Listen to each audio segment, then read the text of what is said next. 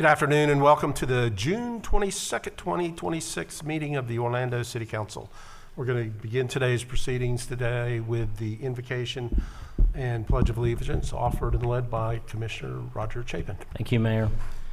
Please bow your heads if you would like to. Heavenly Father, we give thanks for the city of Orlando, a community blessed with vibrant neighborhoods, dedicated public servants, thriving businesses, beautiful parks and lakes, and people from every walk of life who choose to call this place home. As we gather today, we are mindful that many families recently celebrated Father's Day.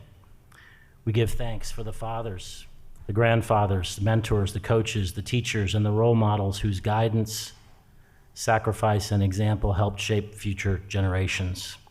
We also remember those who celebrated without their fathers who celebrated without their children, and families carrying the weight of loss.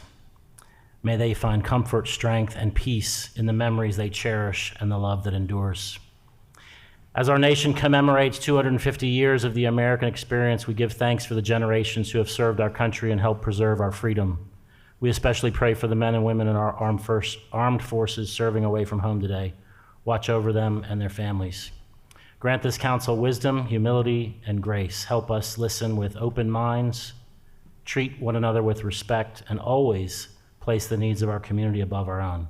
May our decisions today honor those who came before us and help create a brighter future for those who will follow. Amen. Amen.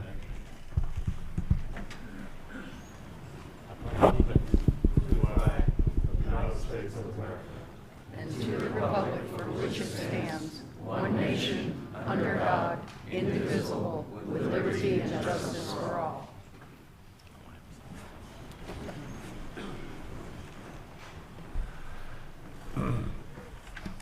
Okay, let's call the meeting to order. Madam Clerk, would you call the roll and make a determination of a quorum, please? Commissioner Keene? Here. Commissioner Ortiz? Here.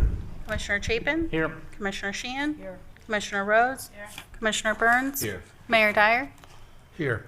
Mayor, you have a quorum with all members present. Thank you, Madam Clerk.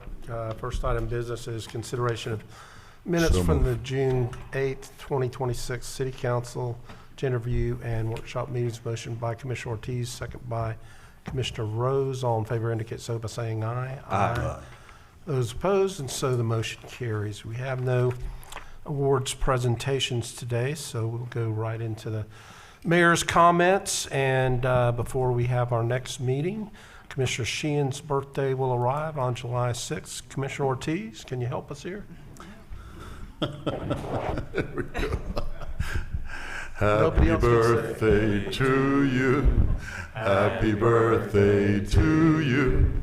Happy birthday, dear Commissioner Sheehan. Happy birthday to you.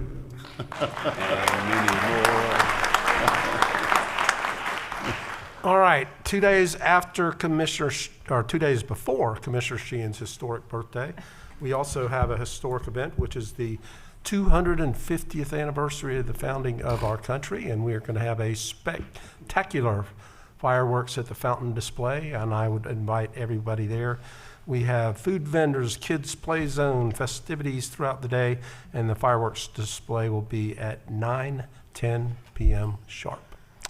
I have two things on the agenda today. One is Fire Station 5 relocation. We are going to consider the purchase of 3 properties along Crystal Lake and Taylor Avenue near the Soto Target for the future replacement of Fire Station 5, which has been serving our community for over 70 years and was instrumental in our response to Pulse. The other one is a LAP agreement, local agency program agreement with FDOT, which I think we've been working on since I have been mayor. And that is for Virginia Drive, Forest Avenue, and Corrine Drive. It's a 2.6 mile corridor that is going to be beautiful when we finish this project. With that, we're going to move on to the consent agenda, which is the number of items acted upon through a single vote of council. We give each of the members of council an opportunity to comment on items on the consent agenda, as well as to update you on important happenings from the districts.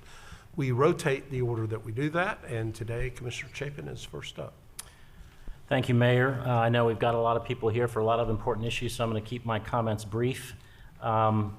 I would like to say that I had the opportunity last week to participate in several events honoring the victims taken from us in the Pulse tragedy as we celebrated and marked the 10-year anniversary. I want to thank all of the city staff who helped organize these commemorations. Each was beautiful and meaningful.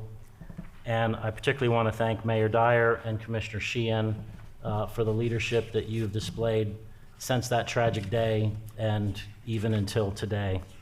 I will skip over some of my other comments, but I also wanted to highlight item 13K1, which is, again, the agreement for the FDOT resolution for construction on Corinne Drive. I'm excited to see that this long-awaited project is finally going to move forward. Thank you, Mayor. Thank you, Commissioner. Commissioner Sheehan. Thank you, Mayor, and thank you for helping me celebrate my Medicare birthday. I'm proud to have made it this long. I didn't think I was going to live this long. I would have taken better care of myself. So anyway, on the agenda today, there is the 3D2, the HPB minutes with concerns over the ordinance that we're going to be reading today, and I'll have more comments later on that. Corinne Drive, again, that goes to District 3 and 4. This is a very important corridor, and I'm glad to see that we're finally going to do something, because this was a place where they widened Virginia in a weird way to get the railroad, to get tanks and bombs and things like that in the Naval Training Center. Well, because of that, it's unusually wide, and we have a lot of speeding problems and everything like that. So narrowing this down, actually, Virginia Drive is wider than I-4 in some places.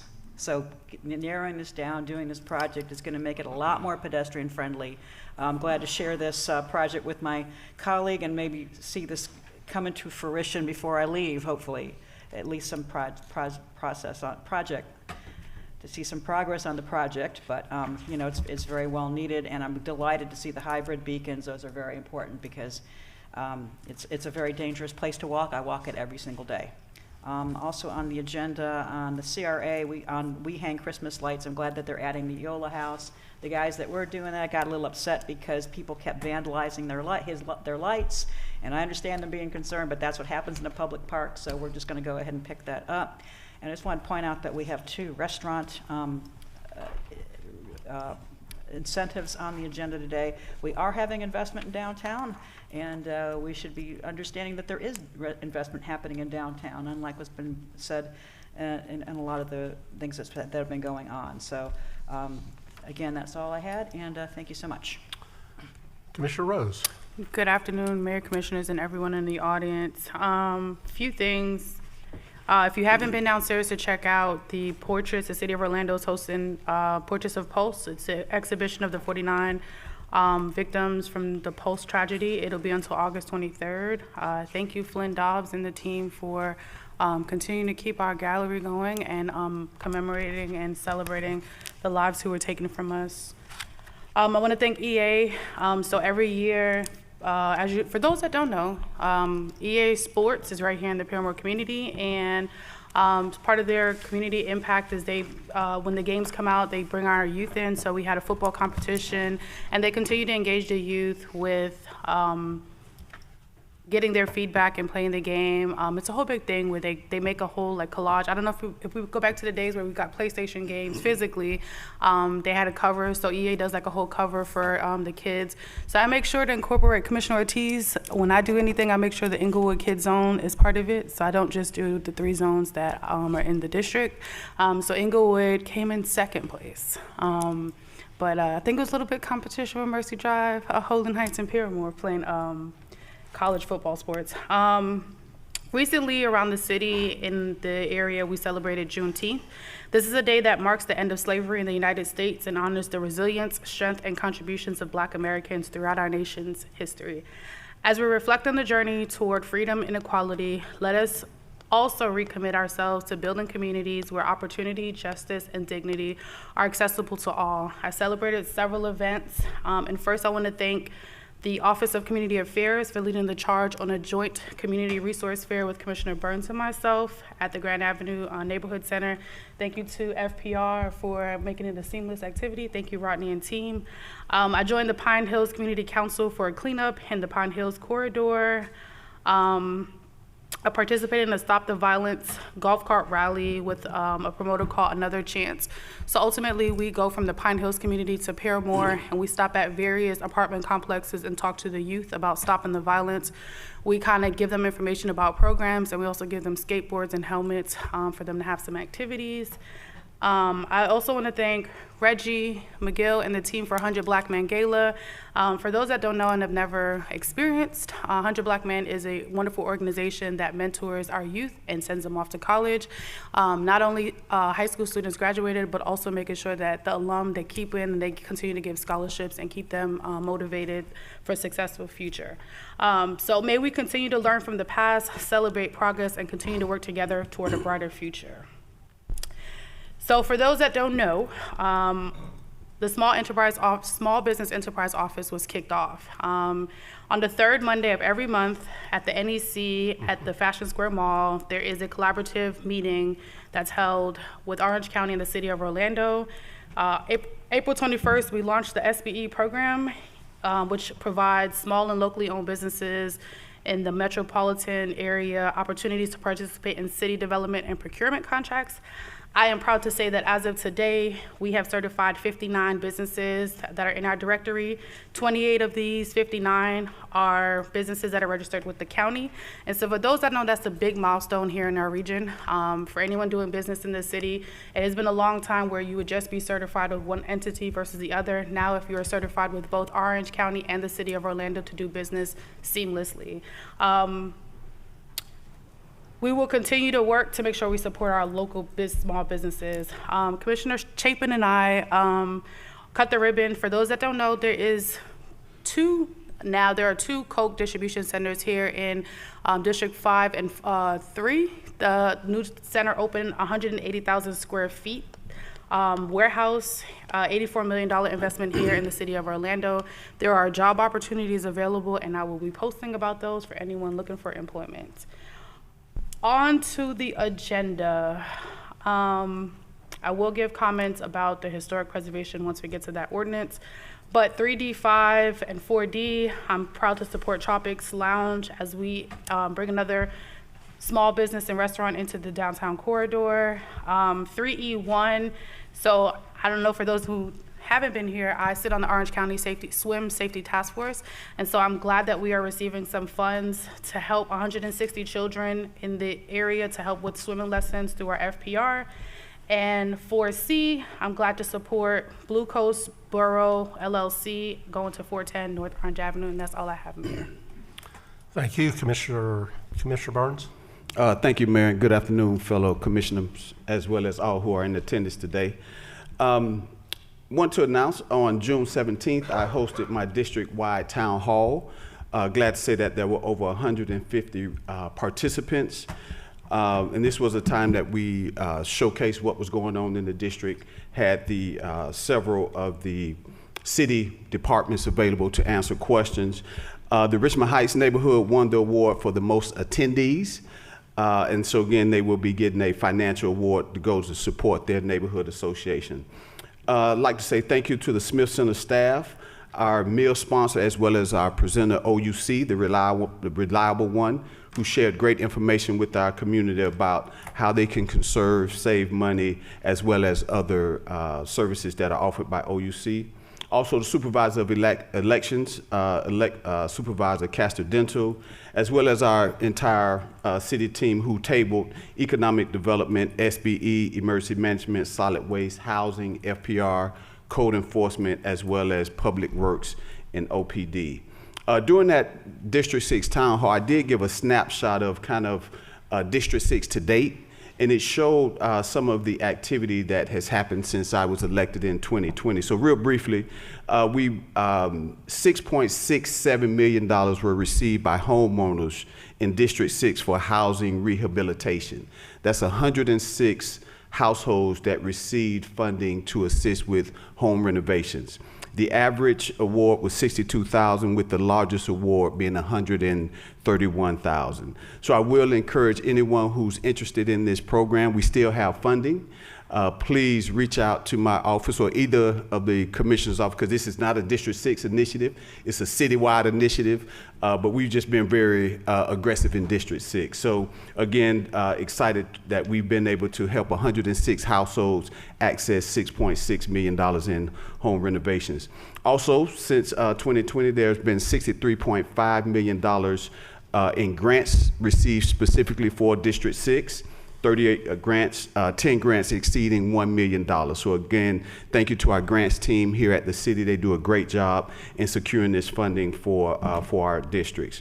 Also, we awarded over $75,000 in scholarships to help our students with their educational endeavors, 57 plus scholarships for totaling over $75,000. Also, when we talk about affordable housing, 71 affordable units have been completed, with another 353 affordable housing units in the development pipeline. Over 5,000 backpacks and supported several senior centers. So since 2020, your district commissioner has been busy, and I look forward to continuing to pile on to these numbers. As Commissioner Rose mentioned, I had the pleasure of attending the Juneteenth Resource Fair, so I'd like to thank Marcia and her team for putting together this important resource fair. A lot of good information was shared. We had a lot of good vendors, and I think a good time was had by all. Just a few upcoming events. On June 23rd at the National Entrepreneur Center, How to Do Business with the City of Orlando workshop. That will happen from, again, at the National Entrepreneur Center from 10 a.m. to 12 p.m. So if you're interested in learning how to do business with the city, please come to that session. Also, and this is really a push for small and local businesses to be certified, as Commissioner Rose just mentioned. Also, on July 1st, at 6:30 at the Grand Avenue Neighborhood Center, we will be having a community meeting regarding the Piedmont Yard Apartments. This is a community meeting where the community can hear about the development, ask questions, provide their feedback, and just learn more on the timing of that development. Also, on July 3rd, Bowling After Dark. This is a opportunity for our Orlando Police Department and our youth to compete in a safe environment.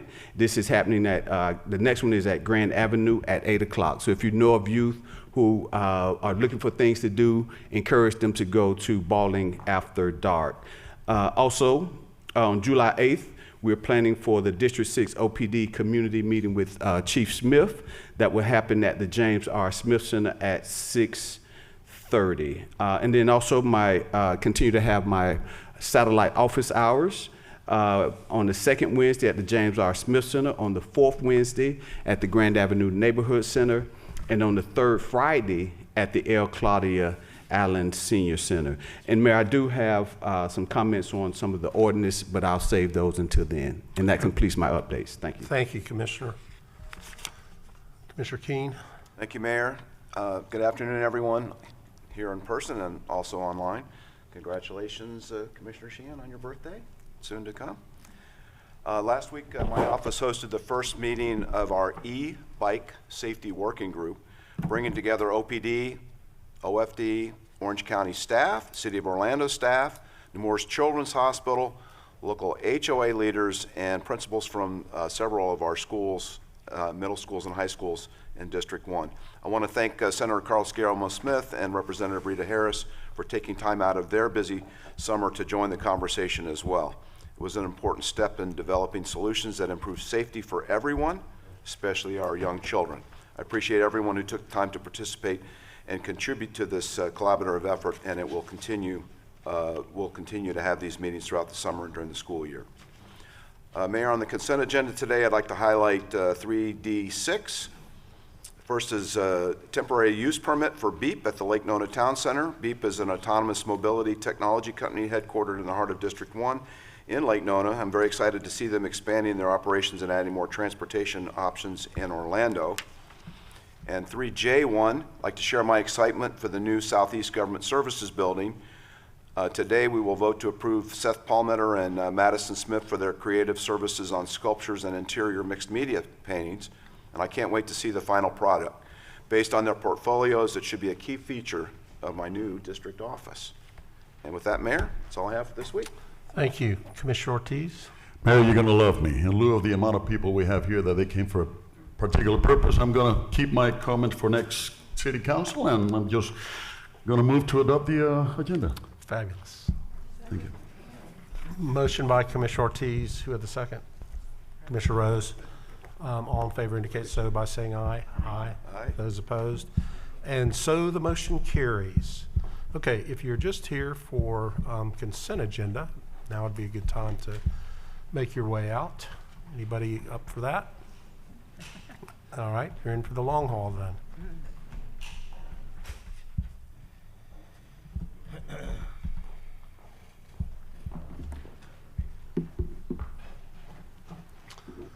Okay, without objection, we'll recess the city council meeting and we will convene a CRA meeting. 4A is meeting minutes of the advisory board for May 22nd. Motion by Commissioner Rose, second by Commissioner Sheehan. All in favor indicate so by saying aye. Aye.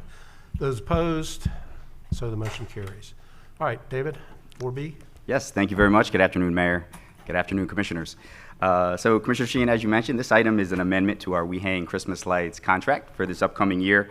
I'm happy to say that we are again going to be expanding the offerings that are happening throughout downtown for the holidays. One of which is a new retro neon zone, which you may say that doesn't sound very Christmassy, but it will definitely be Christmas themed, and there will also be several interactive components to get kids engaged with neon seesaws as well as neon stomp pads. So excited to add that. Some other components that will be bringing the festivities down into the core as well as into our Thornton Park district are lights throughout the trees that are going to go from Lake Eola all the way down into our Thornton Park Business District, doing the same along Magnolia in our CBD to really connect all of our festivities with what's going on at the Front Yard Festival. And we'll have some other installations right at the History Center where we have a full interactive mapping of the History Center to just add to that holiday cheer. The total cost of the contract is $274,439, and I'm happy to address any questions. Motion by Commissioner Rose, second by Commissioner Sheehan. Discussion? Hearing none, all in favor indicate so by saying aye. Aye. Those opposed, and motion carries. David? All right, thank you, Mayor. Our next item is a restaurant program. As Commissioner Sheehan mentioned, we have 2 restaurants that we're considering today.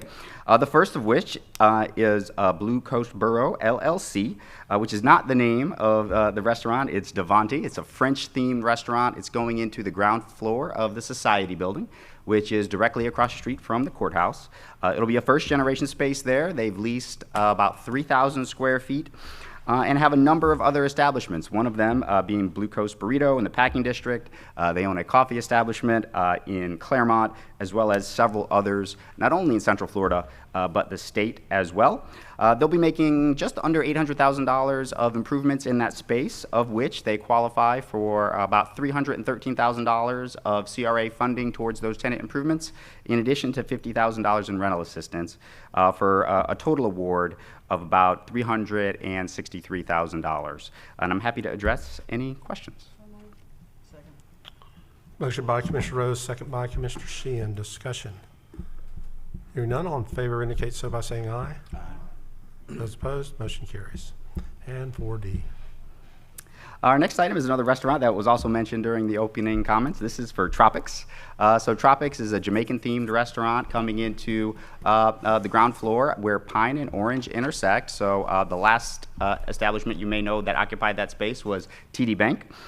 They own multiple other restaurants as well. They are here in the Orlando area. It's Negril Jamaican restaurant on Kirkman, as well as on Silver Star.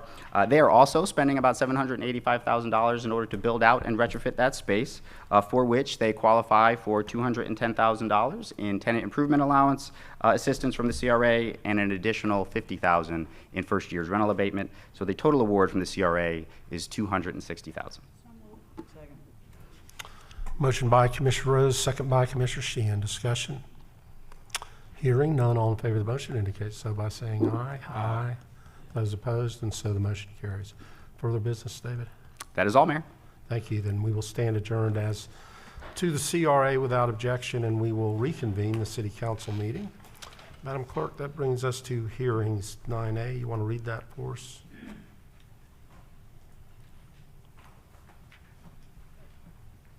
One moment, Mayor. I surprised you. That doesn't need to be read. I'll read it then.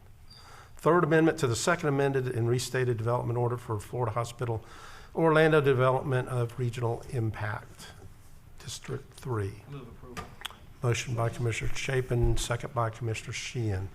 Discussion? Oh, actually, I have no request for public comment on this. Madam Clerk, any request? No public comment, Mayor. Okay, then the hearing shall close.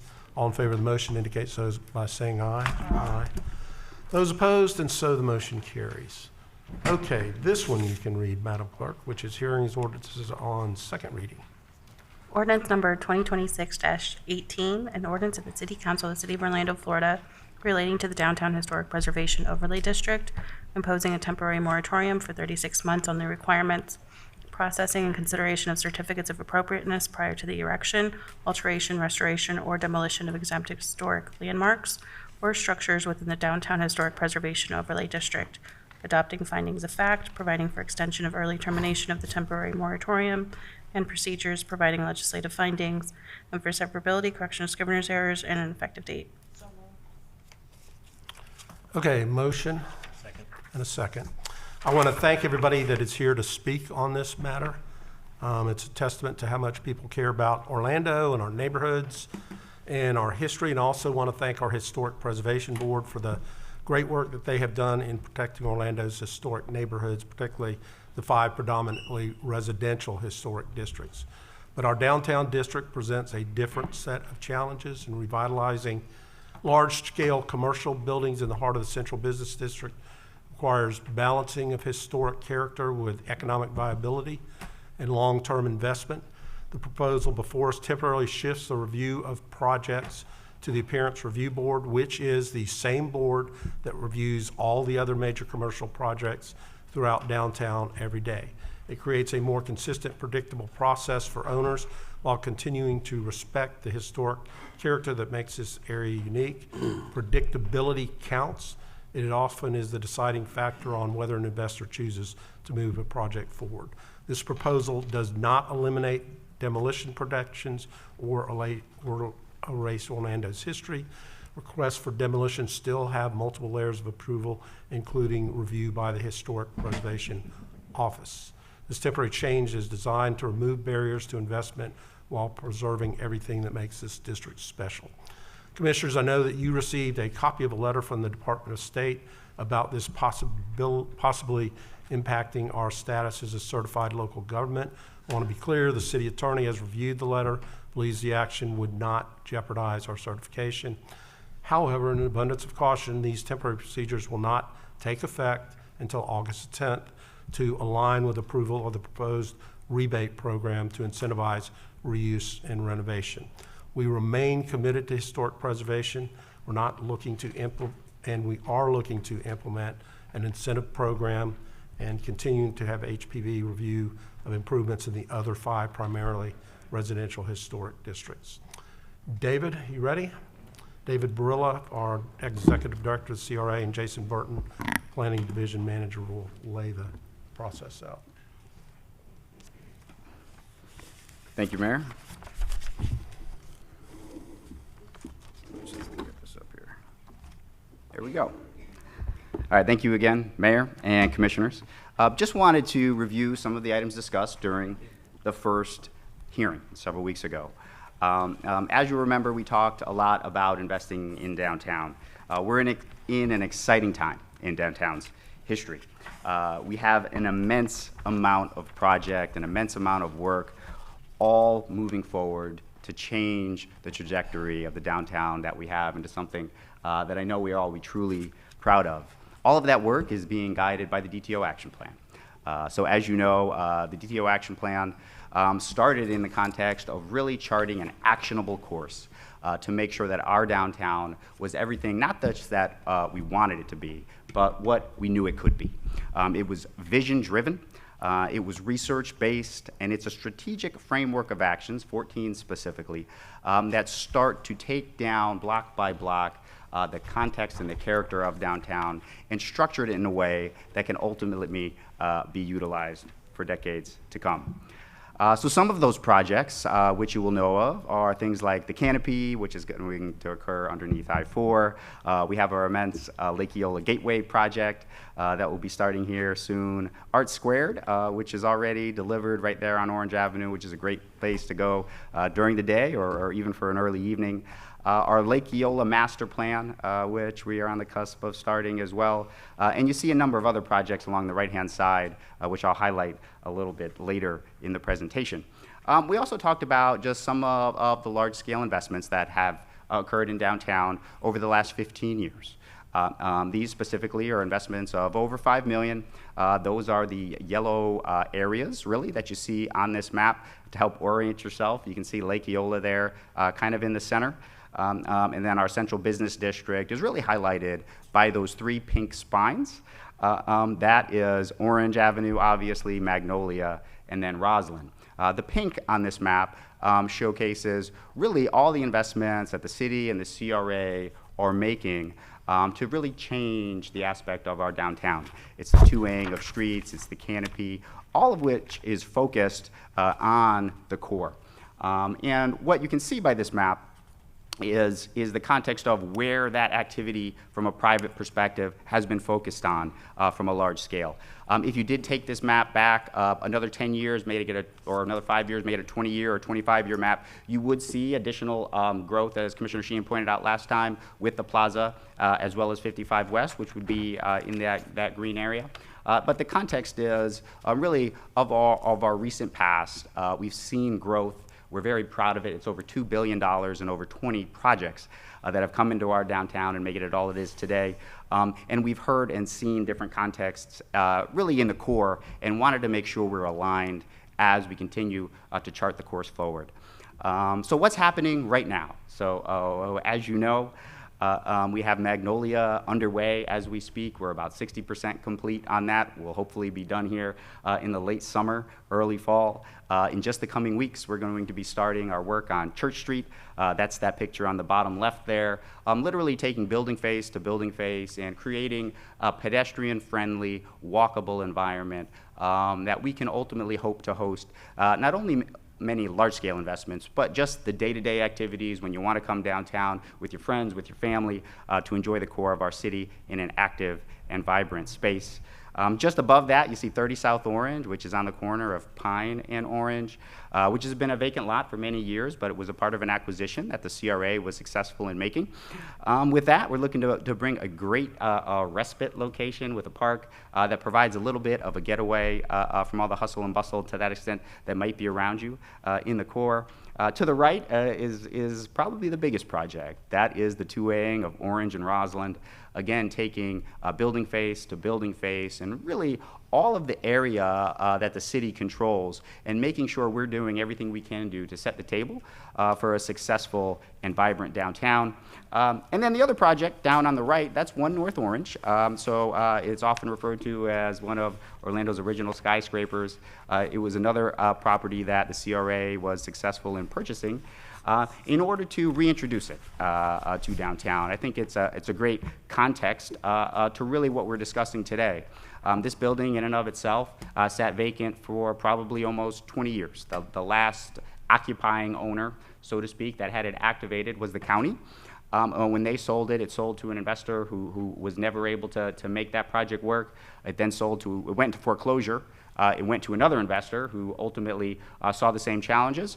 The CRA was successful in purchasing that because we knew that we needed it to be active, we needed to play a role in the downtown that we know we wanted to have, and we're getting ready to release that to the market later this month, and ultimately hope to get to partner with a developer on that before the end of the year. And that context is great. It also kind of shows us the challenge that as much as we know we would like to do this for every building that may have some deterioration and things like that in downtown, we don't have the means to do it. We need to make sure that we have the right policies and programs in place that the private sector can kind of pick up where we have to put the baton down so we all can work together on moving downtown forward. So some of the challenges, so to speak, that we've heard both from members of the community as well as property owners and business owners are really what we want from downtown. I think we're all aligned on that context. One of the top things that I hear is that people want more activity. People want more vibrancy in that context. And I tell you, when you talk to the business owners or even the property owners, they want that too. They also are asking us to consider more predictability from that side so that they can make investments into the core that will work. A lot of the properties that have been under discussion for years, we find themselves into be some context of not being set up in the right way for businesses of today, and are wanting to make investments so they can sure to activate them. We all know the best way to preserve buildings is to have them activated and not be vacant and left to deteriorate over time. And we're ultimately looking to have a district that is vibrant and active and that all can enjoy. So now I'll turn it over to Jason to talk a little bit about the review process. Afternoon, Commissioners, Mayor. I'm here to explain the alternative processes that are proposed in this ordinance to be put into place in alternative to the historic preservation review process. Just to note, this is to provide a consistent review and process for large-scale commercial projects. There's a proposed temporary pause on the need for a certificate of appropriateness from the Historic Preservation Board. As an alternative, the Appearance Review Board is the proposed authority, and they are responsible for reviewing all the different proposals outside the historic district within the downtown, within the CRA.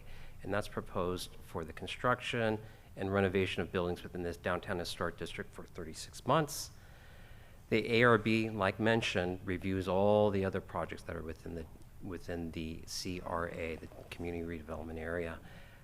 What is being utilized by the ARB is the downtown design guidelines used to review projects. Those are based on general urban design principles rather than the more specific Secretary of the Interior standards for historic preservation. The goal is an adaptive reuse and revitalization of different buildings in the historic district. The goal is not demolition of buildings. Permits for any demolition of buildings would still require staff level historic preservation review, and I explained that in more detail at our last hearing. And certainly approval of demolition cannot occur until a permit is issued for a replacement project, which still requires ARB review. And I'll turn it back over to David to explain the incentive program. So some of the desired outcomes to that extent that we hope to be able to achieve and see over the course of this item is we really want to, as the mayor put, find that appropriate balance between preserving historic preservation and also the long-term sustainability and economic development that we're looking for to have a vibrant and active downtown. We want to encourage properties to be invested in. We don't want them to deteriorate over time, and we want to make sure that they are occupied so the community can benefit and get exposure to them and partake in everything that they play a role in our downtown. We want to encourage creative and broad reuse of properties in downtown, encourage property owners to redevelop parcels with the highest zoning. The highest area of zoning in our city is our downtown, and if we're going to ultimately continue to meet some of our growth projection calculations, we need to make sure that we can utilize those areas that are zoned for the highest intensity. And we want to make sure that our investments with the DTO action plan, as I mentioned, over $200 million, which is probably the largest coordinated public investment in the history of our downtown, doesn't stop where we put our shovels down. That the private sector can pick up at those lines that we have, what we don't control on their buildings and their properties, so that all of that it goes to be about an active, vibrant, and exciting downtown. So with that, I'm happy to address any questions. David, did you skip over the incentive program? I might have, actually, Mayor. There it is. I clicked enter one too many times. Thank you very much. One of the components, and you mentioned this in your earlier comments, Mayor, is especially from the CRA's perspective. We are committed to historic preservation. That is why we ultimately took on One North Orange, because we knew we had to have a front row seat in seeing something of that caliber get returned to the market. But with this as well, the CRA will consider it. It's July. The CRA Advisory Board will consider its July meeting. And then you all sitting as CRA will consider in your August meeting a program that will look to come alongside property owners to preserve the historic elements and character of properties. With that, what we anticipate that to look like is having a 10-year tax increment rebate to between 50 and 75% of the added value by those investments. But what we're really looking for there is for those property owners to preserve the historic and the architectural quality and elements of those buildings so they continue to play a role not only in our core, but also in the history of downtown Orlando. And now I'm welcome to take any questions. Okay, questions and questions only. Commissioner Chapin. Mayor, you mentioned the letter we received from the Department of State. When I read it, some of the examples that were given felt like they were pretty far back in our rearview mirror. What kind of dollars are we talking about? Do we know? We've received 2 grants under that program in the last 5 or 6 years, and they were grants of, I think, $50,000 each. That what we got out of it was we didn't have to match the $50,000. Does that I'll be addressing sound that right? I'll be addressing that in my PowerPoint. Okay. So it's been nominal, let's just say Okay. that. All right. There have been other grants that aren't tied to that, that were listed in one of the articles in the newspaper. Thank you. Okay, further questions? Commissioner Burns? Yeah, Mayor, I had a question. It mentioned a 30-day notification time period that we have not complied with. And I know that we were going to delay the effectiveness for about 30 days. Would that allow us to comply Well, we with don't that think 30? that's applicable, but we have delayed the implementation of the ordinance 30 days, so it would comply with that.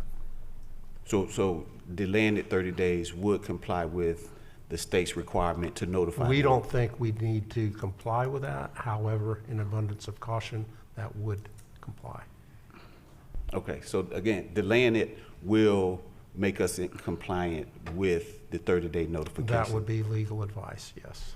That's the legal advice we've received? Right, Okay, yes. thank you. Any others? Okay. Turns out we do have a few people that would like to speak on this matter. So there are 32 people and what are 32 requests. So what I will do is I'll call 3 names at a time. You'll come to the podium, give us your name and your residence address, and you will then have 3 minutes. So the first 3 are Mark Line, Dean Hill, and Katie Shook.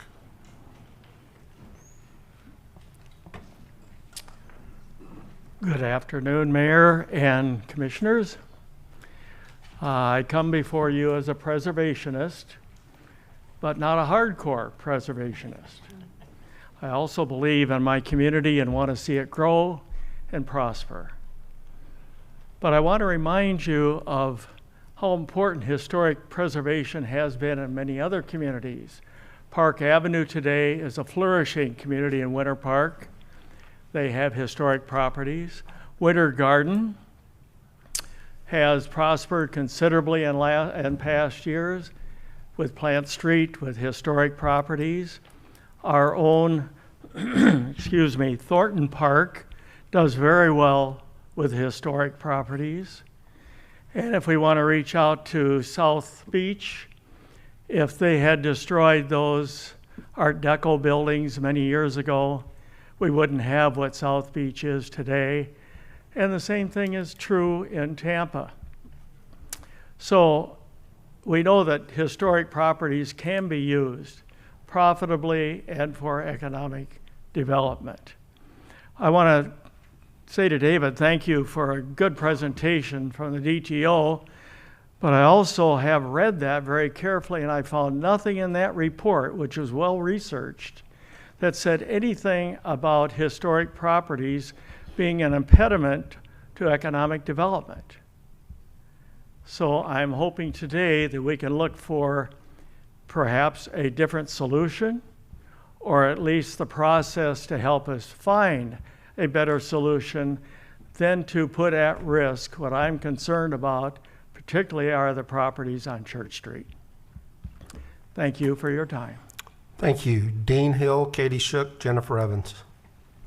Good afternoon, Mayor, Council. Good to see some of you again. My name is Dean Hill, and I'm the interim executive director for the Orlando chapter of the American Institute for Architects and also the Orlando Foundation for Architects. And I would like to personally invite you and everybody in this room to the opening of the brand new Orlando Center for Architecture and Design, or as OCAD as we like to call it. We will be opening at 150 North Orange Ave in the Fulcrum Building, and we hope to have a soft opening sometime in August. On behalf of the members of AIA Orlando, we respectfully request reconsideration of the proposed 3-year moratorium that would suspend Historic Preservation Board review of planned development projects within downtown Orlando. AIA Orlando supports the city's efforts to encourage investment, redevelopment, and revitalization within our urban core. As architects, planners, and design professionals, we understand the importance of fostering growth, expanding housing opportunities, and maintaining Orlando's economic vitality. We share the city's vision for a thriving downtown and recognize the need to remove barriers that may hinder thoughtful development. However, we are concerned that the proposed moratorium may move too quickly and eliminate an important layer of professional review before alternative solutions have been fully explored. Historic preservation has consistently proven to be a catalyst for economic development and urban revitalization. Across the country, communities have leveraged historic preservation policies, adaptive reuse incentives, and preservation review processes to stimulate investment, increase housing opportunities, enhance walkability, and strengthen neighborhood identity. Historic preservation is not an obstacle to redevelopment. It is often one of the tools that makes redevelopment successful. As Orlando continues to evolve, we have an opportunity to demonstrate that progress and preservation can work together. We believe the best outcomes emerge when diverse perspectives are brought to the table and when decisions are informed by thoughtful analysis rather than accelerated timelines. We respectfully ask the City Council to reconsider the proposed moratorium, engage stakeholders in a collaborative discussion regarding long-term strategies for downtown redevelopment and historic preservation. Together, we can develop an approach that strengthens Orlando's future while honoring the history and character that contribute to its identity. Thank you for your consideration and your continued service to our community. We welcome the opportunity to participate in future discussions and assist in developing solutions that Orlando residents can be proud of for generations to come. Sincerely, Lindsay Piant Perez, AIA Lead Fellow and 2026 Chapter President for AIA Orlando. Thank you. Okay, Katie Shook, Jennifer Evans, Craig Usler.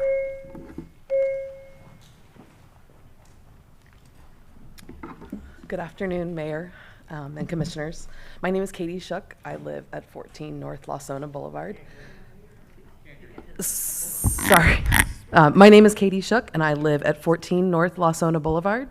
Last year, I bought my first home, which is a 100-year-old bungalow in one of Orlando's historic districts. I chose that home specifically because I love historic architecture and the character that older neighborhoods bring to our city. I understand why preservation matters, and I believe we have a responsibility to protect the places that tell Orlando's stories. And that's exactly why I'm here today in support of this proposal. As a homeowner, I want to see our historic neighborhoods preserved, but I also want to see our downtown thrive. The success of our neighborhoods and the success of our urban core are connected. A vibrant downtown makes Orlando a more desirable place to live, work, and invest, and that benefits all of us. When I walk through the downtown historic district today, I don't just see beautiful buildings, I also see vacant storefronts and underutilized spaces that could be filled with businesses, restaurants, and activity. As someone who's invested personally in a historic district and a historic home, I understand the importance of protecting our past, but I also believe we have to create conditions where historic places can continue to be lived in, worked in, and enjoyed by future generations. I want to live in a city Where our historic neighborhoods are strong, our downtown is vibrant, and our oldest buildings are not sitting empty, but contributing to the life of our community every single day. That's why I encourage you to support this proposal. Thank you. Thank you. Jennifer Evans, Craig Usler, Jill Vaughn. Good afternoon, Mayor and Commissioners. My name is Jennifer Evans. I live at 520 East Church Street in downtown Orlando. I'm here to speak about my personal experience owning and restoring and developing historic properties. For 28 years, I lived in a 170-year-old home that was on the National Trust. I bought a 100-year-old commercial building, and I was a partner in developing or readaptive use of an old textile mill that was over 100 years old, but it was vacant for 30 years. I know firsthand that historic properties, whether home or commercial, are at their best use when they are occupied. I'm very passionate about historic preservation, but this new review process allows for adaptive reuse for our most important anchors in our central business district. This new review process allows for architectural excellence, but also protects these buildings from being demolished because it will go through a robust review process, including the last vote of yours. So my personal experience and my passion supports historic preservation, but they are at their best when they're occupied. And so I hope that you will vote in favor of approving the moratorium so that these historic properties will be brought back to life, which is what we need in our city. Thank you. Thank you. Craig Usler, Jill Vaughn, Tim Giuliani. Good afternoon, Mayor and Commissioners. Craig Usler, 800 North Orange Avenue, Suite 200, Orlando, Florida, 32801. The first thing I'd like to say is something I said last time, just in the sense that I respect all sides of this issue. It's an interesting conundrum when you have everybody wants what's best for downtown. There's just sort of differing opinions on how to get there. So that's actually quite interesting that both sides want the same thing. It's just a matter of what process you go through. And so I tried to keep that in mind as I've balanced my thoughts on this, as we all want downtown to be better. I've spent my whole professional career in the real estate investment and development space in downtown Orlando, and I want to see it do well. And I also understand and respect the idea that historical context plays. I believe that this process we're putting forth is really kind of the best approach to kind of swing the pendulum back a little bit. I think we're just a little bit out of balance on sort of the restrictions of what the historic preservation process does versus some of the economic development objectives. I want to be careful to point out that's not really a result of HPB. Some of this has become about the HPB board and the people on that board. That's not what this is about. It's the process and the rules with which that board is bound. Okay, so a private owner or developer walks into the office and says, what can I do with my property? And you're basically told not much.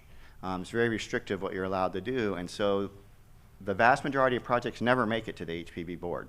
A project getting rejected by the HPB board is just a very small number of the projects that are actually contemplated. So what happens is projects are essentially never starting because at staff level they just get sort of told what they can and can't do, and it's become, I think, sadly, it's become an impediment to development. And so I'm not even really happy about this. It's just the way it is, and that's the way it's functioning. So it's become sort of this problem in the sense that you just can't get as much done as we would like. So that's really been my focus as I've thought about this over the past couple of weeks. It's just a process, really more at the staff level it needs to fix, and I think sort of by revising it the way we've talked about today, we can get to a better and more balanced outcome.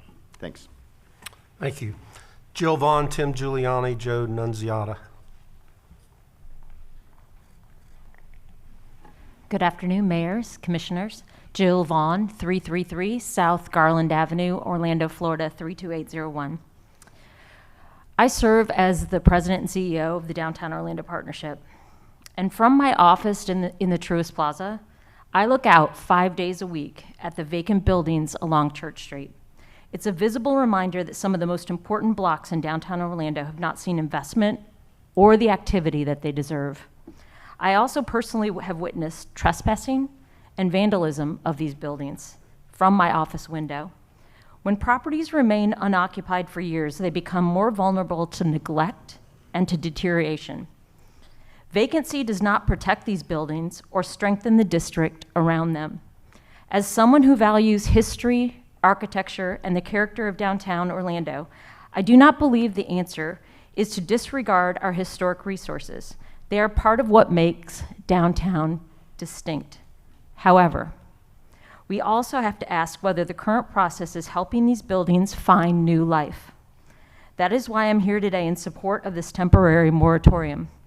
It gives the city a defined period to evaluate a different review process while maintaining oversight and assessing the results. The goal is to encourage thoughtful reinvestment and adaptive reuse on these buildings that have been vacant or underutilized for too long. When these buildings are occupied, they can once again contribute to the life of downtown by supporting businesses and bringing people to the street. I recognize the concerns raised by residents and preservation advocates, but this is a temporary measure. It's not a decision to abandon preservation. It's an opportunity to determine whether a different process can better support the protection of our historic assets and encourage economic development and the future of downtown Orlando, which I am sincerely passionate about. And for those reasons, I respectfully support the approval of this ordinance. Thank you. Thank you. Tim Giuliani, Joe Nunziata, Jason Kelly.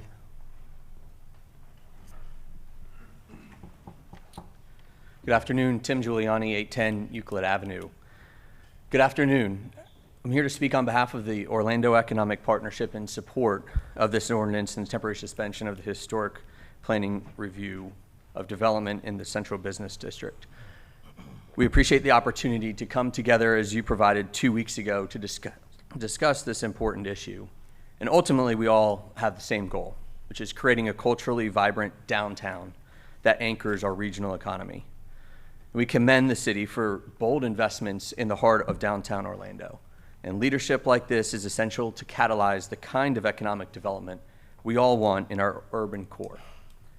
However, to fully experience downtown's full potential, then we must ensure that private investment can be deployed, filling vacant offices and storefronts, starting new businesses, and maximizing the city's public investments. We need to focus on adaptive reuse. Today, private development in the Central Business District has stalled, and several buildings remain vacant. It is rare for a city to have this type of overlay in their downtown core, particularly as a major city like ours. The proposed temporary suspension would streamline review and approval process and reduce that uncertainty to bring more projects for your review.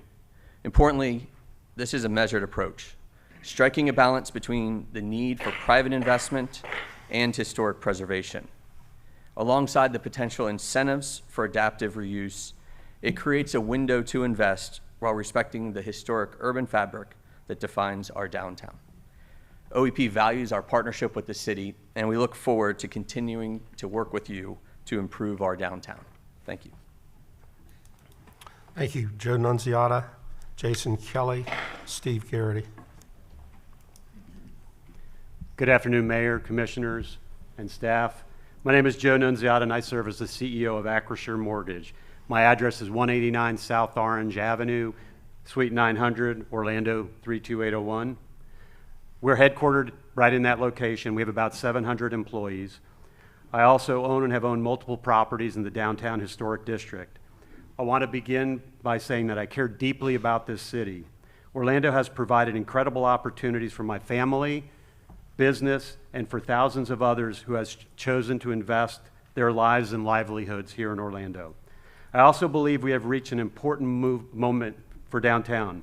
Today, too many storefronts sit empty, too many buildings are underutilized, and too many people are choosing to spend their times elsewhere. As a business leader whose company is headquartered here, I see the impact every day. The challenge is no longer simply preserving our past, it is ensuring that downtown remains vibrant, relevant, and economically sustainable for future generations. Historic preservation plays an important role in protecting the character and identity of our city, but preservation and progress should not be viewed as competing priorities. In fact, they should work hand in hand. As a property owner, I have experienced firsthand how lengthy and unpredictable the approval process can be and how it can unintentionally discourage investment, even for relatively modest improvements. When investors, business owners, and property owners face uncertainty, projects are delayed, opportunities are lost, and buildings remain underutilized.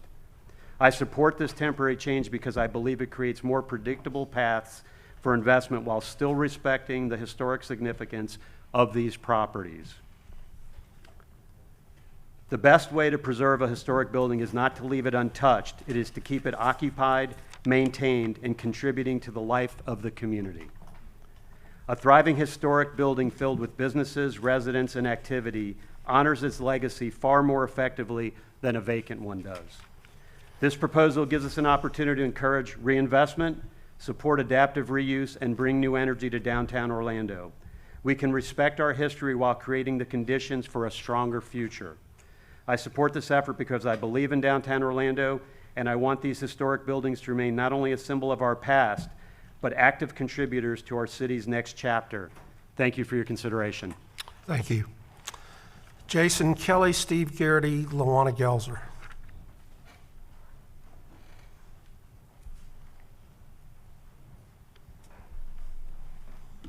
Good afternoon. I'm Jason Kelly of 526 South Higher Avenue.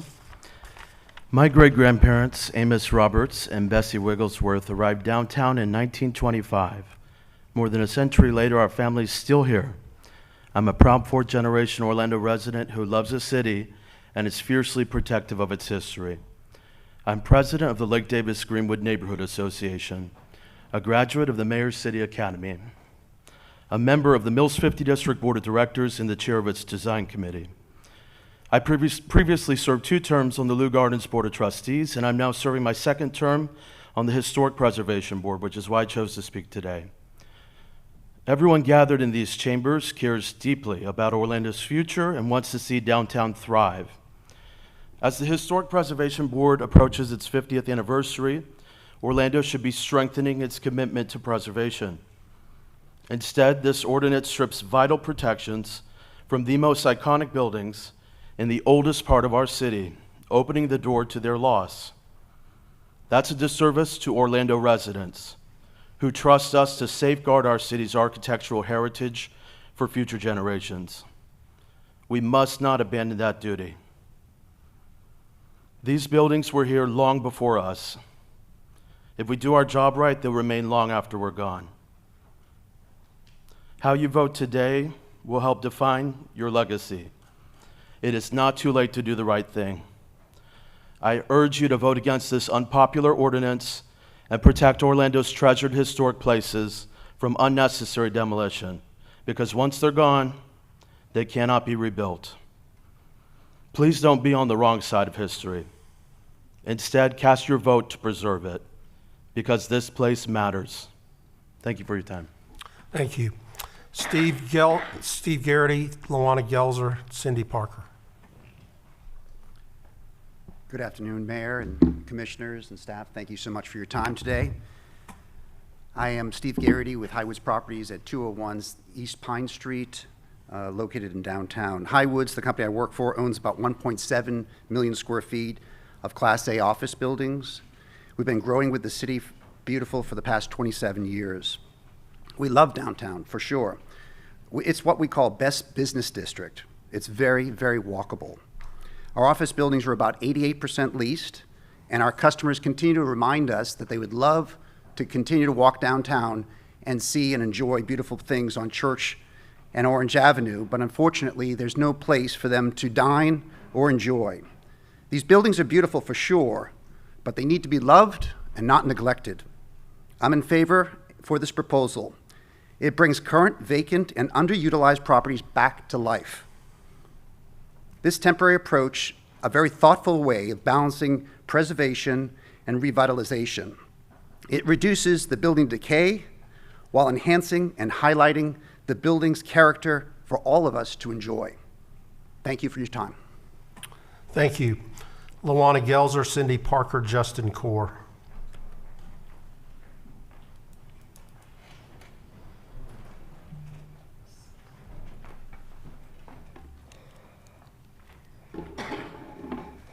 Luana Gales at 815 Hill Street, Orlando. What will they say about your footprint? And the question was posed to us 2 weeks ago, why now? And my answer, my response was, because you can do it. So I'm speaking on moratoriums, and they should not do harm. Remember, everybody, this is what's happened. Tinker Field, National Protected, gone. The wetlands, National Protected, gone. The Paramore community had a moratorium, no more homeless shelters or social services programs in that 1.4 square mile radius. Every time this council wants to do anything in that, they rescind the moratorium. So I'm questioning you, your ability, will you do the right thing? If you rescind this, and your past history has indicated you will continue to do what you've always done. Make sure the special interest groups get what they want. You have a lot of things in place to protect our community, but you look the other way. I remember so many years ago, the council voted to tear down the McCord department store. They voted that day, and that night it was gone. All of these things have been happening because we have things in place to protect the community. But for some apparent reason, what would they say about your footprint? What would they say about you? And what they're saying is, you do not honor what the community is saying. And when you need something to change, you just change it.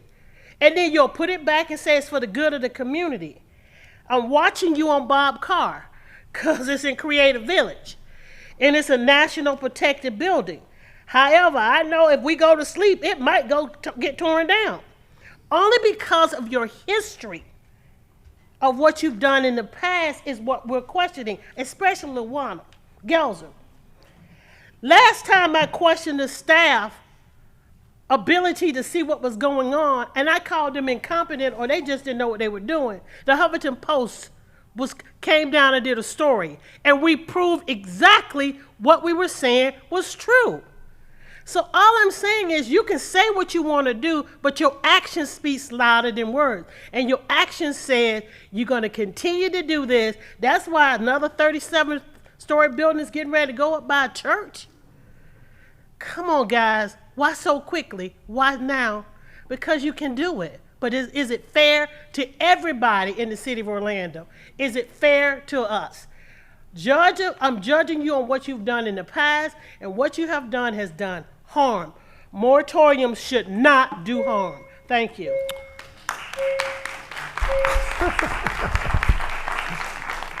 Cindy Parker, Justin Core, Richard Kilby. Good afternoon, Mayor and Commissioners. My name is Cindy Parker. I live at 309 Cherokee Drive in the Cherokee Historic District. My husband David and I have lived there since 1983, so we have been 43 years living in a historic district. I've served previously as on the Historic Preservation Board. I served as chairman of the Historic Preservation Board, and the last time I appeared in City Council before this body was on behalf of the Historic Preservation Board when I was chairman in 2003, and there was the public hearing to grant the demolition permit to what was then called the Jaymont Block, and that's where the Plaza building is now. As the previous speaker said, within hours of that demolition permit being issued, demolition began on those historic buildings. And within just a few days, the Orlando Sentinel had a front page picture of the developer of the Plaza project standing in front of a pile of rubble with his arms raised in the victory position. And when I hear of this moratorium, that's all I see, is that pile of rubble and a developer in the victory position. Please don't do that to our downtown. The previous speakers have been eloquent, including the staff and citizens, but I've heard one of the speakers said this proposal is for a block-by-block takedown. He didn't mean to say what I heard him say, but a block-by-block takedown means demo, demo, demo, demo. And you talk about using the highest and best use, the highest density zoning in these adaptive reuses, well, you can't do that without a demo. So I urge you, please, put on the brakes, consider other ways to solve the downtown problem, and please oppose this moratorium. Thank you. Thank you. Justin Core, Richard Kilby, Megan Core. Hey, Council. Justin Core, 236 South Lucerne. I own an old house. I own an old building. I have done the old building rehab. It is expensive. It is costly. And although I have done that, I am not a hardcore preservationist, so I'm not here to speak from that perspective. I want to speak to this primarily as policy, and I think on its face it is bad policy for quite a few reasons. But first, let's just be honest. I think the city's perspective here and the CRA's perspective here is primarily to increase the tax base. That's not a bad thing, but I think it flies in the face of what a lot of the residents are asking for. It flies directly against that. If it was purely about activating Church Street, we could incentivize the current owners to activate Church Street. That is doable. We've sat on our hands here for way too long without activating Church Street. 5-6 years, we've let this thing just deteriorate. We've let the buildings deteriorate. And 2 weeks ago, I spoke about developer-induced blight. I believe that even more so now, that we have allowed many of these properties to become blighted for this purpose, for today. So I think also this policy creates a perverse incentive because there's a lot of owners. Nunziato was one. There's a lot of property owners who have spent money downtown, who have continued to spend money downtown, who have tenants in their buildings, who have invested in their buildings.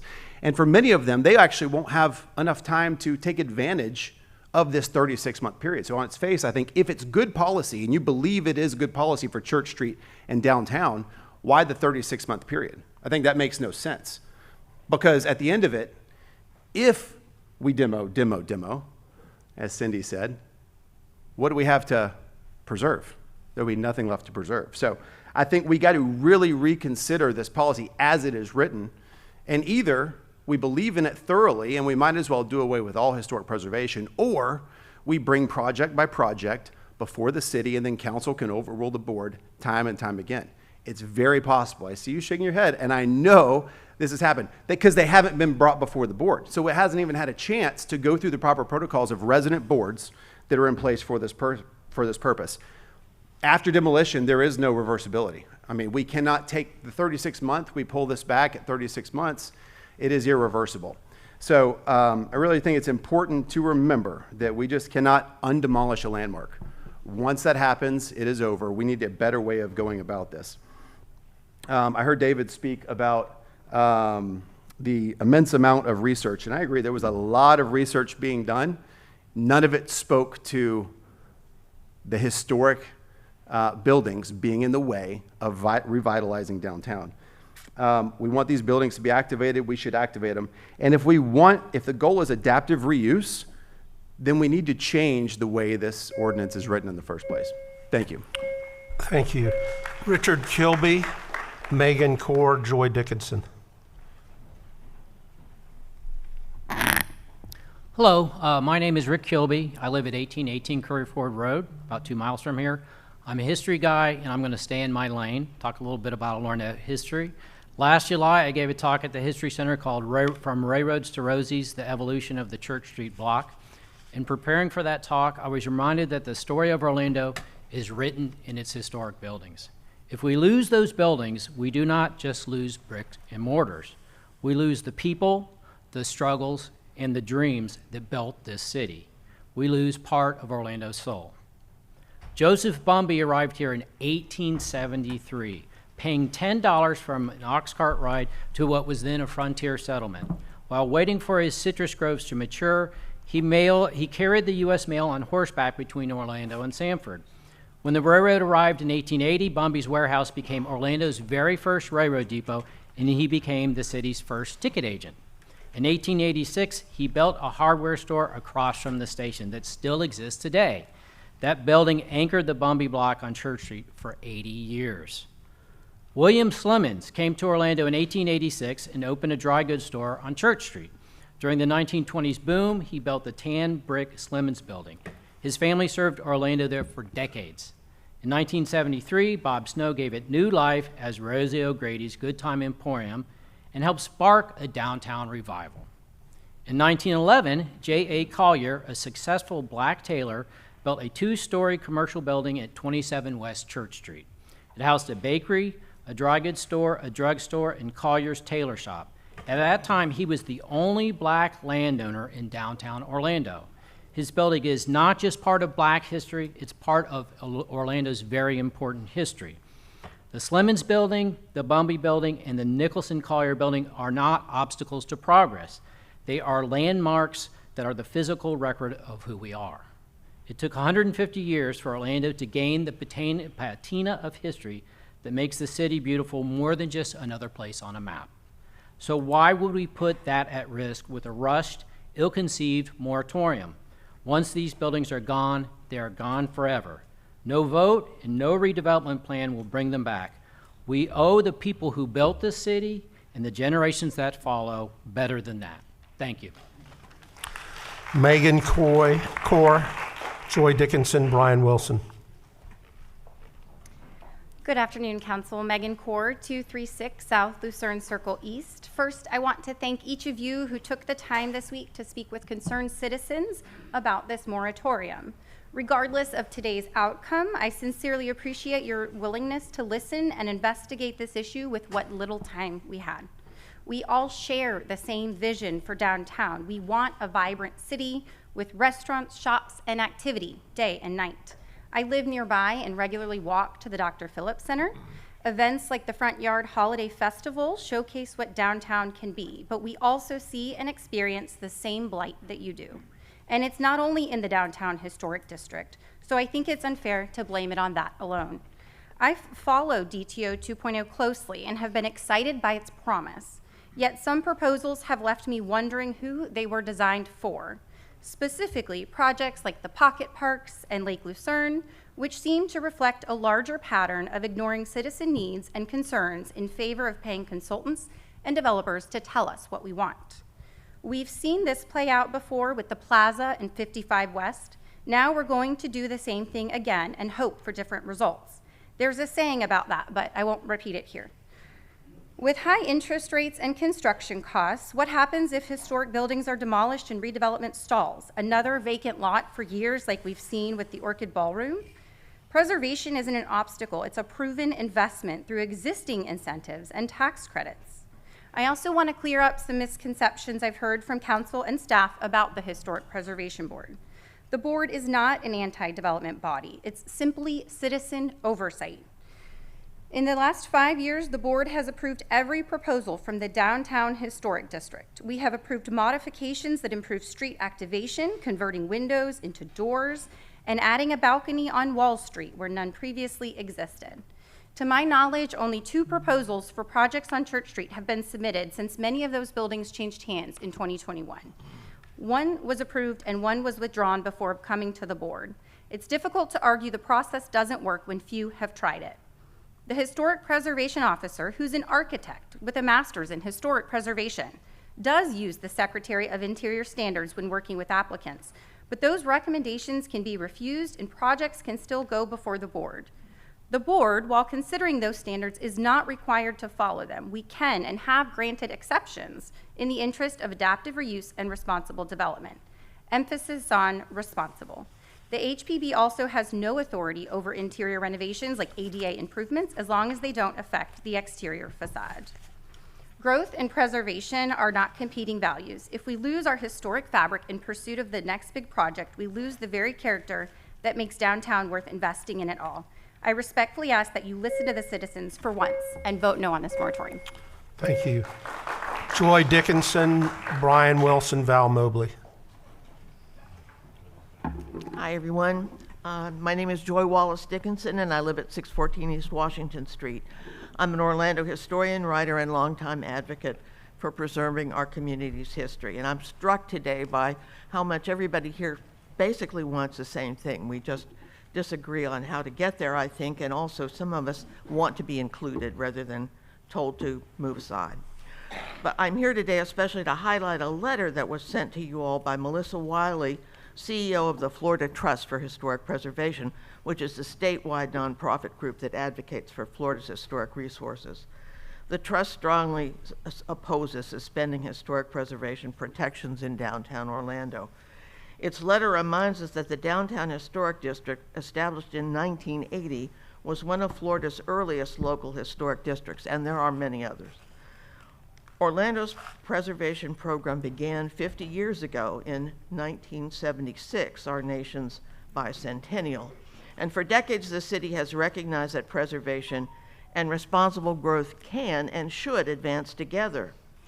The proposed ordinance would set aside that carefully developed system for 3 years. During that time, some of downtown's landmark buildings could be demolished without the normal review or an opportunity to discuss alternatives and mitigation. This is not a minor procedural adjustment. It's a major change with potentially irreversible consequences, as many speakers have pointed out. Sunday's Orlando Sentinel editorial asked questions that deserve answers. What evidence shows that the Historic Preservation Board has prevented needed redevelopment? What obstacle is so serious that the entire system must be suspended? And why must a decision of this magnitude be made so very quickly? Historic preservation does not mean freezing downtown in time. Buildings can be adapted, expanded, and given new uses. That's our hope. The preservation process exists to just manage that change thoughtfully, not prevent it. Before the city removes these protections, those who understand historic buildings, planning, development, and downtown neighborhoods should have a seat at the table. I urge you to consider pausing this ordinance and establish a genuinely public deliberative review involving all interested parties, including the Historic Preservation Board and Orlando's preservation community and architects. Orlando can pursue an energetic and prosperous downtown without discarding the safeguards that protect what makes it so very special. I know you'll proceed responsibly and in good faith. Thanks so much. Thank you. Brian Wilson, Val Mobley, Raymond Cox.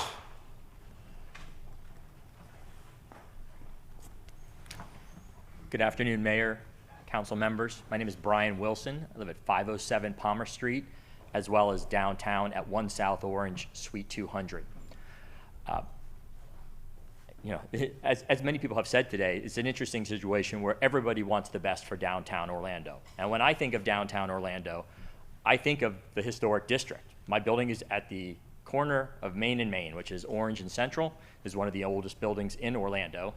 And my partners and I purchased it 7 years ago and set about doing exactly what everyone here is encouraging people to do: the adaptive reuse of a delinquent, underutilized building for the modern use. It was a nightmare. People often ask me, would I do it again? I would not. There's no way the money we spent to make this building reactivated will return its investment. And I think that's the reality that we're confronted with today in a world of rising costs. To understand the process of taking one of these old buildings and making it for modern use is a matter of satisfying the building department, the fire marshal, potential tenants, as well as the Historic Preservation Board. The fire marshal and the building department have very objective realities of what you're allowed to do. My experience trying to navigate that while navigating the Historic Preservation Board was one of subjective opinions about what was desired, often that flew in the face of what the fire marshal or building department was telling me was possible. The net result is I was forced to do things that, and let me take a step back. I'm a history major. I live in an old house. I own an old building. I'm passionate about old buildings. But they do need to change to be useful in 2026 and beyond. Some of the changes I requested, I was denied with comments such as, well, we just don't like the way that looks, or why don't you make this 2 feet bigger or 2 feet higher? Well, in the real world, what that resulted in, and in my experience, it's removing a failing awning and trying to activate the corner with light and glass to make it a vibrant corner. And every step of the way I was fought on that process. It resulted in my partners and I spending probably in excess of $1 million to deliver the awning that is there today, which is beautiful. My building is beautiful. I'm thrilled with the way it turned out. but it was unnecessary to reactivate that corner. It would have been more vibrant. It still would have been respectful of the historic characters of the building, but maybe slightly different than everybody's vision for it.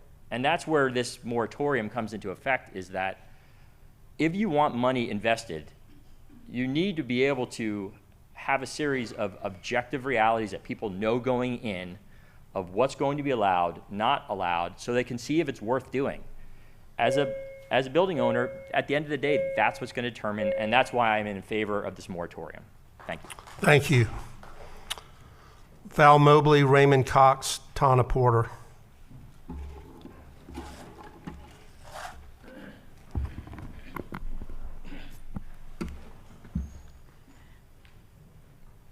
Now, see, you've already started the clock. I haven't even said anything yet.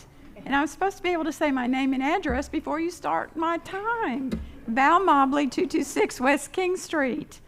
Okay, I'm hearing that we need to enjoy the core of our city. We need more activity downtown. That's agreed, but who wants to come down here? There's no shopping, there's no retail stores, very few restaurants. They've left. I don't really know why, but very few restaurants. People do come to the Dr. Phillips Center and then they go home. They do come downtown to walk over to the Kia Center and then they go home because there's nothing to do down here unless you want to go to a bar. Then that's a whole different story. Okay, so I read the ordinance, okay, and it uses the word demolition 6 times. So I keep hearing that demolition is not on the table, but yet here it is, okay? Let's talk about, wait a minute, supporting new residents can support local business and revitalize our urban core. Well, why do they want to live down here if there's nothing for them to do? They have to get in their car and drive to shop, and they have to, you know, I guess Uber brings them their food. There is significant residential development throughout downtown that have brought jobs and businesses. Well, the businesses are all offices. They're not things that they can do downtown. We have seen comparatively little redevelopment in the overlay district. Well, you know, so the moratorium is not intended to eliminate historic preservation, yet that's exactly what is going to happen. The proposed approach includes new incentives to encourage investment in historic buildings. Okay. Adaptive reuse. I've heard that more times. I don't know where he is. I've heard that too many times, and that's what we all want, adaptive reuse. And I'm sorry that last gentleman had such a hard time with permits and the fire department and all those other things. I understand that those things are difficult, but that doesn't mean that it's not worth doing. We need to adapt these buildings to uses that will bring people downtown who want to come downtown, who want to have something to do downtown. So I think DTO should spend more time on trying to attract those kind of businesses, not just offices, but shopping, restaurants, and bring people downtown. Raymond Cox, Tana Porter, Jeffrey Thompson. Good afternoon, Mayor and Commissioners. My name is Raymond Cox. I'm president of Orange Preservation Trust, address P.O. Box 1624, Orlando, Florida 32803. Since the recent announcement of the proposed moratorium in the downtown historic district, a lot of information has been forthcoming. What we hear from staff are examples how they feel the historic district is impeding development. On the other hand, counter information is now forthcoming from subject matter experts, professionals from associated disciplines, and the public via media interviews, social media, public records, and meetings such as this on how it's not this historic districting that's slowing development. The result has created the conflict we have here.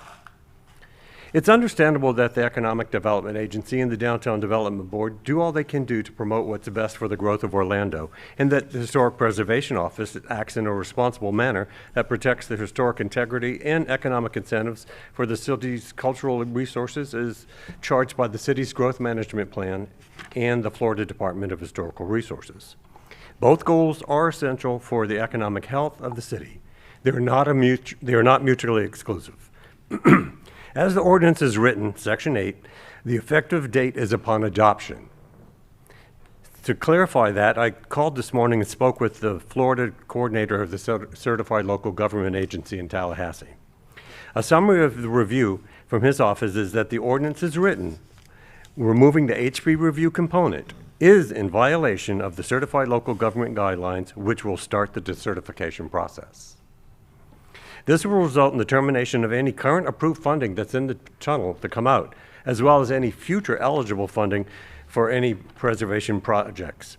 This is not only the 66 structures in the Downtown Historic District, it's all historic districts that come under the city's growth management plan.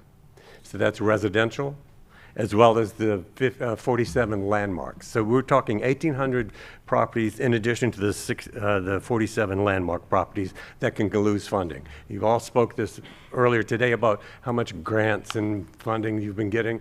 This is money that will be lost. So what do? Is it fair to economically penalize the many for the few in the Downtown Historic District? Now, Mayor Dyer in the past has asked conflicting parties to sit down together and discuss their needs and suggest their solutions. Case in point, my neighborhood with the St. James Church. It was a perfect suggestion by the mayor. It was logical, rational, productive, and in this situation, there's a lot of miscommunication concerning the ordinance for the Downtown Historic District. I'm asking the mayor and the city council to defer this agenda item. Direct the stakeholders, being all affected parties, the internal city agencies, property owners, and the public, to convene and honestly discuss the needs and solutions to come up with compromise resolution. Thank you. Thank you. Tanya Porter, Jeffrey Thompson, Scott Seidler.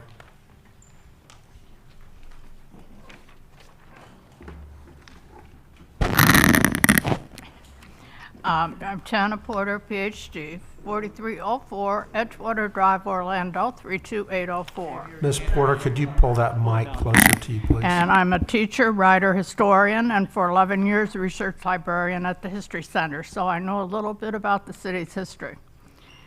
And I want to say today to the mayor and commissioners, Orlando is a Florida certified local government, which as an incentive makes money available exclusively for owners of property in historic districts.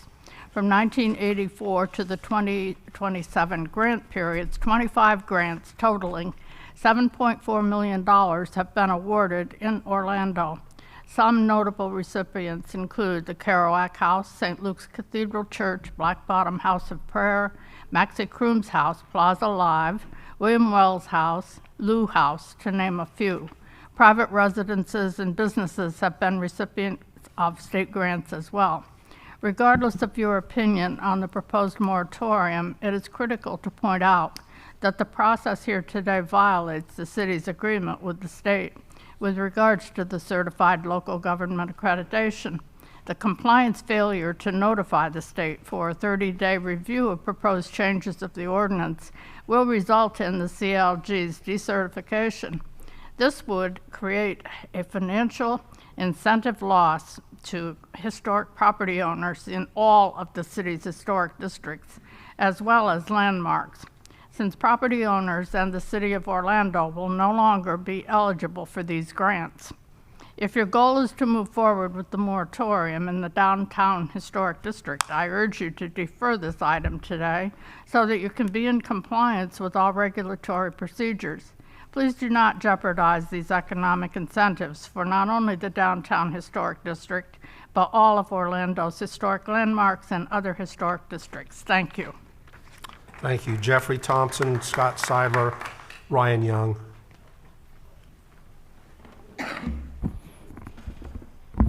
Good afternoon. My name, can you hear me?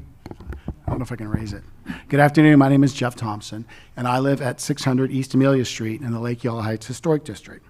I spoke here at the last meeting, but I'm not sure I made much of an impression, so I'm back here again to express my concerns about the new ordinance.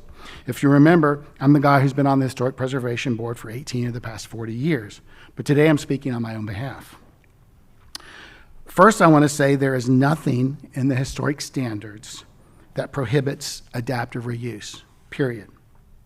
And to quote the historic standards, contemporary design for alterations and additions to existing properties shall not be discouraged. Demolition is forever, regardless if the ordinance only lasts 3 years. Whatever is lost because of the ordinance will be gone forever, so it's small consolation to say the ordinance is only temporary. Passing this ordinance will also encourage those who have perhaps never considered demolition to rush and get a building permit to tear down their buildings, and perhaps the lot will sit vacant and land banked until a better opportunity comes along. If I was less naive, I might even think that's what's happening on the south side of Church Street.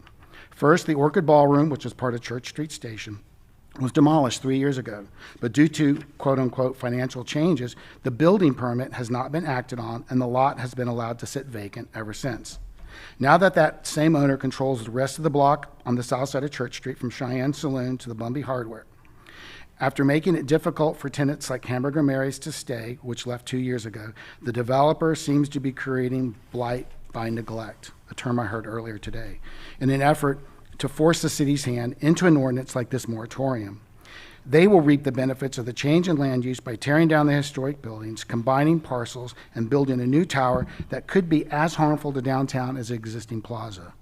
This is the oldest trick in the developer's playbook. Buy property whose value is lower due to zoning, cry unfair, get the zoning changed, the zoning changes, and their investment just increased tenfold.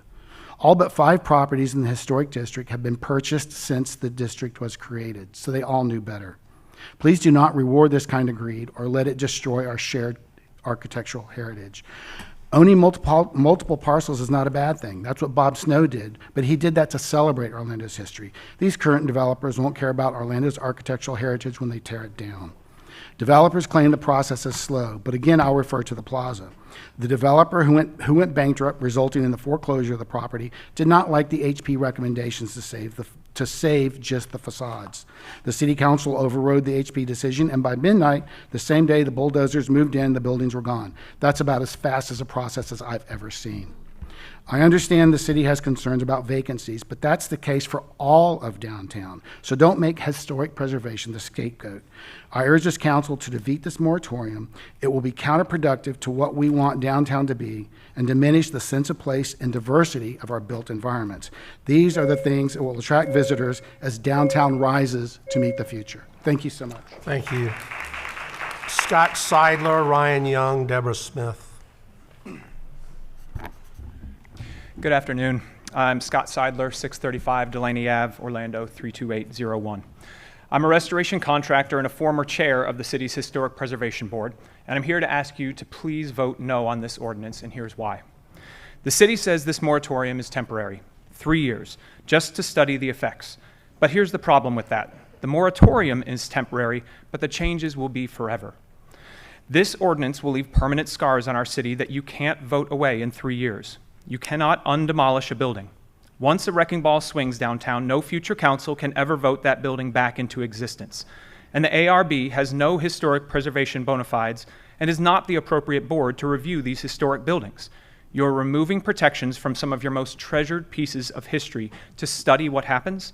That's like leaving the henhouse open to investigate whether the fox will come. And here's the second cost that nobody's talking about. Historic status is what unlocks the federal historic tax credit and state-level grants. That's federal money that never touches the city's budget, used to rehab these very buildings, and Orlando barely uses it. Since 2001, developers in our city have captured just $37 million of that federal investment for historic buildings. Tampa pulled in $150 million, Jacksonville $170 million, Miami more than $600 million for historic buildings. We are dead last among Florida's major cities, so it's no wonder there is less development in our historic core here. This ordinance would push us further behind.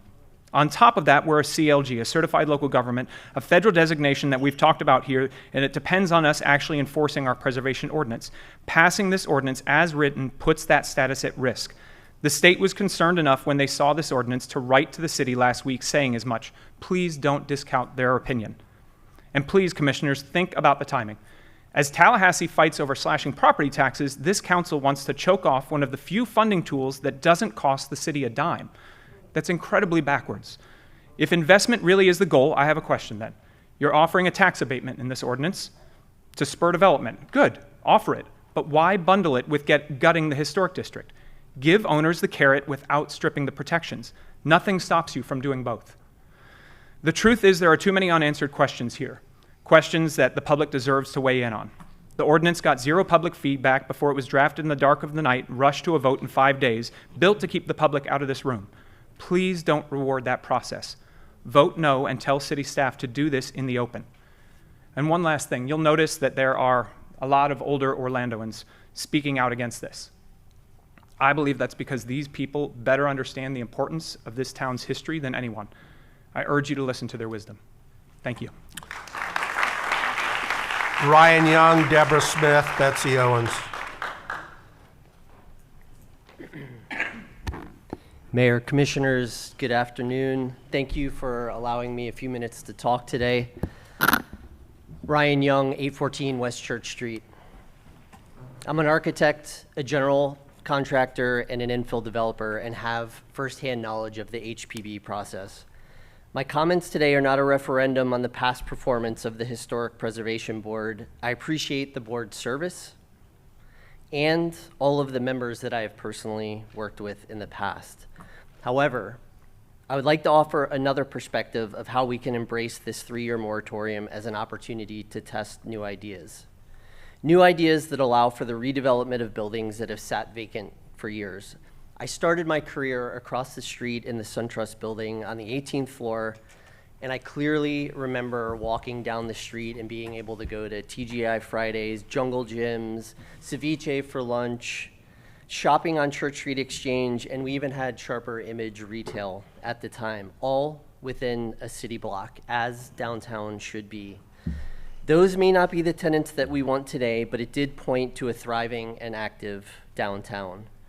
Perhaps this proposal offers a new and better way forward to allow progress to move at the speed conducive with the redevelopment we so desperately need downtown.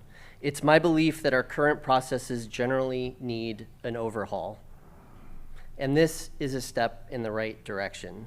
Just because the code and the process has been written for years doesn't mean it's the correct way forward, and it meets the needs of a developing and burgeoning city that we have today. To be clear, I am for maintaining our history with the few historical buildings that we do have. I am confident this can be accomplished through our ARB process as proposed. I'm supportive of this initiative with the hopes that our downtown can thrive, as I know it can. So please support this proposal. We cannot continue to afford to do more of the same. Thank you. Thank you. Deborah Smith, Betsy Owens, Tim Hayes.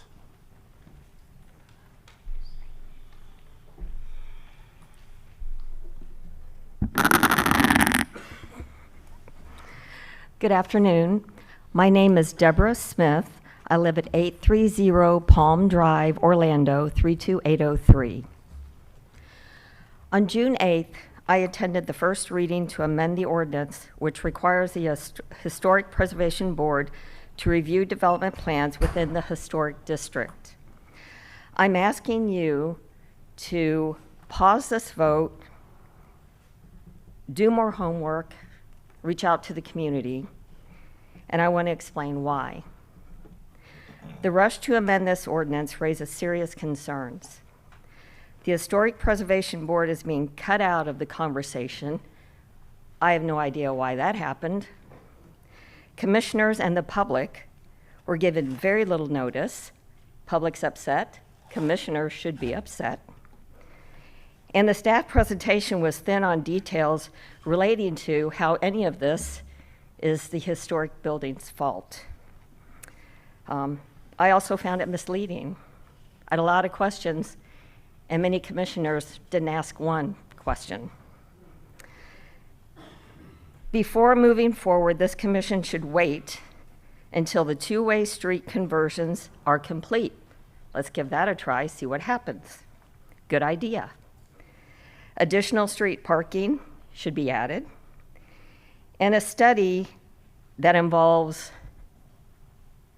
all those involved in downtown should take place, be conducted, and shared with the public.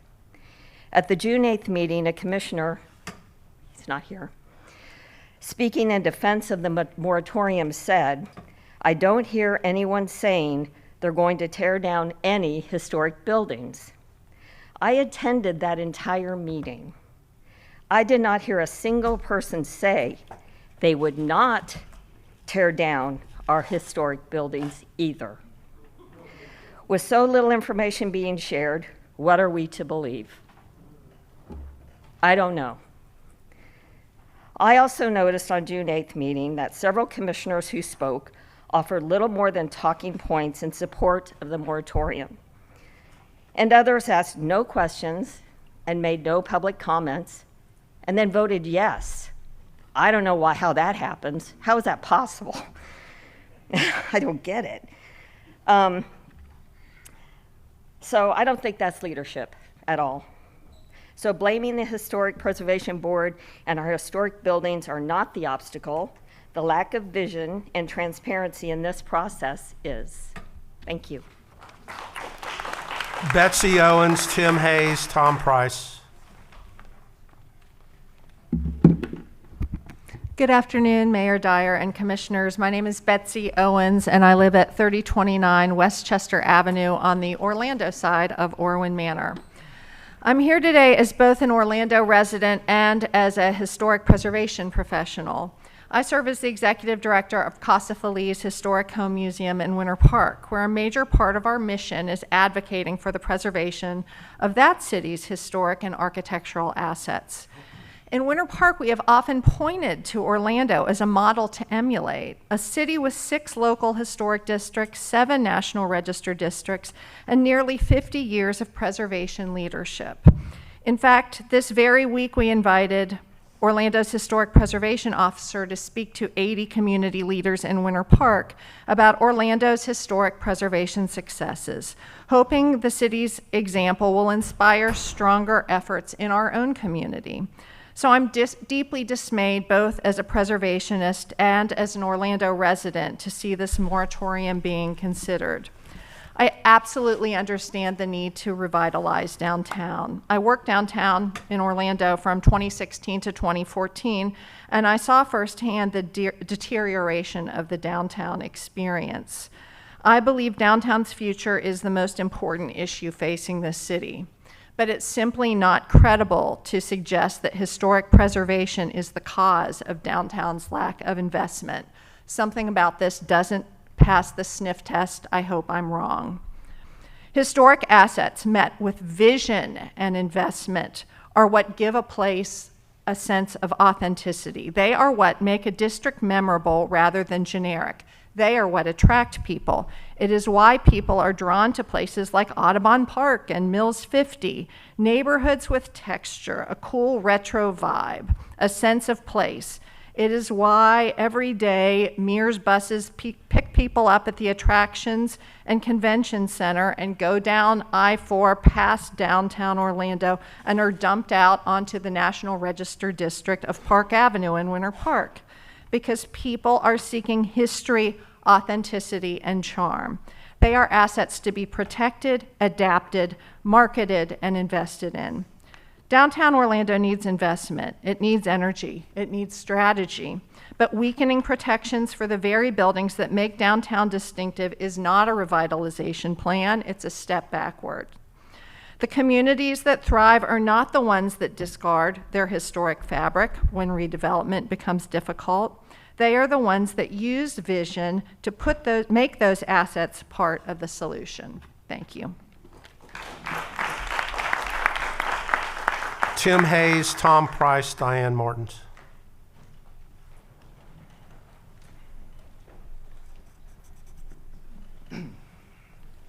How's it going? Tim Hayes, 711 East Ridgewood Street. Before I get started, let's acknowledge these people behind us that are on camera the entire time. I sat there last meeting, horrible mistake.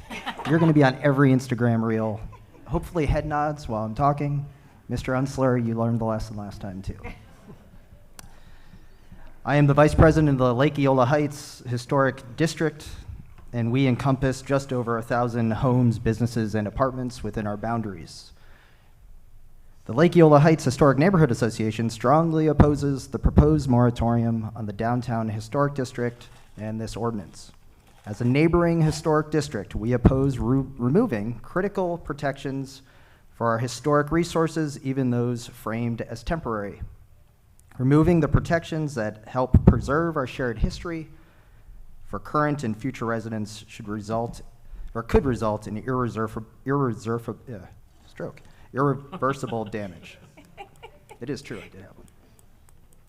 Lake Eola Heights is directly impacted by the current blight, vacancies, and underdevelopment within the city's central business district. We agree that the city must take meaningful steps to attract new businesses and support downtown revitalization. However, we do not agree this moratorium is the solution. Many ground-level properties located downtown, include those located outside the Downtown Historic Preservation Overlay District, remain vacant. Many ground-level spaces in brand-new downtown developments are also empty. This suggests that historic preservation requirements are not the driving cause of the underutilization affecting our central business district. The speed with which this ordinance has moved through the process is also deeply concerning. Public notice was issued on June 3rd, with the first vote on June 8th. The limited time for public review, input, and meaningful discussion on a moratorium with lasting consequences has raised concerns among our neighbors. There is a growing perception that plans may already be in motion, potentially framed as necessary for development, but likely to put historic resources at risk without truly addressing the underlying challenges facing downtown. We urge the city to open this topic for broader public discussion and include neighboring historic districts, downtown business owners, developers, city staff, preservation advocates, and leaders from other cities that have successfully revitalized historic spaces. Together, we can find a path forward that honors our past while contributing to a stronger future of downtown Orlando. Signed, the Lake Eola Heights Historic Neighborhood Association. Thank you. Thank you. Tom Price, Diane Martins, David Martins. Mayor Dower, Commissioners, Tom Price, architect, 554 Lake Avenue, Orlando. I was among those fortunate few, I think, the 7 members that Mayor Carl Langford invited to join the Preservation Board as founding members 50 years ago today, 1976. Seems like just last week, practically. Our charge was to identify, define, document, and figure out how to protect these ancestors. All these buildings have been here now, today, at least 100 years, some of them 140 years. There's no one here who's been here that long. So we need to respect them and we need to protect them. However, one of the disadvantages of going near the last here is that all the good lines have been used. So one of the advantages of going is that I can try to synthesize. Everyone here is for the same reason. We all support downtown. We all love downtown. We've all worked in downtown. We want to see it thrive. I want to see it thrive. As an architect, I enjoy new buildings as much as I do old buildings. And I enjoy and understand that if given the chance, the developers coming before the board, before the city of Orlando, can be inspired by old buildings if they ask their architects and task their architects to come up with new concepts, exciting concepts. We can stay on the map in this genre. The only problem I see here is that the developers feel, and maybe rightfully so, that the sequence is out of order, that historic preservation gets the first word, which often they think is the last word. My recommendation, please, is to figure out, we have a lot of intelligence in this room. Probably half of Orlando's intelligence is here in this room. Figure out how to make this work for everybody. That's your charge. Without losing historic monuments, without losing new development. It can be done, believe me.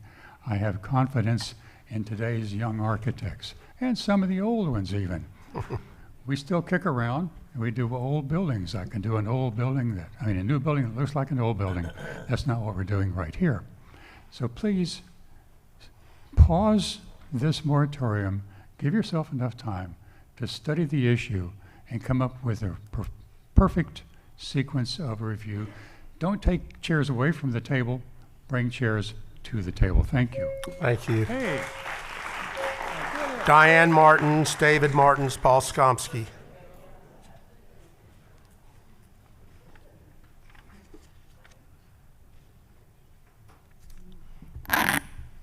Good afternoon. My name is Diane Martins. I'm at 229 East Amelia Street, Orlando, Florida, 32801, and I live in Lake Eola Heights Historic District. And today I'd like to discuss something that I want you guys to really think about. I'd like to discuss one of our prized gems in downtown Orlando, and that's the Church Street train station. The original structure was a modest wooden building constructed by the South Florida Railroad. This facility facilitated the transportation of local citrus farmers' produce from Orlando to Sanford, ultimately reaching the St. Johns River by a steamship. The railroad and citrus industry played a pivotal role in establishing Orlando's prominence on the map. As the citrus boom and subsequent population growth in Orlando necessitated the accommodation of the influx of citrus and passengers, the original structure was replaced with our magnificent Victorian Romanesque revival architecture, a style emphasized by permanence and historical grandeur. The three-story tower served as a distinctive feature of Victorian public transit buildings, and that is our Church Street station. However, as Orlando continued to expand, the train station became overwhelmed by traffic. Consequently, the Atlantic Coastline Railway officially relocated its main passenger operations to a new location further south, which is now the 1926-built Slay Boulevard Station, which is now serving as our Amtrak station. The depot was repurposed as a freight and ticket office. Notably, instead of demolishing this beautiful Victorian building, they opted to construct a new station a mile or so away to accommodate passengers, demonstrating their recognition of the invaluable historic significance of this structure even then. By the mid-1980s, the depot was designated as a National Historic Landmark. In 1972, Bob Snow acquired the depot and surrounding buildings, transforming it into the successful Church Street station. However, the influx of Disney's Pleasure Island and Universal Seawalk drew crowds away from the area, leading to its decline. Today, the depot stands as a focal point for Sunrail passengers.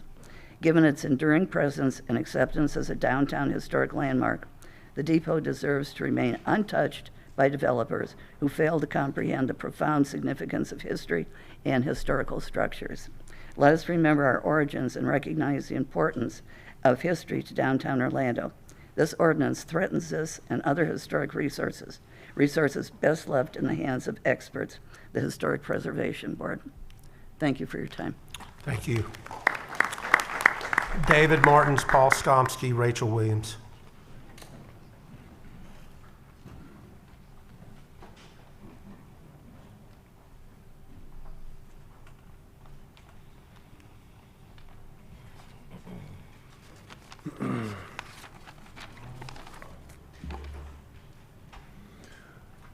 Commissioners, Mayor Dyer, I have a long history of working with the City of Orlando on significant projects.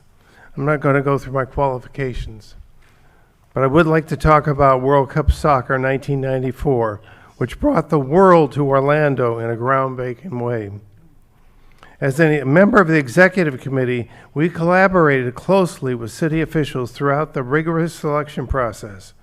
Once Orlando was chosen, we faced numerous requirements to fulfill for FIFA, the organizing body of World Cup soccer. This endeavor spanned at least 2 years, working closely with the city of Orlando. This type of coordination works and would include a citizen-led advisory board to effectively manage this major effort to transform downtown. We must work alongside the city, the developers, the retailers, small businesses, and other stakeholders who will be involved in downtown's future. This planning council would collaborate with the current city boards, including the Historic Preservation Board, to reshape the future of downtown. The current approach of solely listening to advisors, to developers, it's insufficient and sidesteps a citizen involvement that's vital to a successful downtown. Another big reason this ordinance doesn't work for Orlando. Our neighborhood association in Lake Eola Heights succinctly articulated our concerns in a letter addressed to all commissioners and to the mayor. In the last paragraph, they stated, "We urge the city to open this topic for broader public discussion and include neighboring historic districts, downtown business owners, developers, city staff, preservation advocates, and leaders from other cities that have successfully revitalized their historic spaces. Together, we can find a path forward that honors our past while contributing to a stronger future for downtown Orlando." Thank you. Thank you. Paul Skomsky, Rachel Williams, Jerry Matheny.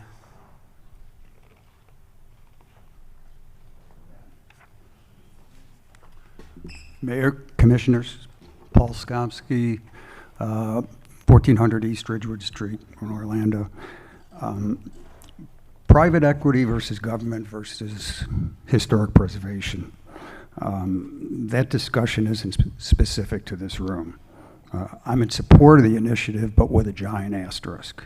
On February 4th of this year, I had conversations with Chris Fowler and Jack Williams with the National Registry of Historic Places in Tallahassee regarding a certain matter downtown.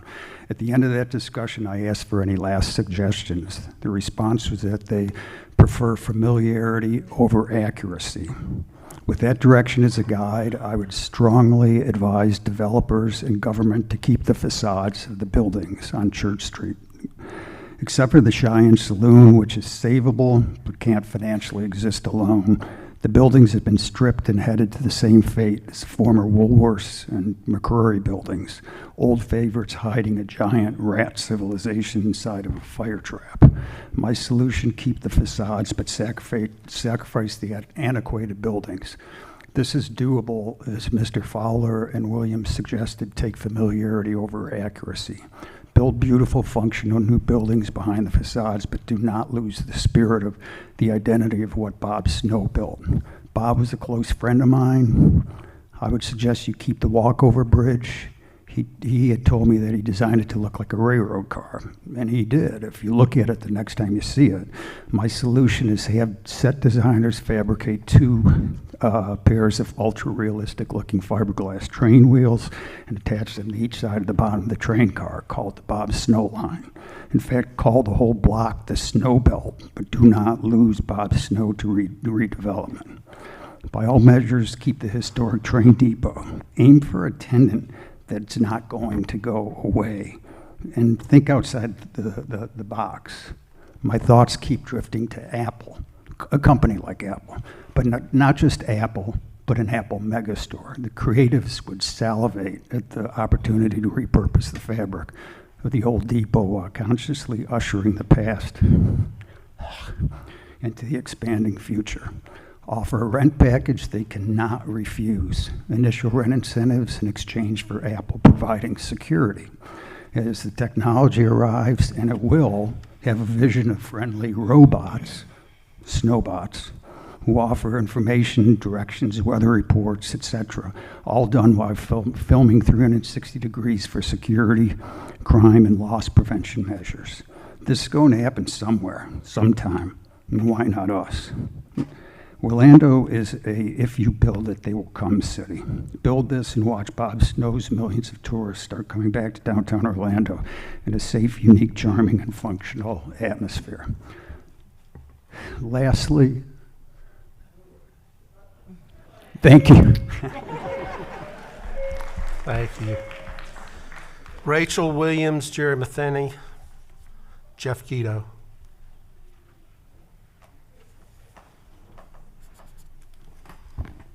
Hello, my name is Rachel Williams.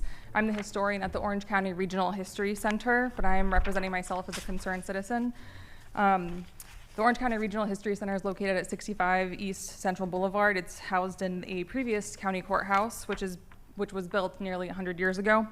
I hope my personal and professional perspective can provide some insight on this issue. Many people believe that Orlando's history started in 1971 when Disney came to town. And perhaps part of that is due to the ever-dwindling number of historic buildings in the area.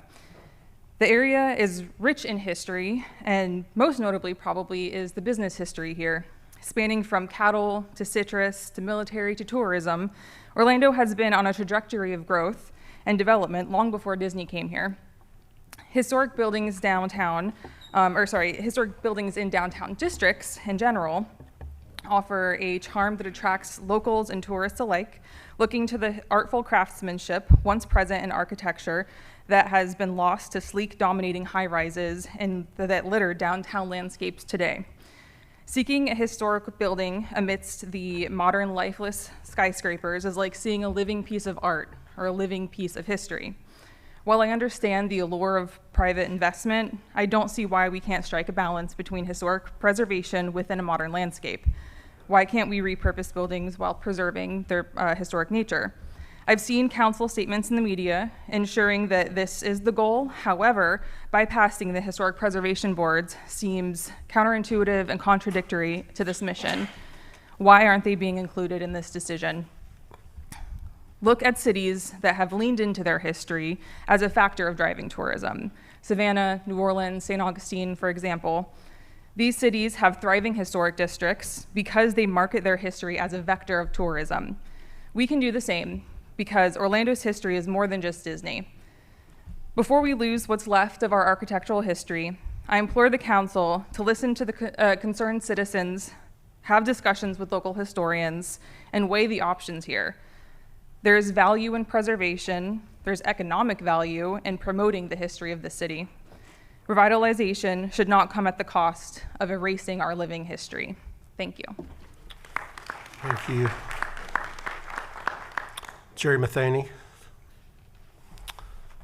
Jeff Guito, and Kino Martinez. Good afternoon, Mayor, Commissioners, and staff. My name is Jerry Matheny, VP of Brokerage at First Capital Property Group. We're a full-service commercial brokerage here in the city of Orlando.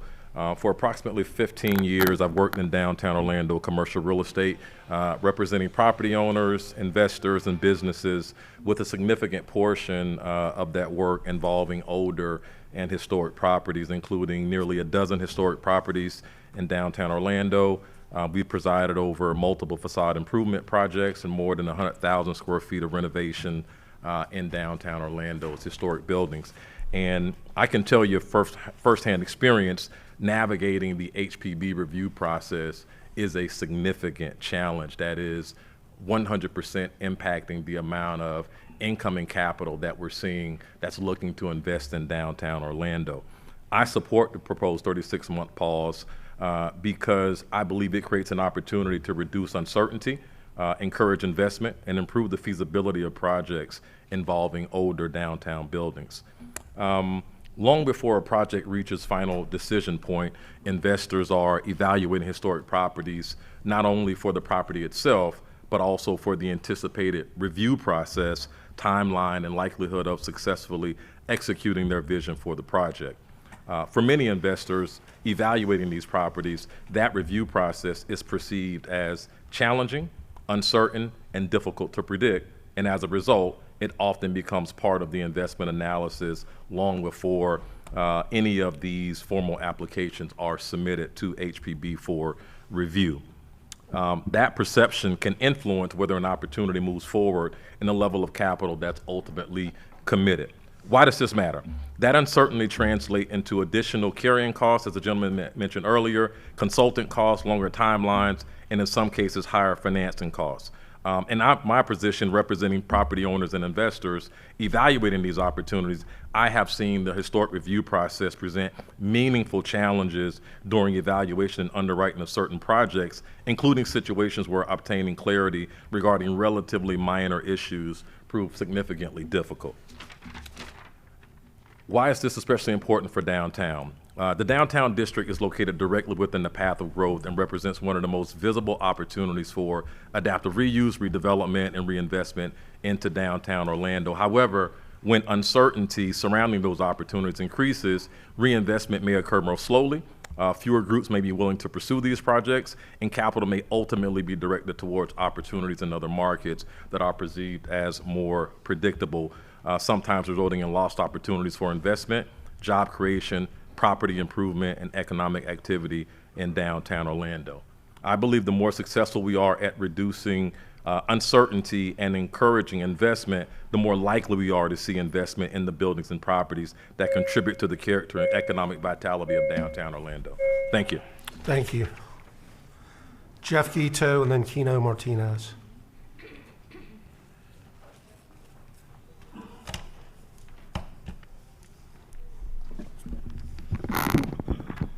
Hello. Mayor, Council, thank you. Thank you for the opportunity to speak today on this. To be up front, my name is Jeffrey Gito, 116 South Orange Avenue, 32801. I do own commercial real estate that's historic, and I do own commercial residences, but I'm not a developer. I'm a downtown business owner, and I've been downtown for about 30 years. I think I serve in a unique position in the fact that I'm fortunate to have those things that I just said, but also seen Orlando through quite a bit in 30 years, from house music to, Black Monday, COVID, Pulse, the Great Recession, a lot, like so much I can forget it. But I have to say I am in support of this. And I know for some people who might put me in a box, the box is not what you think it is. But from a reality of development downtown, the HPB in and of itself can cause more delays and cause much more expenses. For example, there are 2 balconies on Orange Avenue that weren't there. I had to work with Mr. Frank Billingsley for a while. Probably took a year and a half to get those balconies approved. We had to send steel to Massachusetts to be tested 3 times. Just a lot. And I think you go through that PTSD once or twice, it just sets in and it becomes almost a thing. Kind of like how right now people think downtown is unsafe. And that's a subjective thing, I think, on some levels, right? Because we're talking about vibrancy of downtown. So we've got downtown that our stats are a little safer, but people still think it's unsafe. My point is the disconnect between what people think and what things are.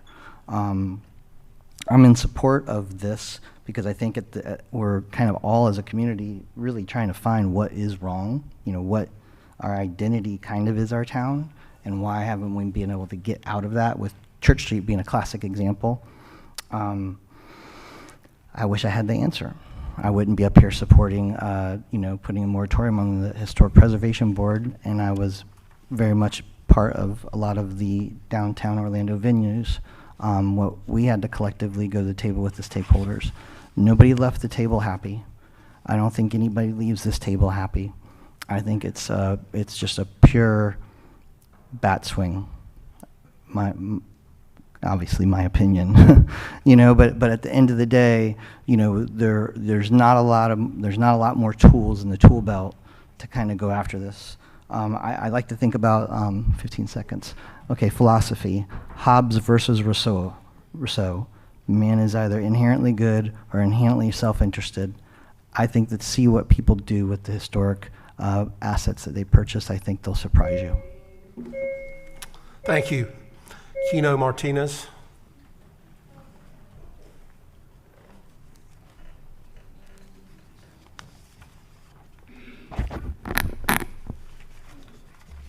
Good afternoon, Mr. Mayor, Commissioners. Keno Martinez, 215 North Eola Drive, Orlando 32801. Like several others, I was also a history major. I live in a 100-plus-year-old home, and I work in a building that John Lowndes and partners bought in the early 80s, a really nice older building on Lake Eola. But I'm here today with respect to support the 3-year moratorium on obtaining a certificate of appropriateness, and I want to tell you why. One, I think this is a meaningful acceleration tool for downtown redevelopment, and I think there's 5 reasons why that can be. I think we have a little bit of a logjam in terms of bringing capital and some of the development that will support the retail that we all talk about wanting downtown, and I think this is something that could spur development. And I think there's 5 reasons why. First, it reduces entitlement uncertainty. The current process creates an additional discretionary layer for adaptive reuse, facade work, additions, new construction. That uncertainty affects underwriting. Removing or pausing that layer for the Downtown Historic District could shorten timelines and make downtown projects easier to finance. Second, it makes older buildings easier to reuse. Many downtown buildings are not economically obsolete because they lack value. They are obsolete because of the cost, the time, and the risk of reuse are too high. A temporary pause could encourage owners to renovate vacant or underused buildings, especially if review is redirected through predictable downtown design standards. Third, it can attract earlier private capital. Capital, as Mr. Matheny suggested, capital follows certainty. A 3-year window creates urgency. Owners, developers, and tenants know there's a temporary period in which projects may move faster. Fourth, it supports restaurant, retail, and office recruitment. Restaurants and retailers need activated streets and improved building stock. Office users need modernized buildings and amenity-rich environments. If the moratorium helps bring vacant or underutilized downtown properties back into productive use, it can improve the core downtown environment that premium tenants require. Fifth and finally, Orlando is already advancing district-scale projects such as Creative Village, Westcourt, and the Packing District. It can reinforce Orlando's existing downtown development strategy. This targeted moratorium could complement that strategy by improving the smaller-scale building fabric between major projects, filling gaps, activating storefronts, and reducing dead zones. Thank you. Thank you. That was the end of the public testimony. So Commissioner Sheehan, you'll be first up, but why don't we take exactly a 5-minute break, and then we'll be first up with your presentation, Commissioner. But you can get set up during that 5 minutes.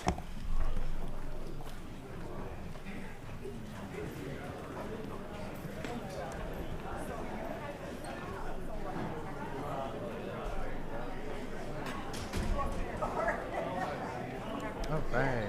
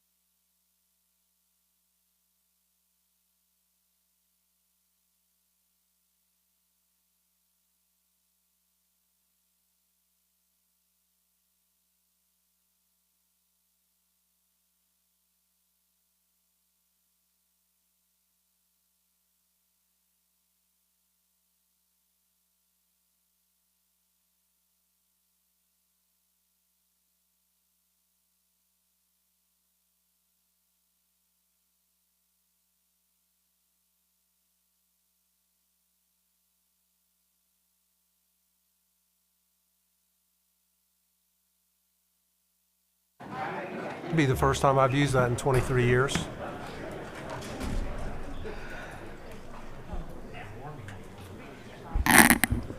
All right, Commissioner Sheehan, you're up. Thank you, Mayor Dyer. Is the presentation up yet?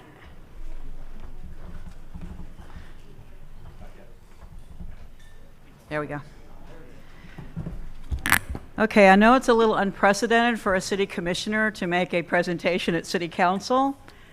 There's a reason for that, because I feel very strongly about what's happening here today. I'm the longest serving member of this board. I've run every single time on historic preservation, and I represent most of the historic districts in Orlando, except for the downtown, which I used to have, which I lost to District 5 in redistricting. So this is very, very important to me, and this is why I'm making this presentation today. It pains me to be at odds with my friends, my staff, my legal department. It pains me, but I think what I have to say today is very, very important. We start from shared goals. We all want to we've talked today all day long about shared goals. We all want a vibrant downtown, more investment, more housing, thriving businesses, historic character, and an efficient review. We all want the same things. We are not that far apart. What is the Downtown HP Overlay District? It was established in 1980, has 66 contributing buildings. It's 35 acres. The DTO study area is 509 acres, and the CRA district is 1,664 acres. Yet, they're blaming 35 acres for the problems of 1,664 acres. I don't think that's fair. This is the Legacy 9. These are the buildings that we are most likely to lose through this process. And everyone keeps saying, this is not a demolition process. Guess what? If you don't have historic preservation, you will have demolition. That's just how it works. Historic preservation stops demolition. That's what historic preservation does. And I think it's important to look at what we could potentially lose here. Bumby Hardware, 1886. The Rogers Keeney building that Ford Keeney so generously donated to us would no longer have protections from subsequent city councils. The old railway depot, 1890. These buildings have been around for a long time. The Hunt Brannon building, it's the Native Social Bar right now. The Nicholson Collier building. This is actually on the Florida Black Heritage Trail. The Slemons Department Store, which was the centerpiece of Rosie O'Grady's, and I'm channeling my friend Bob Snow today. I'm wearing one of his belt buckles, which I bought at his estate sale. The man had a huge investment in beauty, and he knew what he was doing, and he knew history mattered. The Beecham Theater, it might not look great right now, but it was our big theater in downtown.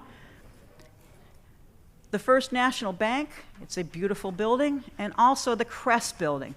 This is one that I can point to where the developer and the owner has done the right thing. Rob Yeager is committed to historic preservation. He's committed to having his buildings rented out. He has wonderful tenants, and he's a successful businessman. Maybe instead of talking about tearing everything down, we should look about what Rob's doing right.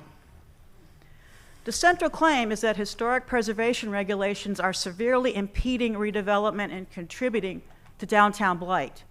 Has sufficient evidence been presented to support that conclusion?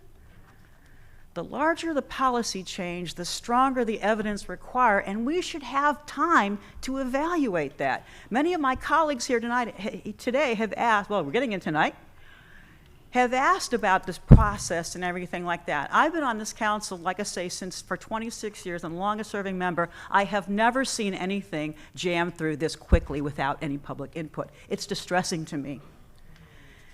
The larger the policies change, the stronger the evidence should be required. We have 45 years of preservation policy.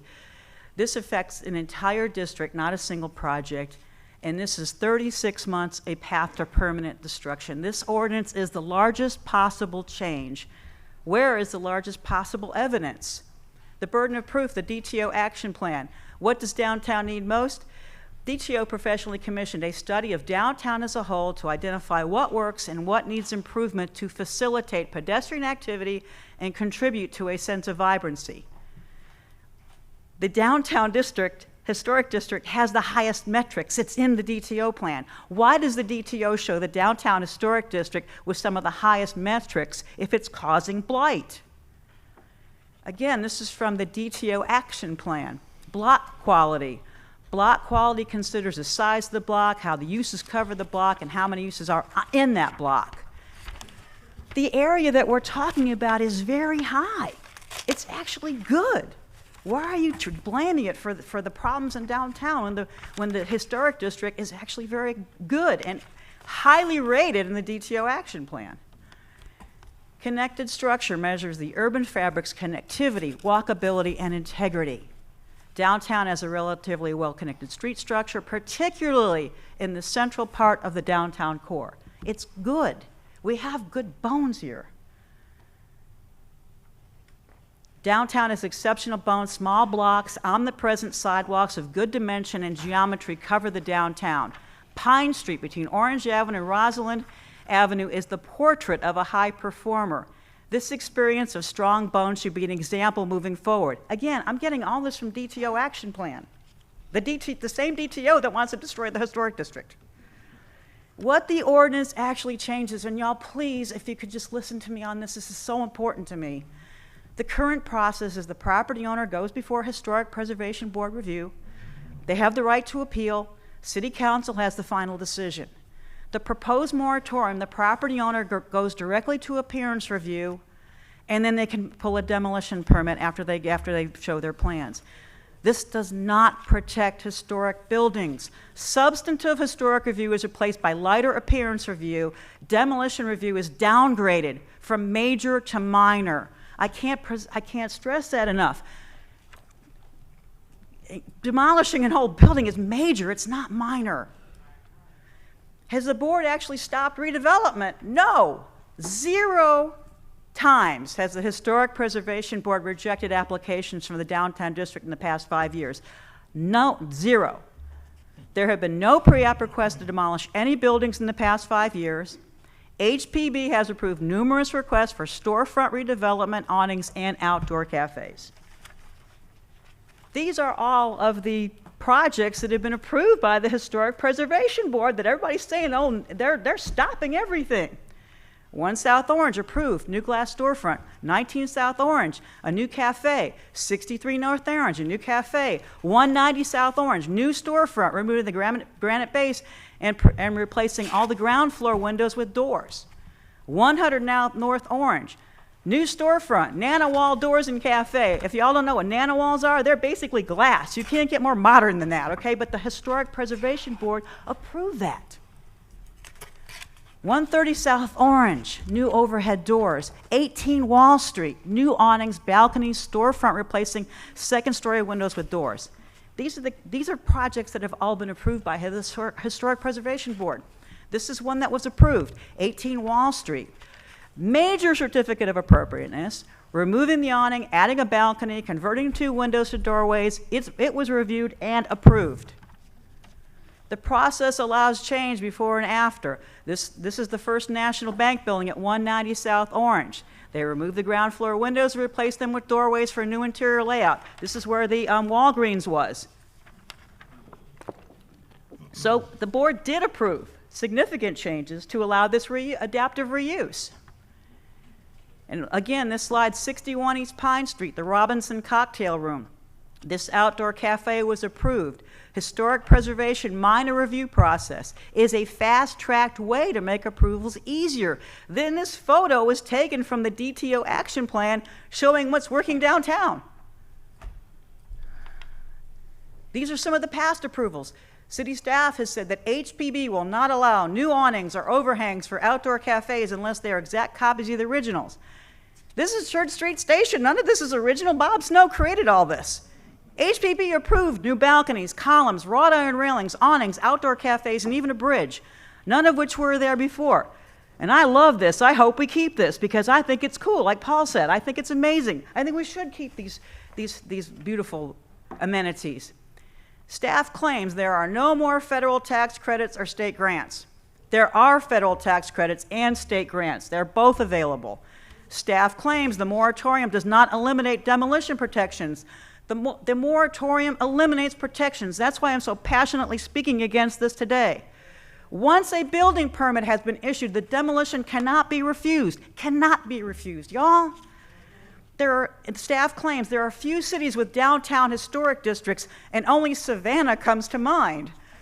There are hundreds of cities in the U.S. with downtown historic districts. When I travel, I don't say, gee, where are the highest economic impact buildings in your city? I say, where are your landmarks? Don't we all do that? So how is this against economic development? And what is at stake? Orlando stands to lose significant financial incentives under a moratorium. Since 21, there have been 265 historic tax credit projects, that's in Florida overall. Total development costs over $1.5 billion, nearly $270 million in historic tax credits, and it's created nearly 24,000 jobs. 3 projects have qualified in Orlando. The Aloft Hotel, $4 million tax credit. Baptist Terrace Apartments in my district, $3.5 million tax credit. And the Lartigue building, $91,000 tax credit. Any demolished building will no longer be eligible for these tax credits. And if someone wants to apply for them, someone wants to do the right thing, we're in danger of losing all of this funding. This is an example of true adaptive reuse. The OUC becomes a loft. The property owner went through HPB review, adaptive reuse approved. The owner received a $4 million tax credit. It was adapted, not fully restored to its original design, and it still won approval. The standards are not too restrictive. And what's at stake? I am distressed at being at odds with my legal department, but I have been in touch with Tyler Smith at the Florida Department of State. And if we pass this today, we will be decertified today. We will lose grant money today. That's why I am begging for this to be deferred, okay? Since 1981 to 2016, the public and private historic preservation grants awarded in Orlando through local government grants, 17 different grants awarded, totaling $3.7 million, okay? From 2017 to 2027, public and private historic preservation grants awarded in Orlando from 8 different grants, $3.67 million. This is not the chump change that was talked about. And the projects included Kerouac House, St. Luke's Cathedral Church, Black Bottom House of Prayer. Remember, we all fought to save that? Maxie Croom's house, Plaza Live in my district, is a beautiful building. They got this historic redone, the little thing at top that spins. It's beautiful. The Williams Wells house, that was so important to the African American community. The Lou House and the Lake Ivanhoe Power Plant. These are all projects that receive state funding, and we will not be eligible for this anymore if we do this today. Again, these are these important historic buildings that I think, and I think the majority of Orlandoans, anyway, the ones that I've knocked on their door, over 15,000 of them and talked to, this is important to them. These buildings are important to them. This is preservation done right. The Crest building, I can't say enough good things about Rob Yeager because he's the only one doing it the right way. He only received $54,000 for exterior cleaning, painting, and canopy repair under a 2022 CRA grant. He has active tenants. He is going to expand the Crest building. There are Crest buildings, by the way, all over America. And the lesson here is investment and historic review are working together, not against each other. The Hearst building in Manhattan, the staff has referenced the Hearst building in Manhattan as a shining example of what downtown developers could do if the Historic Preservation Board was not in the way. It can be done in Orlando. The city of Orlando follows the exact same interior standards as New York City. The ordinance stops demolition, not development. Maybe HPB is not the problem, maybe it's the developers.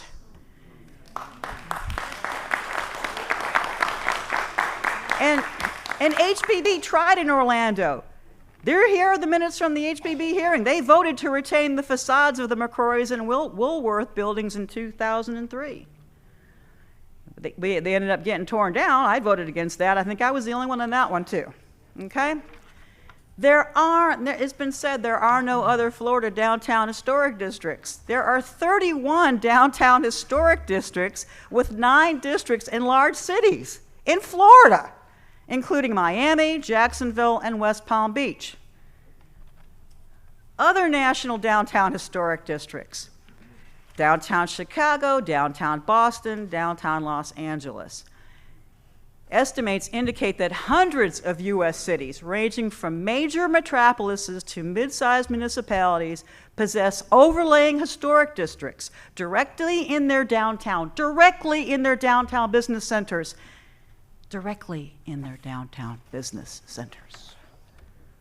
All right? And this is the case study on Woolworth McCrory's, all right? Council has already used this authority to approve a downtown demolition and redevelopment under the current framework. We don't have to do this and lose all our state funding and our historic preservations. Okay, what happened in Woolworth McCrory's? There was historic preservation review. Then there was an appeal. Council overrode the HPB. They demolished it hours later, and they redeveloped it. Okay? The current process did not block redevelopment, and the system bends when the case is made. But newer is not better. All right? The only place we had to shop in downtown was the McCrory's building because it had some cool little shops in it. All right? Now we have the plaza. And this is Cameron Kuhn celebrating when they tore down the buildings. The developer of the plaza went bankrupt. The building was foreclosed on. The theaters and most of the retail spaces are vacant.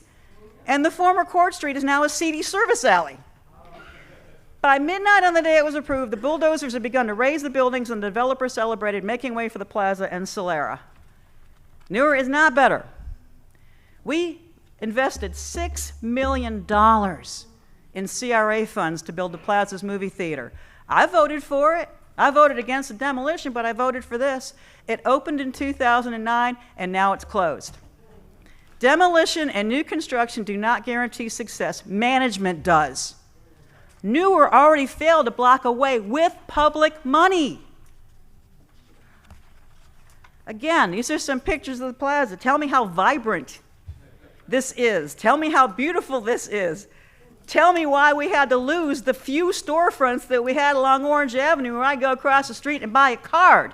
Tell me why that's so important that that's had to go away so we get a closed escalator.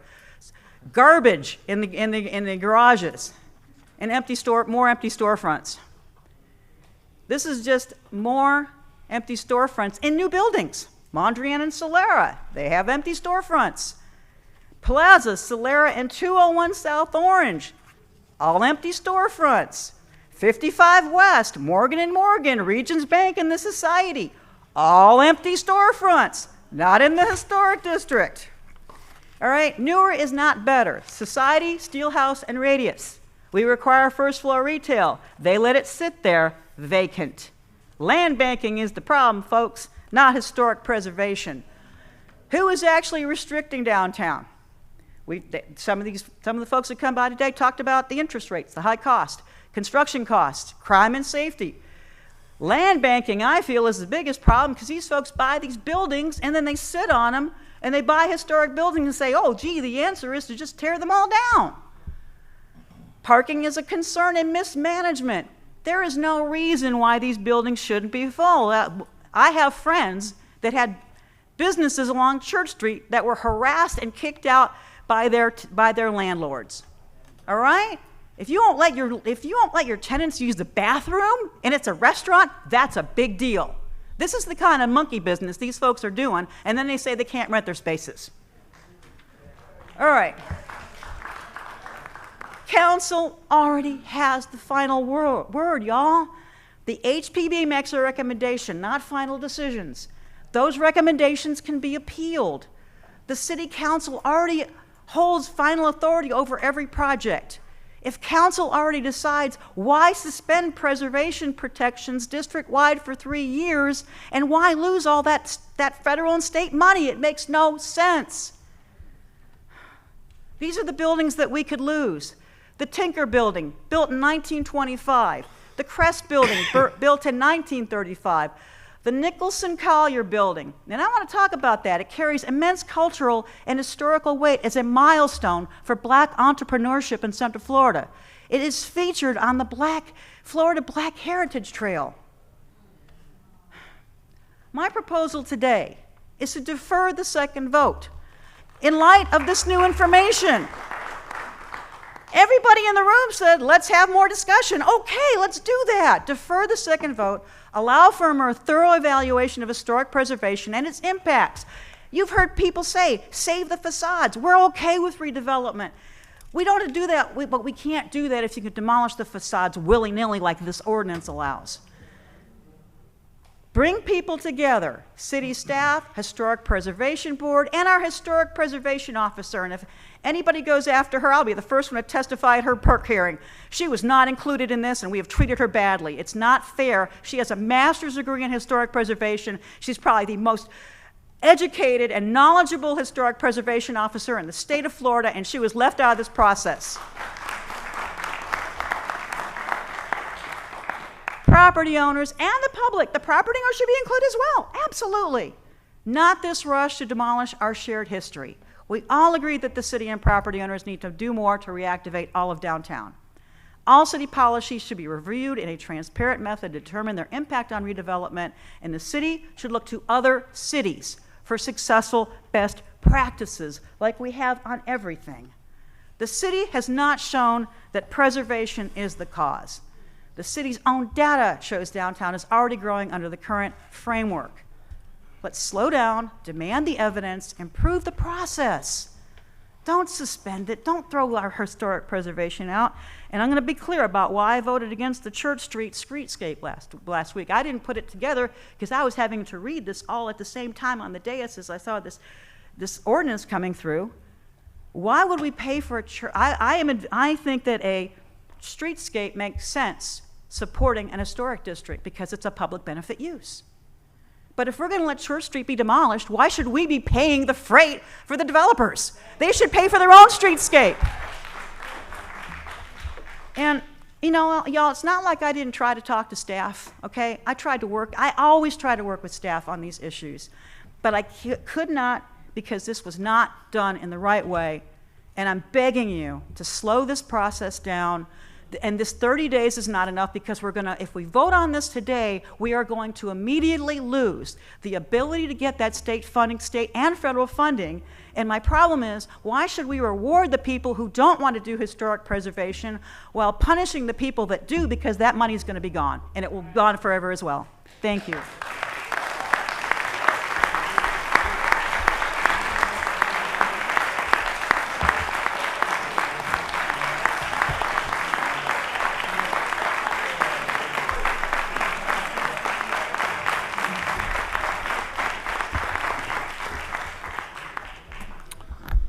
Okay, thank you, Commissioner Sheehan. Just a couple quick points. Council retains final authority over the developments under either scenario.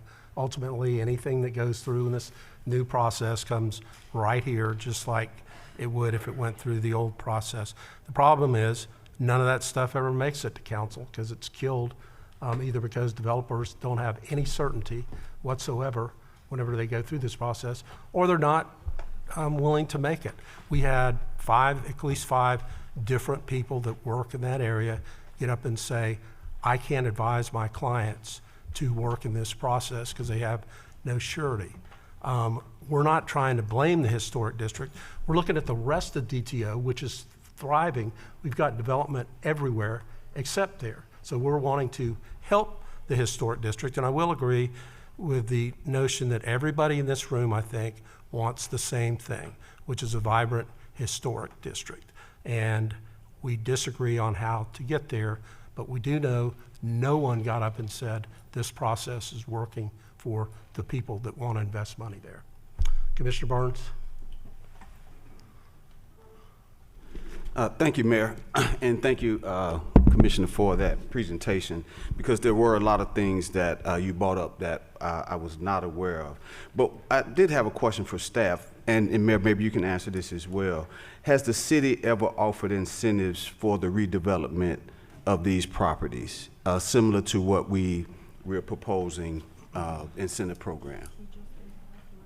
I'll let David respond to that, but we've had, at least during the time period that I've been here, any number of different type of incentive programs aimed at the downtown. in But I general. mean to the level that we're proposing now. You know, because facades are one thing, but when we're talking about the recapture of, you know, taxes and things of that nature, that's a lot more significant than what I've seen. That is correct, Commissioner. We have done extensive facade grant programs. We even extended them, allowing for the CRA to pay for 80% of those refurbishments to enhance facades. And as you know, we also created the restaurant incentive program, which you just approved some today, that can apply up to $400,000 of incentives. But to the extent of what you mentioned, what we'll be proposing at our next meeting, having very extensive tax increment recaptures specifically targeted to historic structures, that would be new for us. That will be new, so we have not done that. All right, and so my next question is kind of associated with the certainty, because I keep hearing that developers want certainty, and I know, you know, when you make an investment, you want certainty, and some of these projects don't even get to the municipal planning board. Have there been any ideas brought up that we can create more certainty for these developers without bypassing the municipal planning board? Has there been a discussion? I mean, historic preservation board. Yeah, it's been trying to understand what is working. And what we did find out for those developers is what process that we have that they did feel provided them that certainty that they were willing to make investments.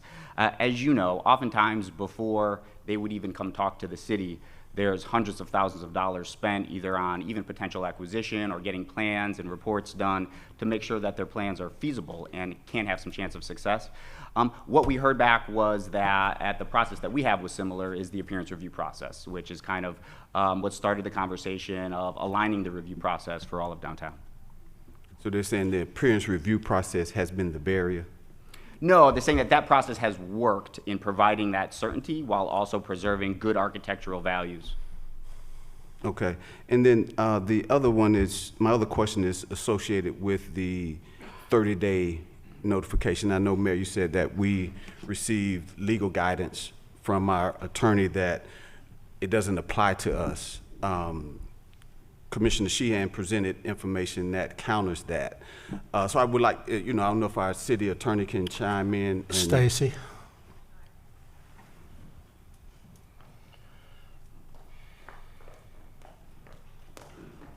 Good afternoon, Commissioners, Mayor, Stacey Fallon, Assistant City Attorney. The guidelines require us to provide a 30-day review for amendments to our local preservation ordinance. This moratorium, as proposed, does not amend our local preservation ordinance. It is not a code change. It is not a codification. The overlay remains. The local preservation ordinance remains intact.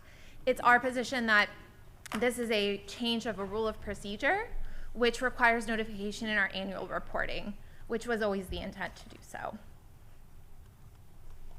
And with all due respect, the state is saying that this will make our CLG null and void as of the adoption. So I just want to make that clear. I didn't get that from our attorneys. I talked directly to the source, and I think the state knows what their rules are, probably better than we do, apparently, because I think it's important to present the proper information. Again, I do not like being at odds with staff, but I also think it's important, since this is an important issue to the public, that this be transparent.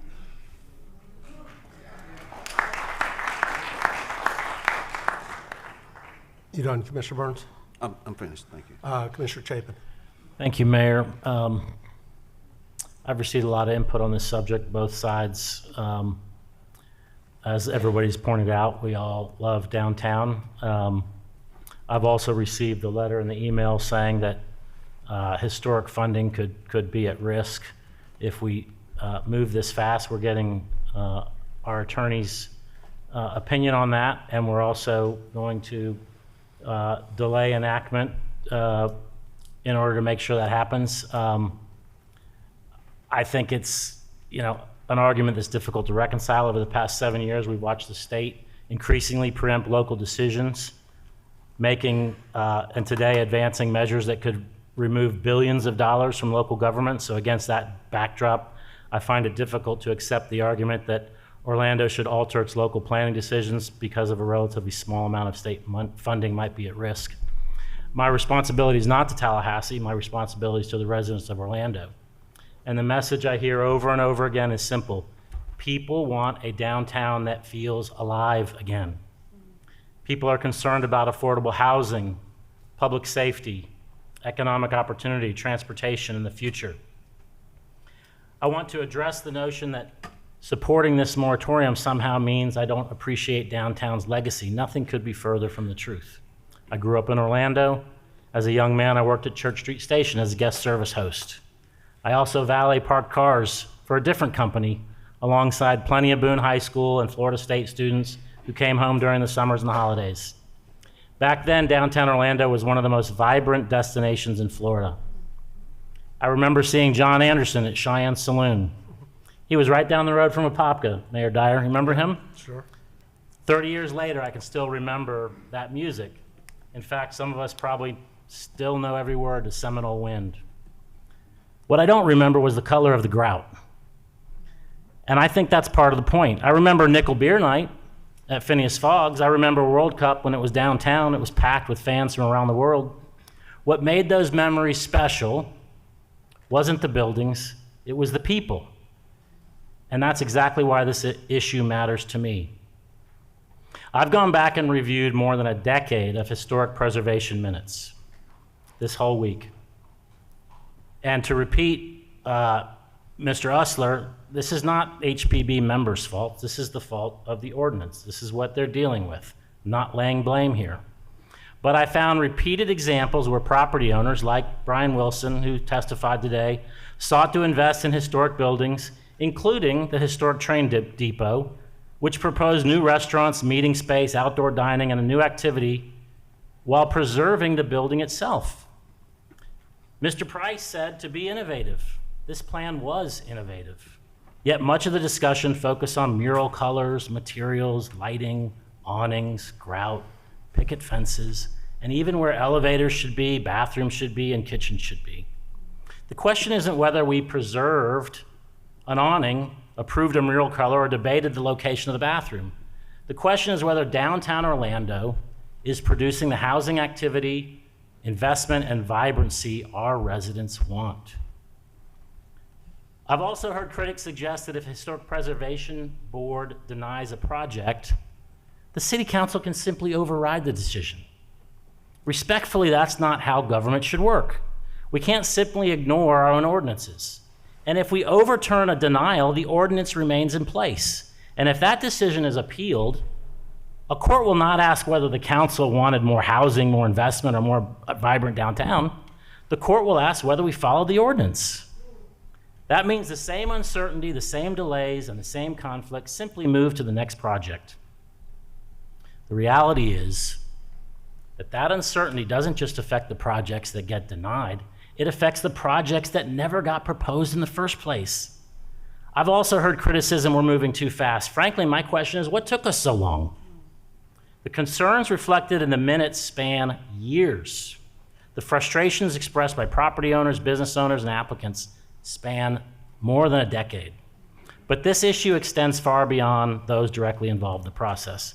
One of the questions I'm asked most often from citizens is simple. How do we fix downtown? Residents want more activity. They want more restaurants. They want more housing. They want more people living downtown. They want a downtown that feels vibrant, safe, and alive. The results speak for themselves. Over the past 15 years, other parts of downtown have seen significant investment. Meanwhile, the historic preservation overlay has seen no comparable investment. At some point, we have to stop debating process and start evaluating outcomes. If one area of downtown is attracting investment while others remain largely stagnant, we have a responsibility to ask why. I believe the ordinance and the uncertainty it creates are a significant part of that answer. This conversation is long overdue. I can tell you I've had plenty of input. I've visited with neighbors in their kitchen counters. I've emailed constituents. I've read news stories. I've seen social media. Because what creates a sense of place? As Betsy Owens stated, We've got some great senses of place, Audubon Park, Blue Gardens, our main streets. They are all great. But I can tell you, our residents are giving up on downtown. Is it buildings alone or is it people? I argue it's people. Buildings by themselves do not create a sense of place. People do. If we want walkability, affordability, sustainability, and a vibrant downtown, we need more people living downtown. A historic building with no tenants, no customers, no residents, and no investment may be preserved physically, but it's not preserved as a living part of the city. My concern is that the ordinance this council adopted decades ago was written for a different time in a different downtown. Today, it just makes it extraordinarily difficult to produce the housing, investment, economic activity, and downtown vitality that residents consistently tell me they want to see. This is not a vote to eliminate historic preservation. These plans still need to be reviewed by the ARB, the Appearance Review Board, planning, building, fire. The Appearance Review Board is no walk in the park, I can tell you that. After listening to constituents, reviewing the record, and looking at the condition of downtown, I do not believe the current ordinance is producing the results our residents want. And perhaps the most important question we should be asking ourselves today is this: are we creating the next generation of downtown memories? I believe we can respect our history while also creating a path towards more housing, more investment, more economic opportunity.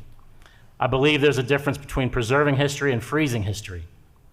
The best way to protect historic buildings is to keep them relevant, occupied, invested in, and economically viable.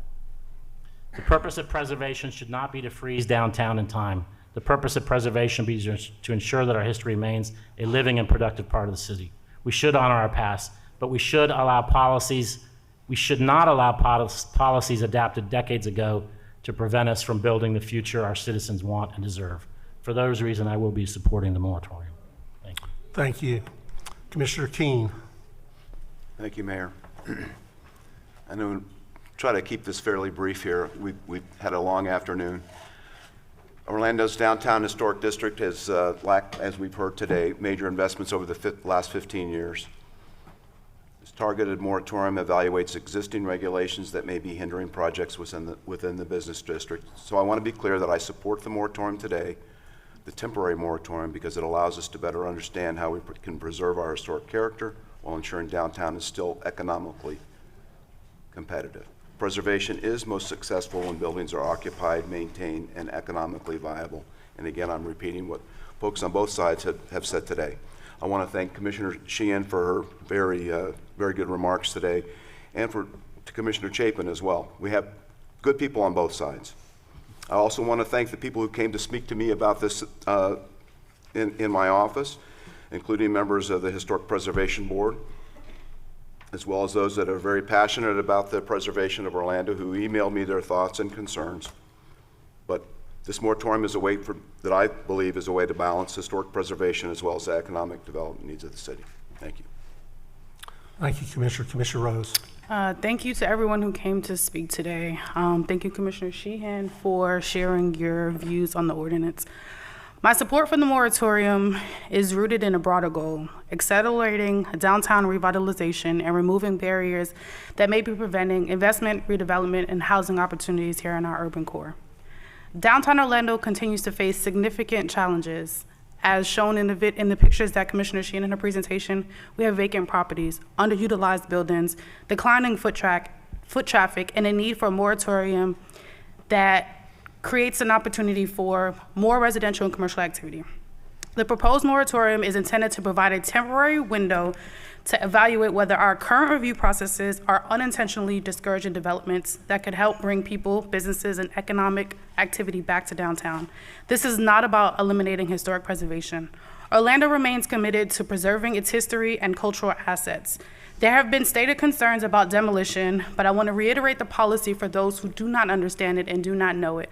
It will remain the same, which means that HPB staff will review and approve demolition of any historic buildings only when the developer has all permits and is ready to start construction, which would mean there would have been an extensive process, including ARB, municipal planning, and the city council's review and approval, which includes public opportunity and input. Rather, this is a temporary measure designed to create flexibility while we assess how preservation policies intersect with city's economic development, housing, and redevelopment goals. I believe the moratorium will help us better understand whether regulatory changes can encourage investment in areas that have struggled to attract redevelopment, while also allowing the city time to review and modernize its long-term approach to preservation and growth. Ultimately, the focus here is creating a vibrant, economically healthy downtown that serves residents, businesses, and all visitors alike. I believe this temporary pause provides an opportunity to better balance preserving our history and ensuring downtown Orlando can successfully adapt to current and future needs. Commissioner Sheehan. I see which way this is going, but I just want to say one thing. This decision was made on a map that showed investment in downtown. $5 million and up. The thing is, if you're going to put a restaurant in a historic building, you don't need to spend $5 million. It's cheaper to do the renovation.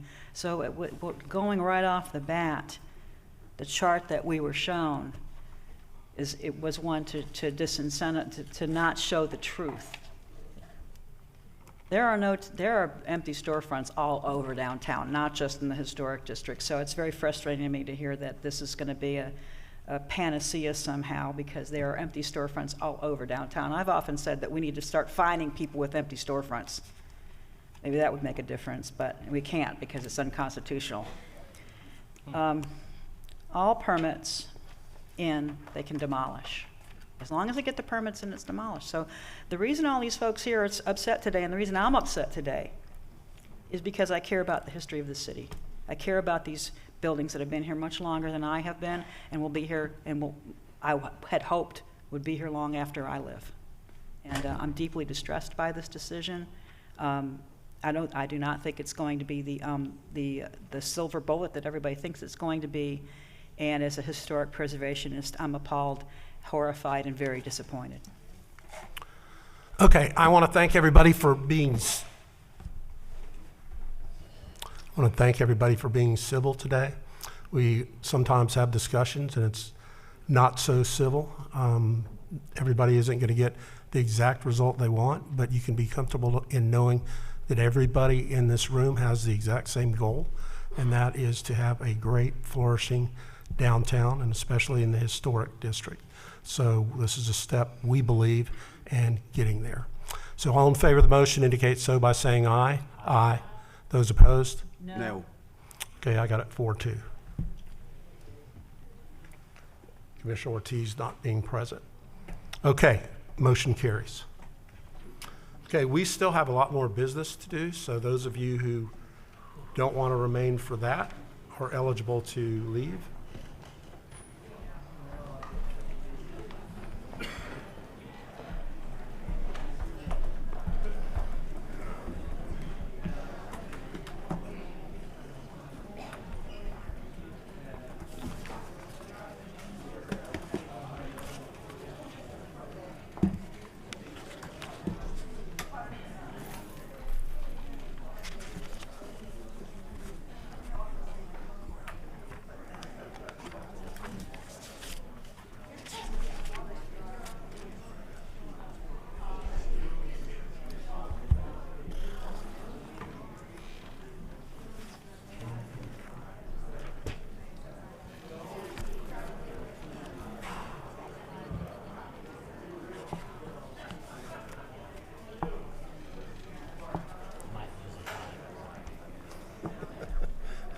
That would be wise. I'm sweating.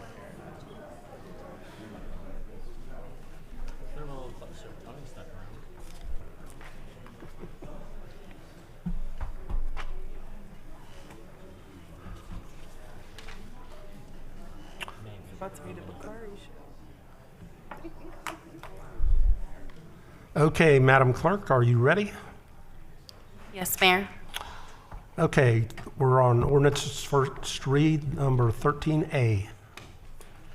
Ordinance number 2026-16, an ordinance of the City Council of the City of Orlando, Florida, amending the city's adopted growth management plan to change the future land use map designation for 7 parcels of land within the Florida Hospital Health Village, DRI, generally located east of I-4, north of East New Hampshire Street, south of Westchester Avenue, and west of North Mills Avenue, and comprise of approximately 2.92 acres providing for amendment of the city's official future land use maps, providing for severability, correction of scrivener's errors, and an effective date.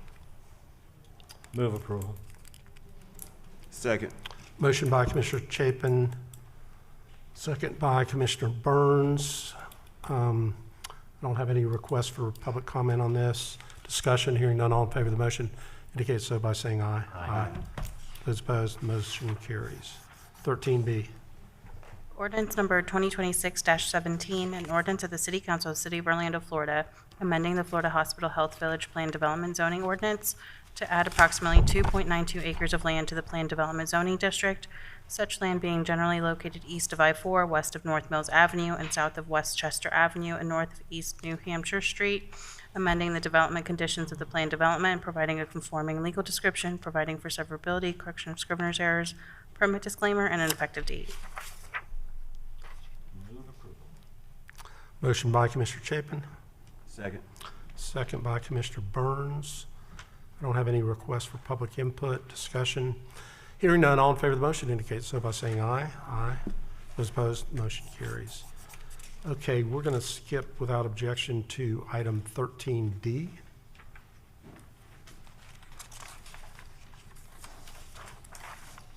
Ordinance number 2026-20, an ordinance of the City Council of the City of Orlando, Florida, amending the city's adopted growth management plan, future land use sub-element,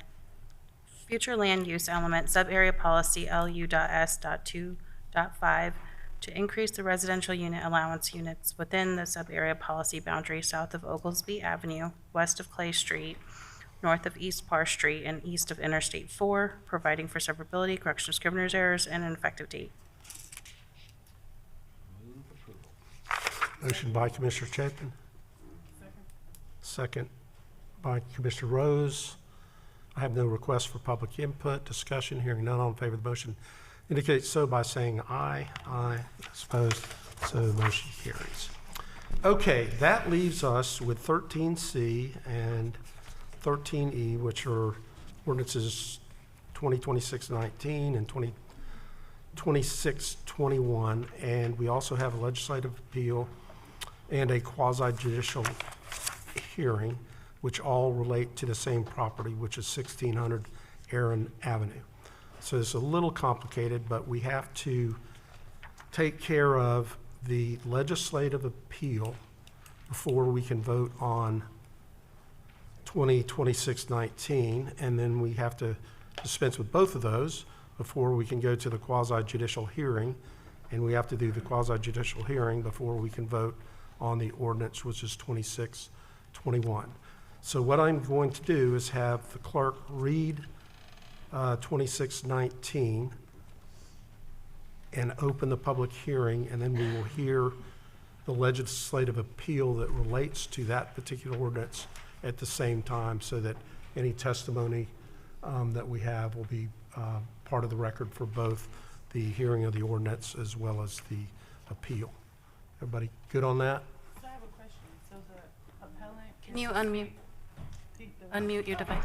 The appellant gets to speak during the public hearing? Is that the way we're doing this? Because they get to do a 10-minute, I thought when an appeal, city gets to do 10-minute. We have to do the appeal first. Okay. Before reading the ordinance? That's what I'm asking. We're going to read the So we're doing ordinance and 15. leave that open and go to the appeal. Oh, But okay. any conversation that's had will be reflected in the record of both. Okay, thank you. And we'll have to vote separately. We'll have to vote on the appeal first and then vote on the ordinance. Okay, thank you. Okay, would you read the ordinance? Ordinance Am I getting that number, right, Jody?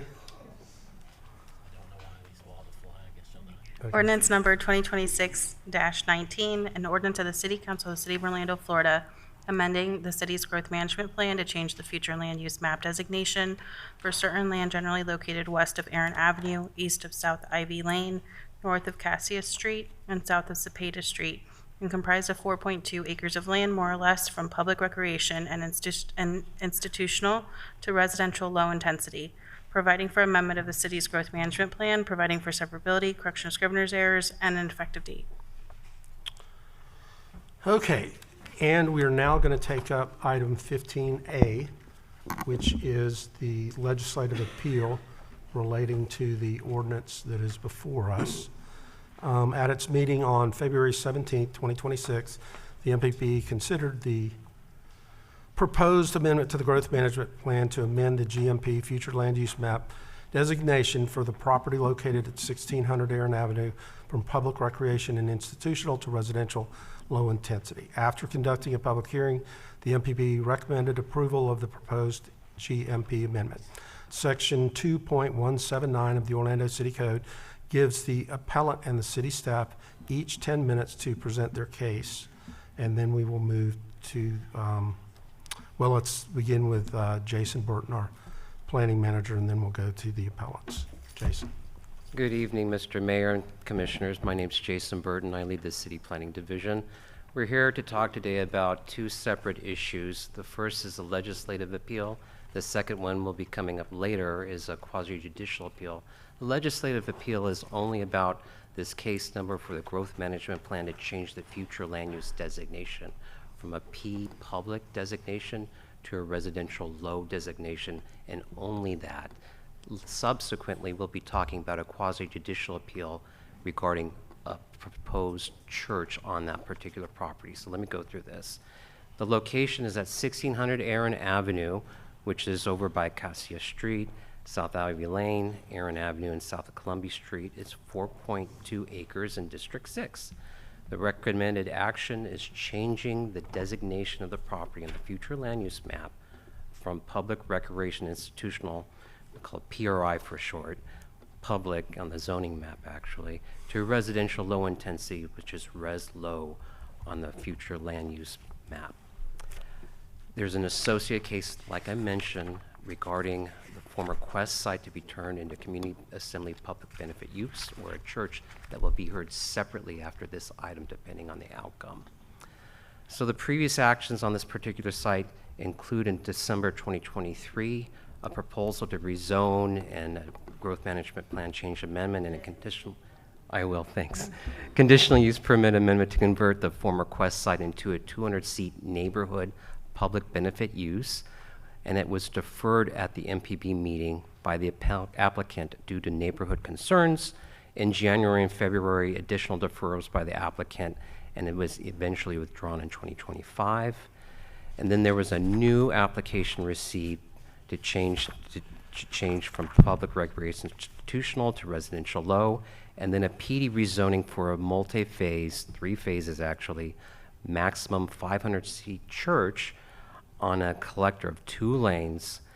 In January 20th, 2026, the MPP considered the case and voted to defer the request to the February meeting so additional public meetings could be held by the applicant. In February 17th, the MPP recommended approval of the cases, limiting the church to phase 1 only for approval, not to exceed 200 seats, which is generally a by right use in residential areas. On February 20th, 2026, appellants filed a timely appeal. There was a quasi-judicial hearing with an independent hearing officer on April 23rd, 2026. On May 13th, the hearing officer recommended an order on that QJ, quasi-judicial appeal. June 22nd, the City Council will concurrently consider the QJ appeal for this zoning portion separately after this action. So this is a future land use map of the area here. You have public recreational institutional, there's a school to the north, but surrounding this site, there's residential low, it's surrounded by a neighborhood. The proposal is to match the remainder of the neighborhood surrounding it with the residential low future land use designation. Here's an aerial of subject property. You can see the neighborhood generally around it. Here's some site photos of the former Quest facility that you can see here. Now, a little bit about the public recreational institutional designation. It's specifically set aside for publicly owned properties. This particular property is owned by a private individual. What happens during the process is there's no maximum intensity or minimum intensity for either non-residential or residential allowances on the property for development. But the allowable uses are public, recreational, and institutional uses, and it's usually exclusively reserved for publicly owned properties. On each publicly owned property that has these designations and has the conforming public zoning district on the property, a conditional use permit is processed where we define the development standards on any particular property, just to let you know.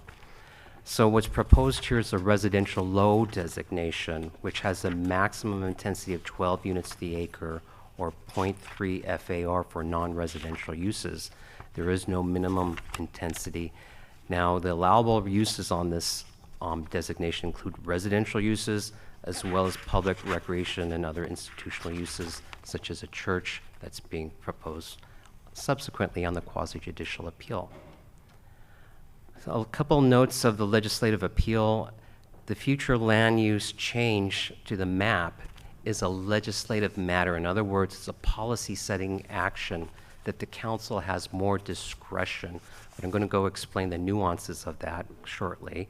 And it's conducted according to the standard public hearing procedure. So we'll hear the appeal as well as the public hearing items simultaneously. The quasi-judicial appeal has to be heard separately from the ordinance reading, which we'll go over later on. And there's reasons for that because of how this is handled within the city's code. A couple of the findings is that this is consistent with the state comprehensive plan, the East Central Florida Comprehensive Regional Policy Plans, and Florida statutes. Essentially, the future land use amendment is consistent with the objective goals and policies of the adopted growth management plan, particularly the land use figures. And the proposed future land use amendment is consistent with surrounding residential low-intensity future land use pattern. In other words, the neighbors have the same rights as what is proposed for this particular properties. Now, the necessary public facilities will be adequate to serve the proposed use and will be provided as a condition of approval. Of note, the city cannot require a privately owned property remain designated as public, PRI, as I described, as it is reserved for publicly owned properties. The residential low future land use designation is the least intensive designation and matches the surroundings. So out of all of our future land use designations, this is the least intensive of them all. Now, the actions required by the council, you can approve or deny the legislative appeal.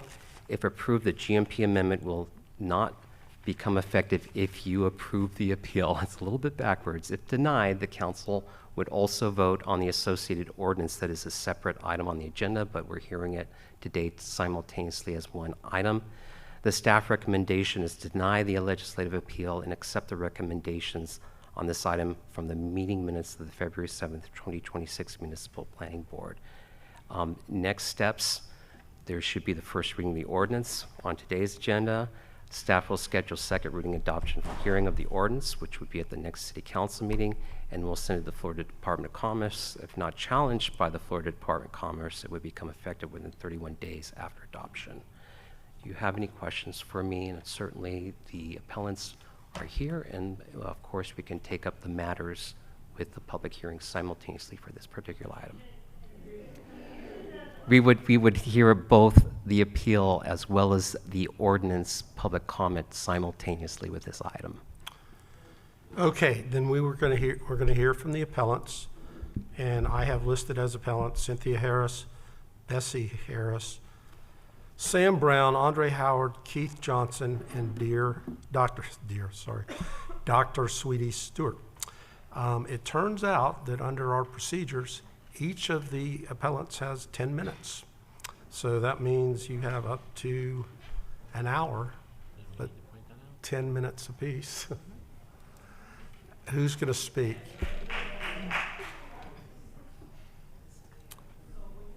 You guys have no, not the public, the appellants. Anybody that I just called your name, would you raise your hand? Cynthia. So, do you have a spokesman for your group?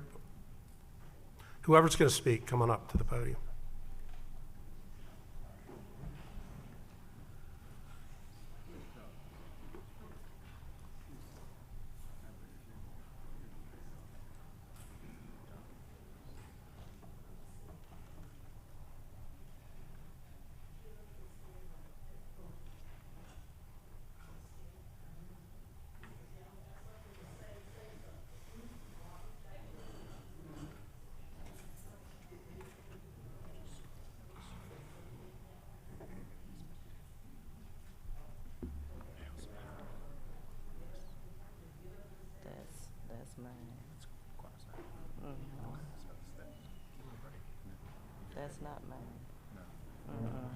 the other pictures.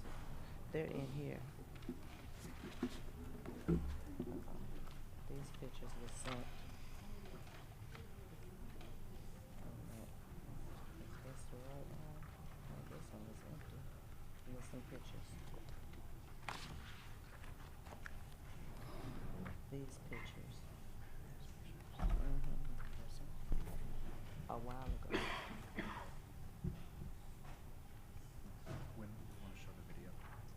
You can, well, actually, you can show the video. They can look at this. I know they call those old dudes.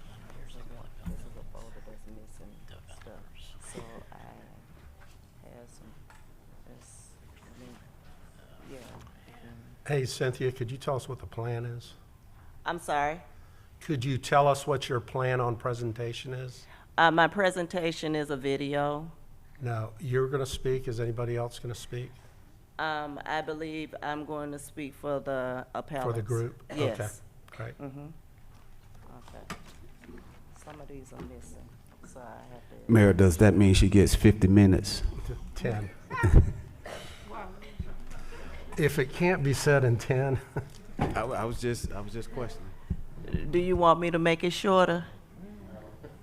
I want you to take the time you need, but if we had 5 people, each one of you would have gotten 10 minutes. That's why I asked that question. Correct. We're collectively as a group, they can yield their time to me, correct? I find that generally it's looked on more favorably if you don't use an hour to do that.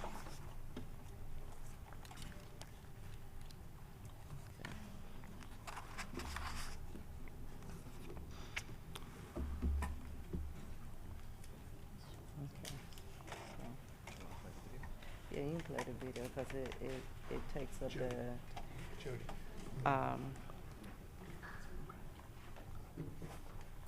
some of the folders that you have are missing some pictures. I do have them here. We were trying to put the files together, so you probably, some of you may not have pictures, a set of pictures in your folder, but I do have them. They were submitted earlier.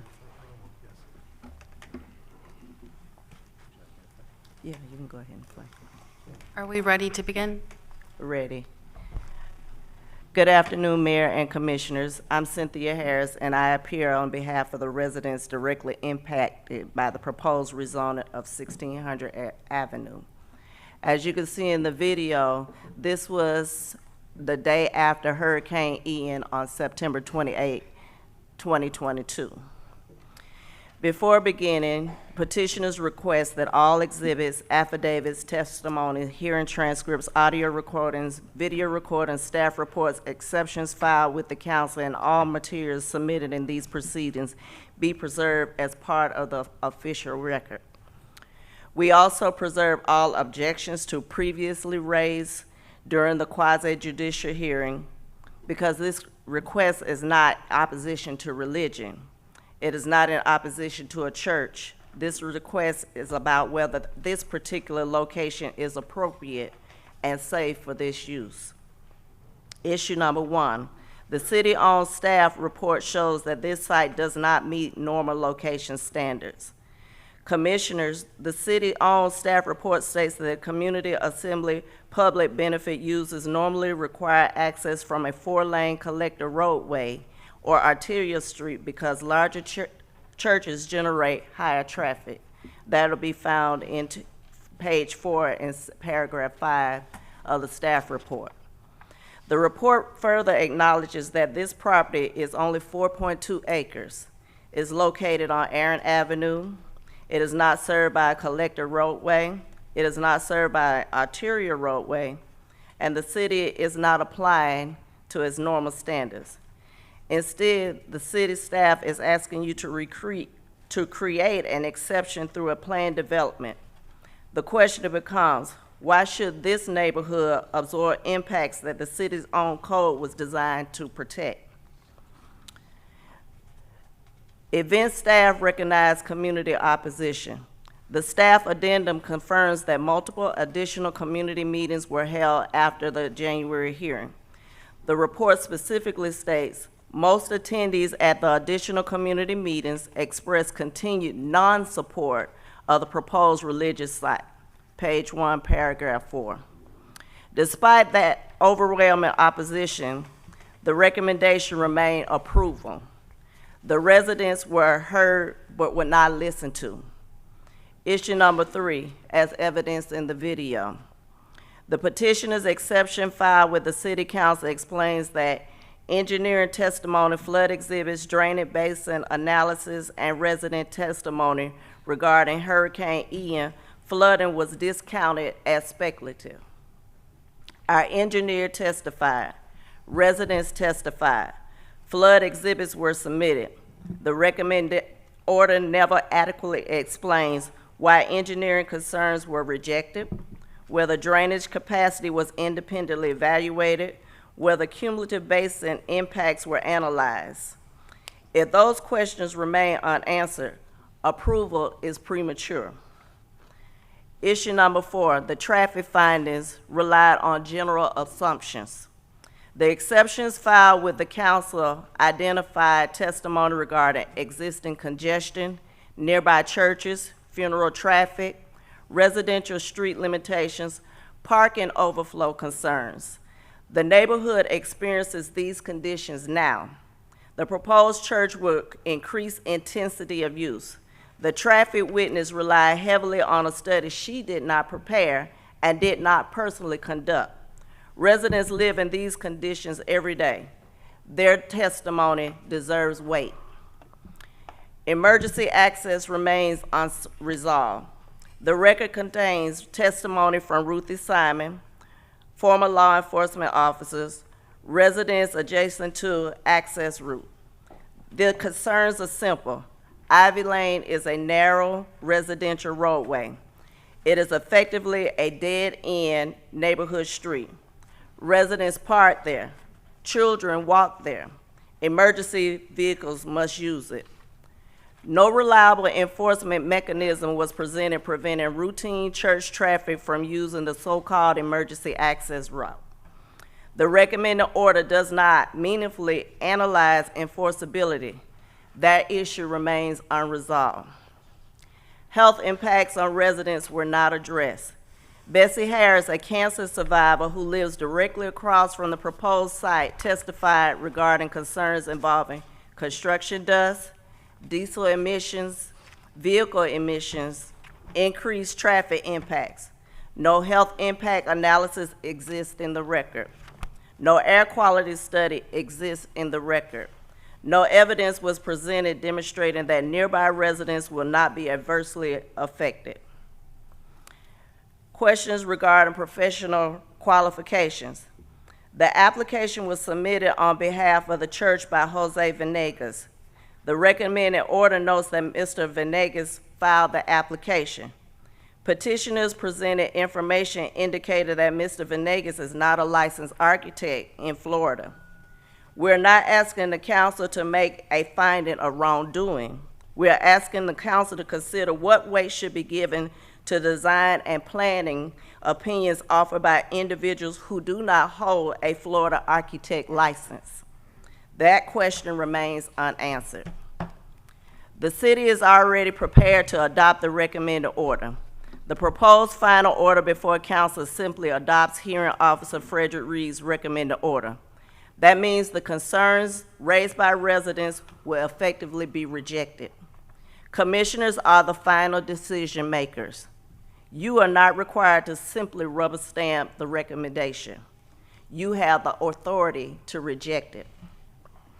The city-owned reports admits the site is not a collector road. The site is not an arterial road. The proposal seeks a community-level church. Residents overwhelmingly oppose the project. The record contains engineering testimony, law enforcement testimony, resident testimony, flood evidence, traffic evidence, emergency access concerns. Yet the recommended order dismisses those concerns while relying primarily on staff conclusions. The burden belongs to the applicant, not the residents. The applicants have not proven that flooding will not worsen. Traffic impacts are adequately mitigated. Emergency access will remain reliable. Public safety will be protected. For those reasons, we respectfully request that the City Council reject the recommended order, deny the rezoning application, and protect the residents of Richmond Heights and the surrounding community. Finally, the petitioners specifically preserve all objections, testimony, affidavits, exhibits, exception, evidentiary objections, legal arguments, transcripts, recordings, and all materials submitted throughout these procedures for purposes of judicial review, including any petition for writ of certiorari. Thank you. Commissioner Rose, we're going to hear from the public as part of this. Did you want to wait? I was going to address something, but that's Okay, but it's a, It's about the pictures that were presented. okay, why don't you go ahead and do that while she's up there. Corey, I have a question. The funds that we received from Orange County for the drain wells, as well as the funds that we're receiving from the federal government, will that help with some of the drainage that was presented in the video and presentation today? Yeah, so that, and then the funds that were. there's Corey, two identify there's yourself for the multiple record. funds. Corey Knight, Public Works Director here for the city.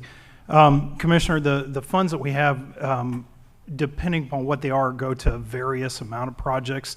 The flooding, if I'm correct in this video, and I can't tell you where this video, when it was taken, but if it was taken from Ian, that was a historic, we all know that was historic. And so what we look at, so the funds that are going to go to some of these projects go to a myriad of different projects back in this area, among others, but there will be some,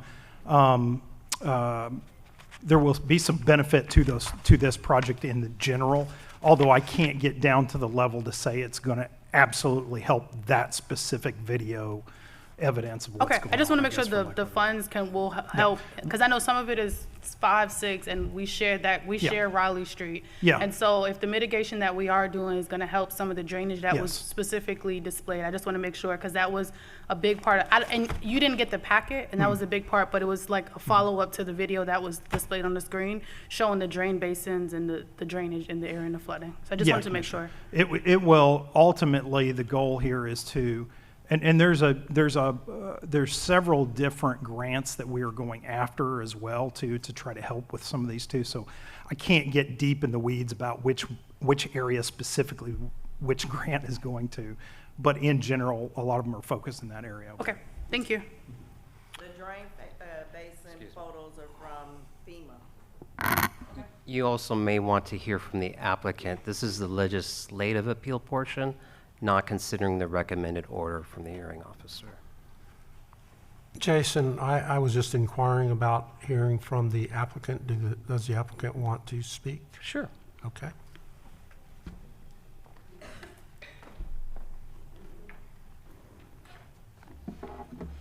Good afternoon, Mayor, Councilman. I guess a point of distinction, this first part of the hearing. Could you identify yourself? Sure, I'm sorry. Anna Long, I'm with the law firm of Dean Mead, 420 South Orange Avenue, Suite 700, Orlando, Florida, 32821. I'm here representing the applicant. The first part of this hearing is simply for the change in the land use. So that's why it's the legislative portion of the hearing. And it's only to take it from what is currently designated a public institutional use to the residential low use, and as staff said, the lowest intensity use. Without that, regardless of whom owns the property or what they might want to do on the property, there is no valid use for the property because the owners are private, not public. The second part of the hearing, where we assumed was going to go in order, would be then the appeal to the hearing officer with respect to the rezoning, which was going from res low, if you approve it, to zoning of a PUD. So from that perspective, I almost want to hear the rest of the story, because we do agree with staff recommendations. We do agree with the MPB as conditioned, and there's several conditions. Probably the most important for your decision making today is the decision today, assuming you approve the growth management change to the underlying land use, excuse me, then the rezoning is yes to a PUD, but not to a 500-seat church. It's to a 200-seat neighborhood church. Phase 1 only. That's all you're approving, because the MPB conditioned their recommendation for approval that if anything more than a 200-seat church was to come before them again, it had to come back to you again. And with respect to the concerns that the citizens have, and they're valid concerns, it's too soon in the process, because final transportation studies are done upon submittal of site plans.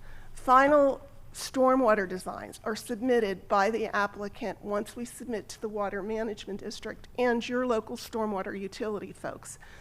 We're not there yet. We're simply asking for underlying land use change so the private entity can make use of the property, and a PUD at the lowest level of a phase 1 for a 200-seat neighborhood church.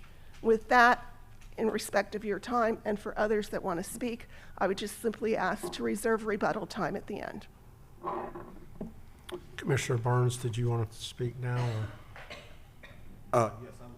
I wanted to offer a motion, and I want to offer a motion to approve the appeal that was presented. Okay, we still need to hear from the public on this one. I have two requests. Sammy Brown, which is one of the appellants, right? Do you want to speak? And then Lawana Gelzer.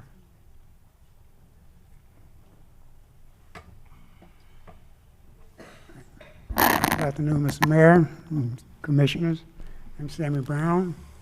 Been a resident of Orlando for over 60 years. Resident in my home for 50-some years. I live at 1649 Irwin, diagonally across the street from the assembly there. And they want to go to 220 member. They want to change the zoning. But all of this is to finally get them to a 500 member church, whatever, assembly. And we are thinking about this thing as a, I don't know, but they're going to be able to operate 24 hours a day, 7 days a week. So we're going to have to put up with people coming in. It's only one way in and one way out of that facility. So we're going to have to put up with the staff, the membership coming in and going 24 hours a day, 7 days a week. You also got to put up with delivery trucks coming and going 5 to 6 days a week. And now when they get that thing built to phase 2 and 3, going up to a 2-story building, all of us single building, all the single building residents, single garage. And this thing is, I thought zoning protect the character of a neighborhood. But you guys are just passing everything this assembly wants, just rubber stamping. And they want to get to a 5. I'm going to feel like I'm going to be caught between 2 mega churches, between First Baptist and the Brazilian Church, if this thing is approved. And I mean, that's within a half a mile, 2 mega churches. And I just think it feels like the city turned its back on the residents. You know, we have no space. And if you ever seen the intensity of First Baptist, when people are coming to pick up their kids from school, nursery, that intensity is going to be shifted to us too. Down Cepeda, down Booker, all these streets. We are a 2-lane residential road, 25 miles an hour, speed bumps. And you want to put an assembly this size in our neighborhood. I just don't think it's right. I mean, the 220, I think we can barely tolerate the 220 assembly, but going up to a 600 or 500 membership is a bit much to ask our community to accept. And I think you ought to reject that zoning, because that's just the first step to them going to the 500 membership. And, you know, that's a lot to ask for us. Okay, thank you. All right, thank you. Lawana Gelzer. We're on 3 minutes.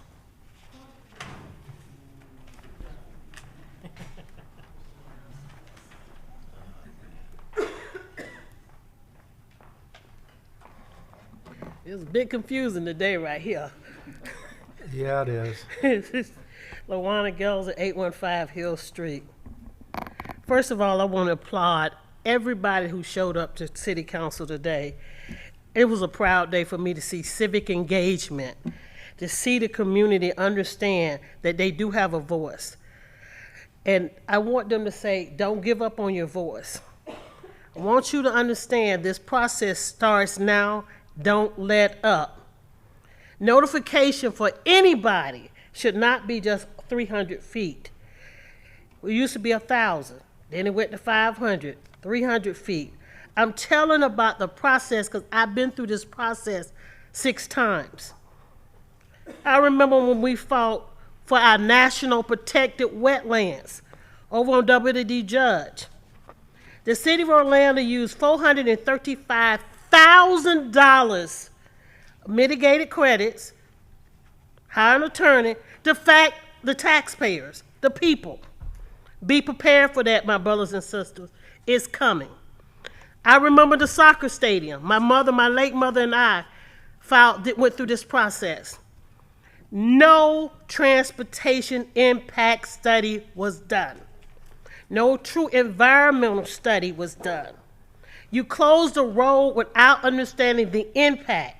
What you're hearing is what will be the impact of the community. You say phase 1, well, we just witnessed what happened when somebody gets 5 days, but when the city staff does whatever they want to prepare you to vote against the people. All we're saying is the process is always stacked against the citizens. We will be back for phase 2, but sometimes, no, your past history has indicated we need to be very vigilant, because once this door is open, what would happen when they want to go to 500 seat on a 2-lane highway? I say this by Dr. Wanda Jones. We fought 5 years. Don't give up. Don't quit.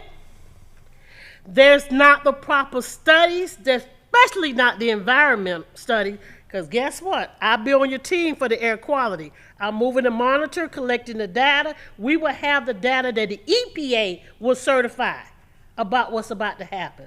But remember, this is backing up on the wetlands. You can do all you want to do when you talk about flooding. But man-made flooding is what we're dealing with. When you remove trees, when you do a lot of things, this is man-made. This is not a 500-year flooding. This is caused by you doing the wrong thing in communities. All I'm saying is treat us all the same, apply the law equally, but give the community a voice in saying, this is not what we want in our community. Thank you.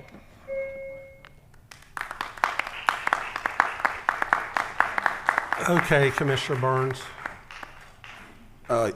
Yes, Mayor and fellow council members, I have been involved with this project dating back to 2003. And so in 2003, I was approached by the owners, and they talked about building the church. And so had a couple of meetings, and then there was no support for the community. There was a lot of questions, a lot on the design and just the intensity. And so the owners pulled their application only to come back and now request a 500-seat facility. And that's when my support and confidence in this applicant started to erode, because I did not feel that what was being presented to the community was what the applicant ultimately wanted. All right, and when we talk about bringing development into communities, we have to work with the community and not do things to the community. And it was clear to me that there was a shift from listening to the community to trying to push through something. I don't know if they got guidance from the city, but trying to push through something that was much more intense. And so where I stand now, I don't support this intensity, and what I would like to offer is a motion to approve the appeal as it was stated. Well, also, Mayor, I wanted to add too, and this was something that rubbed me the wrong way. When I was getting briefed on this item, it was mentioned that the attorneys for the applicant stated that they plan to sue the city if this didn't go through. All right, and I'm not sure if my other fellow commissioners was mentioned to you, but I found that very difficult for me because what they were mentioning was I attended the municipal planning board and I made a statement asking the municipal planning board to postpone or continue this for the applicant and the community to have more discussion. The municipal planning board decided to do that, went back and it was more discussion. So they were implying that I stood in or had an undue influence on the municipal planning board and that if this didn't go through, that they would sue the city. And I just did not appreciate the threats that I feel I received it as a threat. I'm not sure if you all received that information as a threat as well. So again, I'd like to make a motion to approve the appeal. Hey, Jason. I have a question. Yeah, Jason, or one of the lawyers, whoever's doing. So the question is, what exactly is the appeal? Because from my understanding, Municipal Planning Board approved the reduction to the 200 seats. Yeah, but hold on. Well, we're you, not you even guys on are that. Yeah. on the legislative appeal. All that we're dealing with right now is whether this site should have a future land use designation of public recreational institution, or PRI for short. And they're asking for residential low future land use designation. The PD rezoning, the church is not before you right now. All that they are asking is that there be the same future land use designation as their neighbors to the south, east, and west, not the church. So we're not considering the recommended order at this time. Right, and I understand, and I followed that. But also, when someone purchases a property, they know what zoning that they Correct, purchased it and under. a city cannot use its regulatory land use and zoning to take all value away of a property for a private landowner. It could be a regulatory taking or like a de facto eminent domain of the property if you force it to keep as a public piece of property, because then you eminent domain the property. So that could expose this council to some serious legal consequences. So Commissioner Burns, I don't know if you're going to get there. I don't know where the votes are, but I think the better approach is to let the legislative appeal stand as, and let the underlying land use change to private, and then take your argument on the quasi-judicial Yeah, appeal. you might want to talk on the quasi-judicial. Does that sound right, Jody?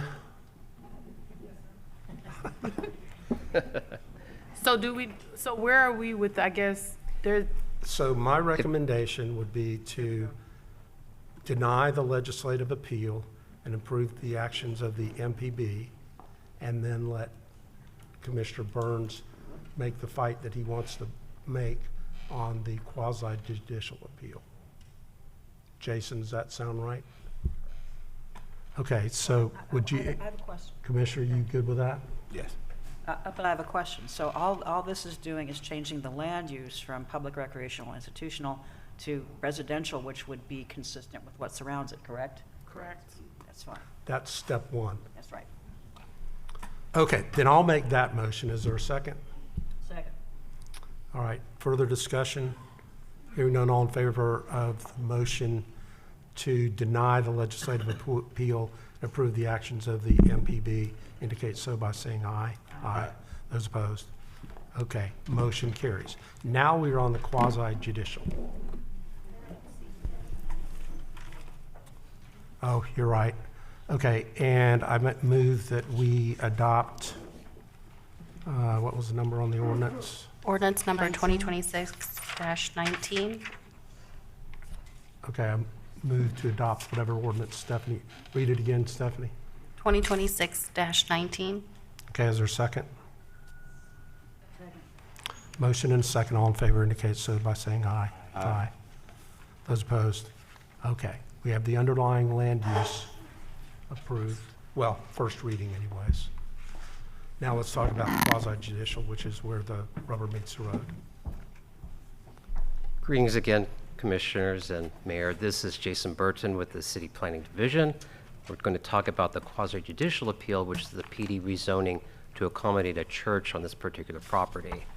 And again, this is the site in the middle of the neighborhood at 1600 Aaron Avenue within the Richmond Heights neighborhood. It's 4.2 acres in District 6. The requested action is a planned development rezoning to convert the former Quest site, which used to be a hospital before that for crippled children a long time ago, to community assembly public benefit use, or a church that has no greater than 200 congregants. The associate cases was what you just voted on, which is changing the future land use designation from public, recreational, institutional to residential low. Again, here's the zoning map. Today, it is Zone P for public, and it's proposed to be a PD. Previous actions, I'll go over this. Quest ceased on this site in 2022. The property is purchased by the current owners in 2023. In December 2023, and in 2024, there were actions to rezone this particular property as well as the Associated Growth Management Plan amendment. Those were ultimately withdrawn in 2025. And in 2025, in November, there was a new application received to rezone this particular property as well as change the future land use designation. Now, this action before you is the second item here, which is zoning 2025-110. It's the planned development rezoning for a multi-phase maximum 500-seat church, community assembly public benefit use on a collector of 2 lanes. Ultimately, the municipal planning board, the city staff recommended half of that so it could be reused of the existing buildings that were on the site for a 250-seat church. The planning board disagreed with that recommendation from the staff and adopted a motion to accommodate a 200-seat person church, and I'll explain why. So you heard it was opened at January 20th, 26th. MPB considered the case. They deferred it for additional public meetings to be held by the applicant. In February, they recommended approval of the cases, but limited the church to phase 1 only, which is the reuses of the existing buildings, and not to exceed 200 seats, which is a by right use that doesn't require any special consideration from the council or PD. It's just that since they applied for a 500-seat church, they had to apply for a PD, so we're acting on a different recommendation than what was applied to at the beginning. There was a timely appeal applied on February 20th by the appellants. There was a quasi-judicial hearing for the PD rezoning was conducted. The hearing officer issued a recommended order on May 13th, and today we're considering both the legislative appeal for the GMP portion that was just previous, and now we're hearing the quasi-judicial matter. This is the site plan for phase 1, which is reuse of the existing buildings.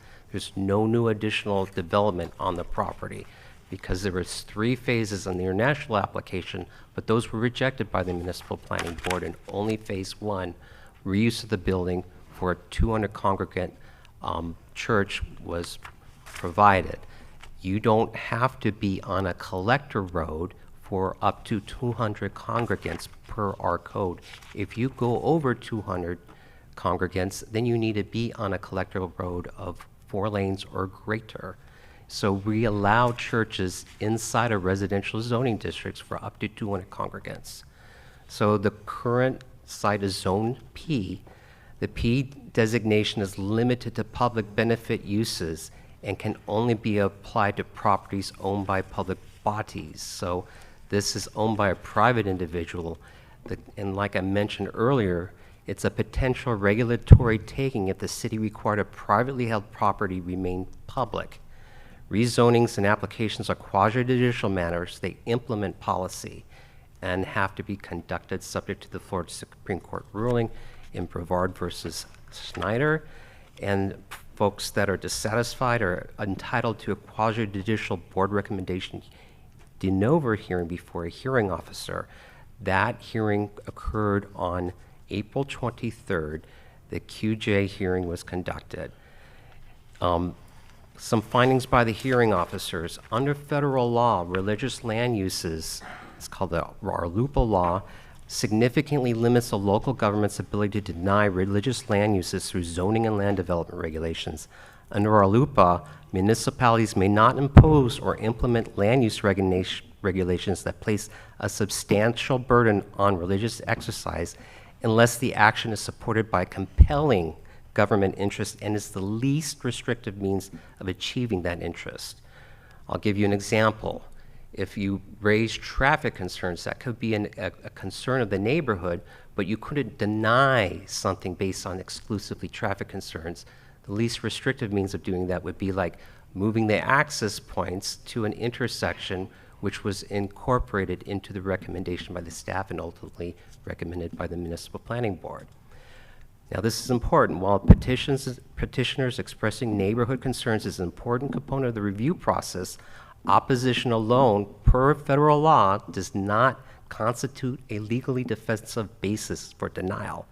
Any conditions or limitations imposed must be directly related to mitigating identifiable land uses, such as traffic, parking, or operational intensity, and must be applied in a neutral and non-discriminatory manner consistent with federal law. In other words, there was a secular use on this particular site. In other words, you should be able to approve a religious use on this site simultaneously. In this instance, the city's zoning regulations expressly permit religious congregations of up to 200 persons within residential zoning districts when they're not located on a major thoroughfare.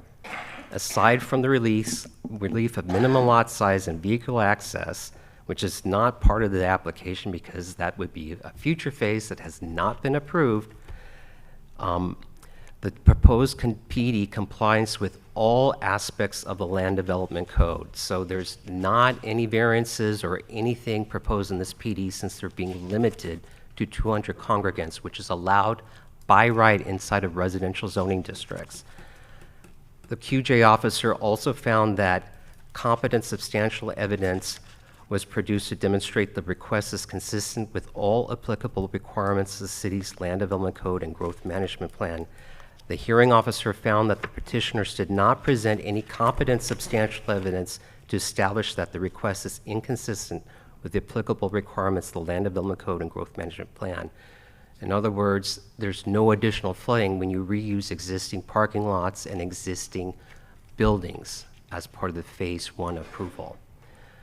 Therefore, the hearing officer recommended that the approval of this zoning that limits the congregation to 200 persons and only the existing buildings reuse is consistent and and he recommends approval consistent with the February 2026 MPB recommendation.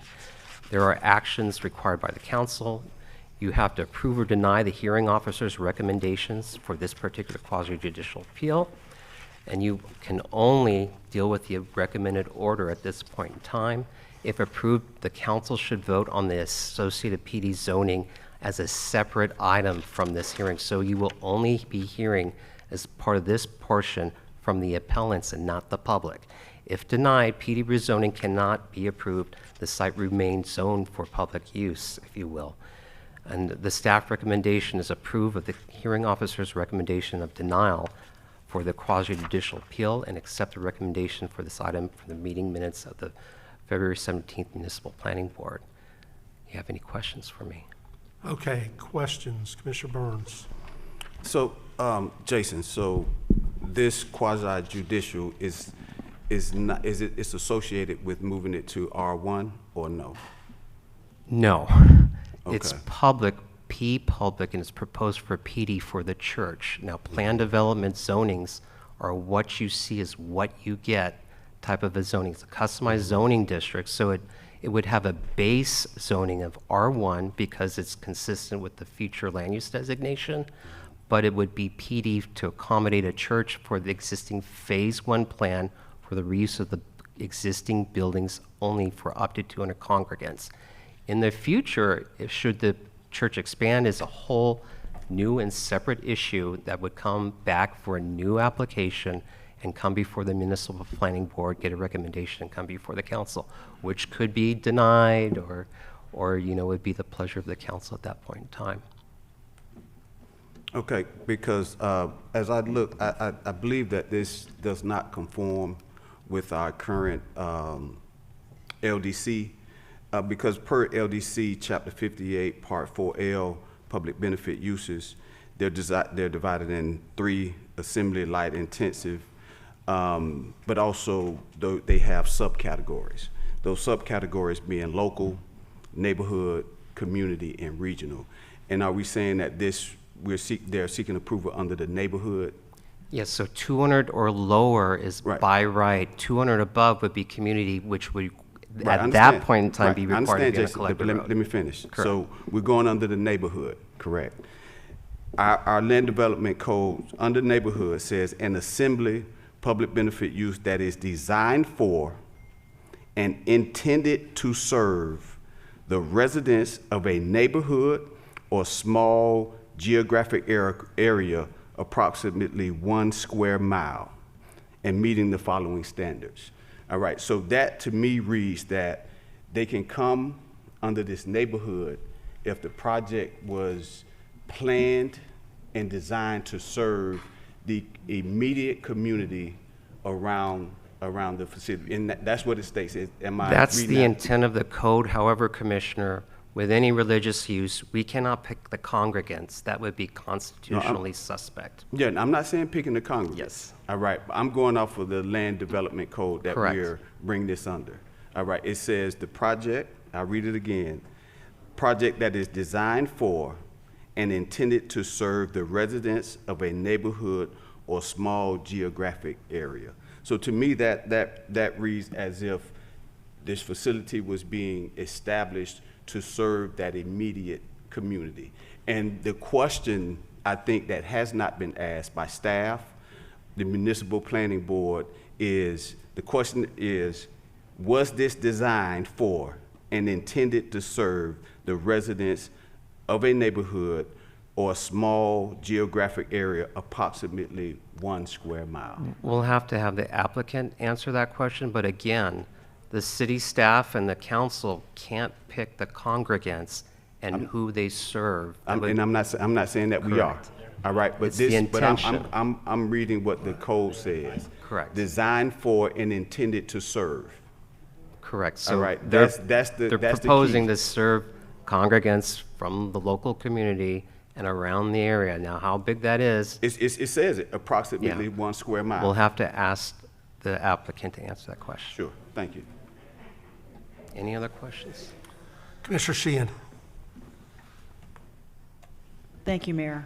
I think the concern here is that, you know, if we can't say no to 200, how do you restrict it to 200?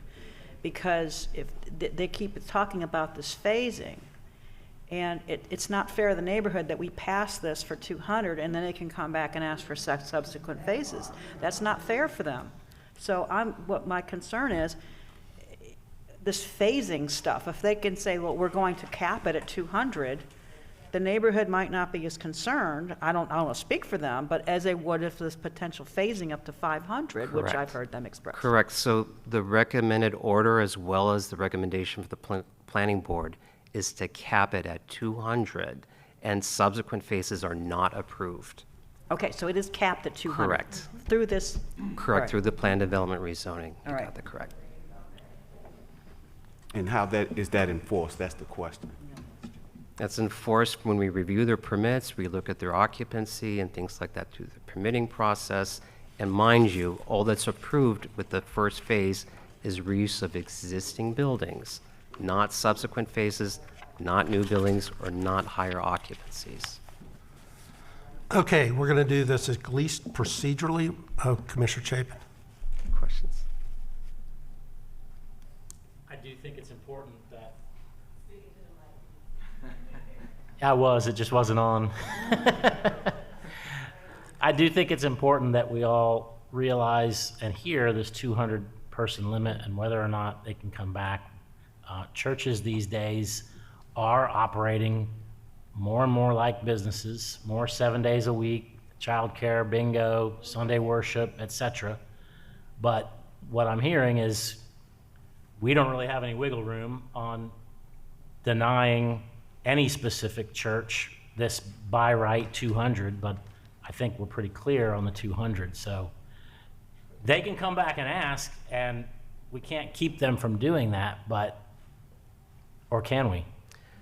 Well, you They can't. I mean, they can come back and ask, and they can get denied. Will we still be in the same predicament as we are in this? I don't mean to say that negatively. To answer your question, Commissioner, you can't, in land use law, you can't prevent somebody from applying in the future, but I certainly understand, a but I PD. feel like we can't, I feel like on this first one, like we're really I understand. in a bad spot. A Not planned bad development spot, but zoning. a spot where we have to, by right, they have some rights. Correct. And the next one, are we gonna hear that, sorry, by right, they can do it again? Or are we gonna hear that it's gonna be more planning instruments? It would not be a by right approval. That would be a larger approval than the by right if it goes into. And then you get into parking and stormwater and access and egress and hours of operation, et cetera. Correct.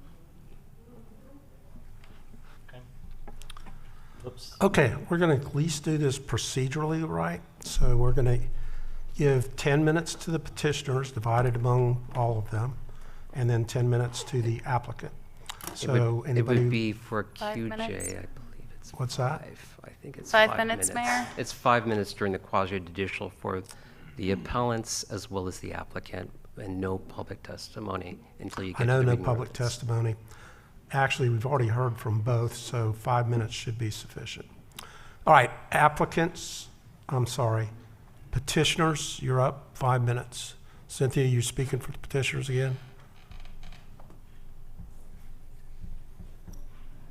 I think you pretty much made your arguments during the legislative appeal.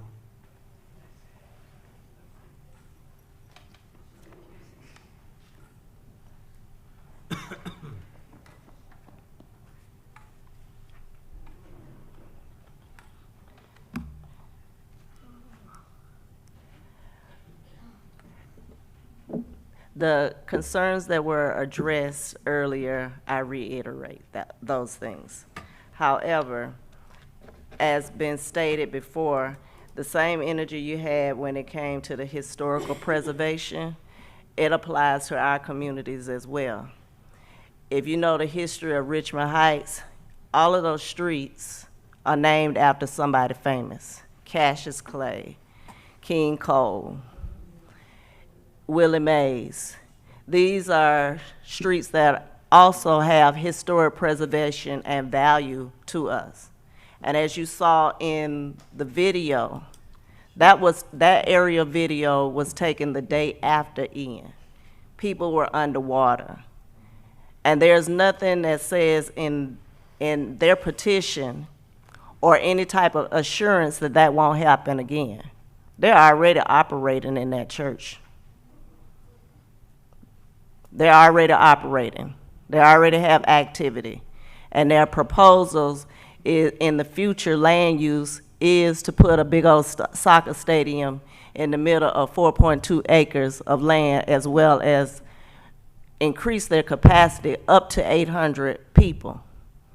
200 may be the cap right now, but yes, Commissioner Chapin, you're in the same predicament now as you will be then. And that's what I want to reiterate, that if you approve this, our voices are not being heard, it's falling on deaf ears.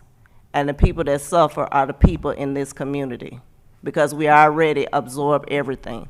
We absorb the homelessness, we absorb the traffic, we have funeral traffic, we have church traffic. Within a 2-mile radius, there are 64 churches already in our community, the most of everybody. And we also have all of the social services in our community. They want to put daycare, but it's not for us. The church is not for us. Their congregation is spoken in Portuguese. I don't know anybody in this room within a 1-mile or a 2-mile radius that even speak the Cynthia, language. you're going down a bad path right now. Would it be okay? Would you guys approve it if it was an AME church? No. No, because it's not about religion. Like I said, we already have 64 churches within that radius. It's not about religion. It's about the disruption of a community that's already being disrupted. Thank you. Okay, the applicant, 5 minutes.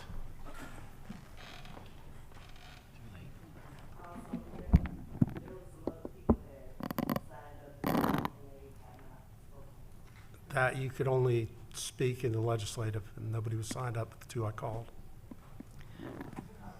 Anna Long, Anna Long, Dean Mead, 420 South Orange Avenue, Suite 700, Orlando, Florida, 32801.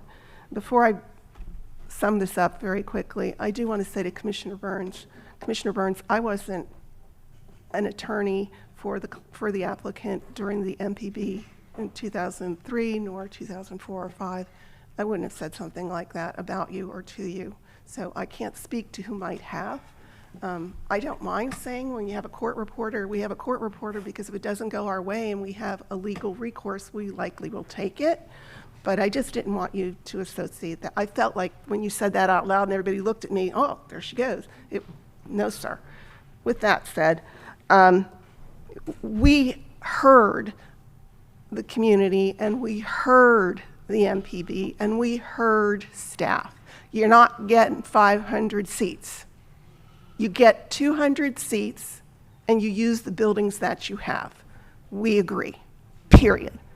If, for whatever reason in the future, somebody comes before you to say, we'd like 250, please. We want 300, please. It's go back to go, start over. You don't get to go to Boardwalk and get a pass. It's not how it works. We won't be doing that. We cannot. We ask you that you approve, as we've asked for, the rezoning limited to the 200 seats for a neighborhood church utilizing the existing buildings. Therefore, construction disruption would be limited to interior works, etc. And all of those things require permits. Thank you. Okay, Commissioner Burns.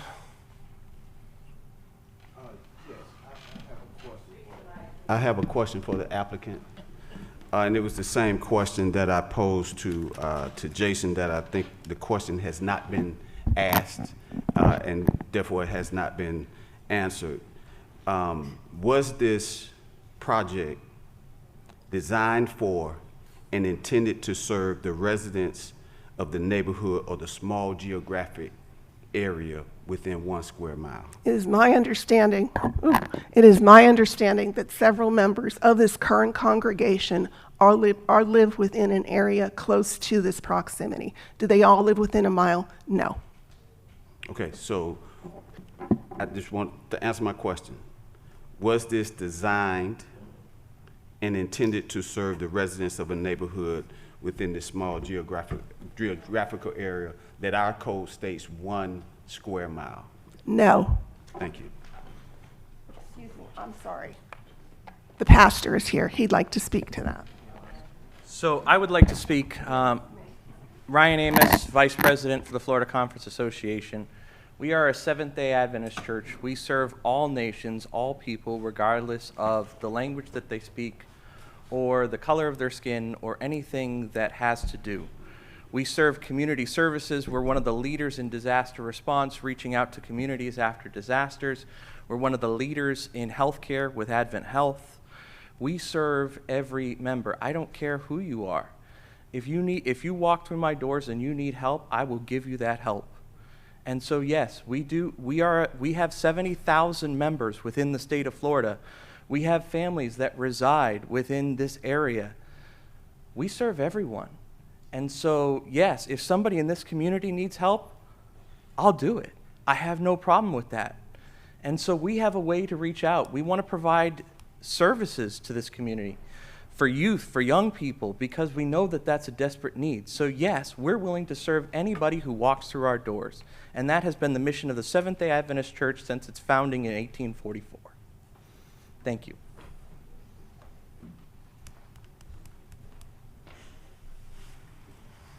Okay.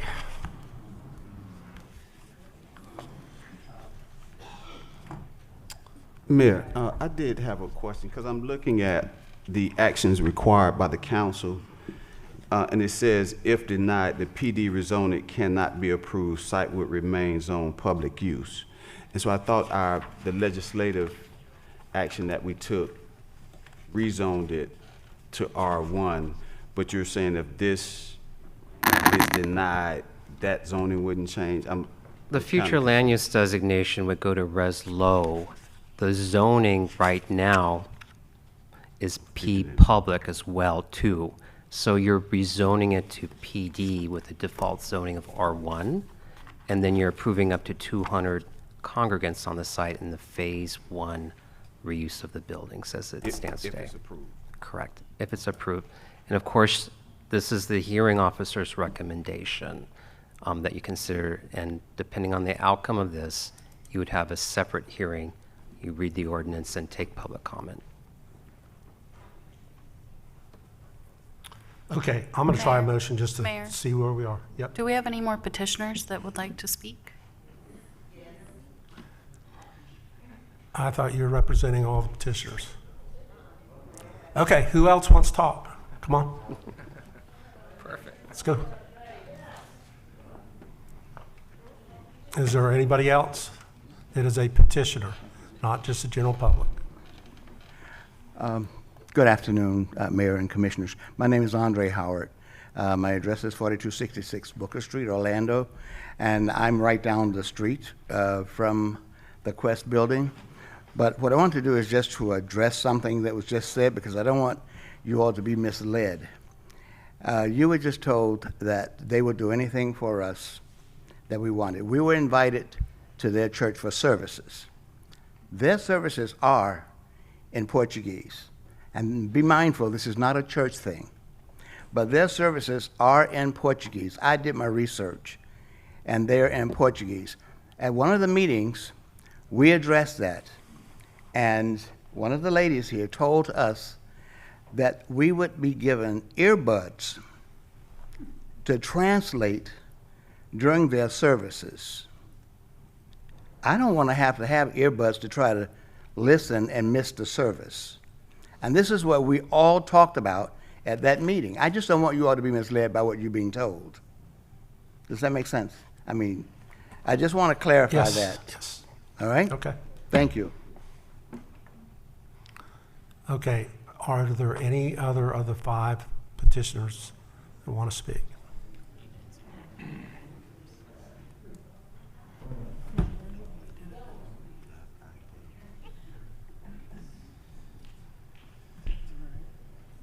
Sam Brown again. I'd just like to tell the pastor he's welcome, but his door is open, but it's where his door is that we're concerned about.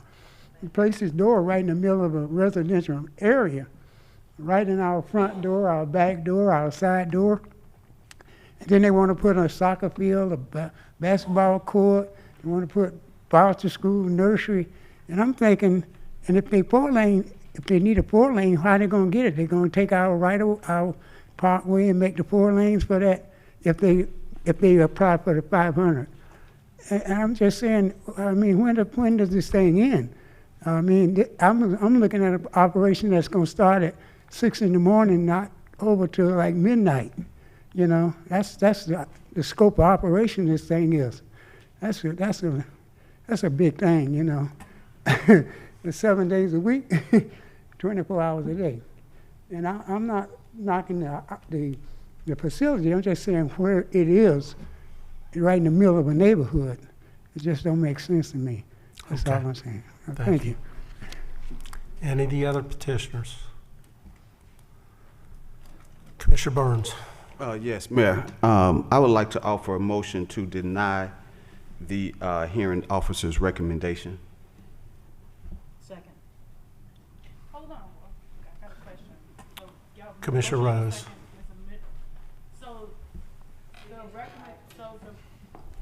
The recommendation is to withhold and uphold MPB's recommendation of 200 seats. Am I correct? Correct.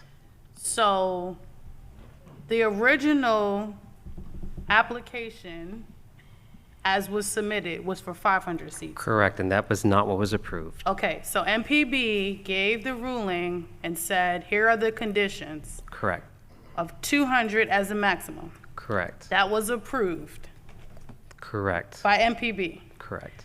So then it went to the the magistrate for an appeal, and then the magistrate says, MPB board members are accurate because they represent the community by saying cap at 200 seats and no more. Am I correct? There was no substantial competent evidence to decide otherwise, and if the council is to go against the hearing order, you'll need to explain why, essentially. Okay. Okay. So there's a motion and a second on the table to deny the 200. Am I correct? Correct. Okay. Thank you. And Mayor, are we open for discussion? Okay, discussion. And I wanted to make it clear, my reasoning for wanting to deny this, again, is based on our code, LDC Chapter 58, Part 4L, Public Benefit Use, in this subset of the assembly, the 4 categories. This one is coming under neighborhood, and it clearly states an assembly public benefit use that is designed for and intended to serve the residents of a neighborhood or small geographic area approximately 1 square mile. So that's the basis of my my reason for wanting to see this denied. Okay, so Commissioner Rose. So then, okay, so based on what you're saying, the pastor has gotten up and said there are residents currently that live in this community that will be attending this church. Our code does not define how many people of a community within 1 mile must be used. 1, 2, a church is a home for everyone. I have walked into a full Hispanic cathedral, didn't understand a word that was being said, but I was there because for an intended purpose. There was a service that I was attending. They spoke in a different language. And so we're saying the church won't serve the surrounding current demographics? Is that what we're using the code to say? That's not what I'm saying. I'm reading the code as it's written. But a church serves the people in the community. And the church provides social services in the community, regardless of which community it is. So what we're saying is our code says there's a specific part of the community that's not going to be served by an open public church, which would have signs of times that the service would have. We're saying that that doesn't serve the community, even though, and I'll go a step further, that appellant just stated that they are ADA accessible and they're meeting handicap requirements by ensuring that anyone who cannot understand the service as it's dictated will have microphones. In fact, we just held a post-memorial where we gave out microphones and headphones and earbuds to people who did not understand the native tongue, which was English, during our post-memorial. We gave out earbuds to translate to the proper language. So what we're saying is that our code says that there's a specific group of people not being served, but we can't determine what that group is, even though there are residents that reside in this community that will potentially come and attend this 7-day Adventist church, regardless of the dialect that they speak. Is that what we're denying on right now with a motion and a second on the table? Commissioner Rose, if I could interrupt, Commissioner Burns, I don't even see this as a judgment call. I don't see us having a legal basis to decide in the manner that you would like. I don't know if I wish we did or not, but I don't see it at all. Anybody within that mile that wants to attend that church can attend that church.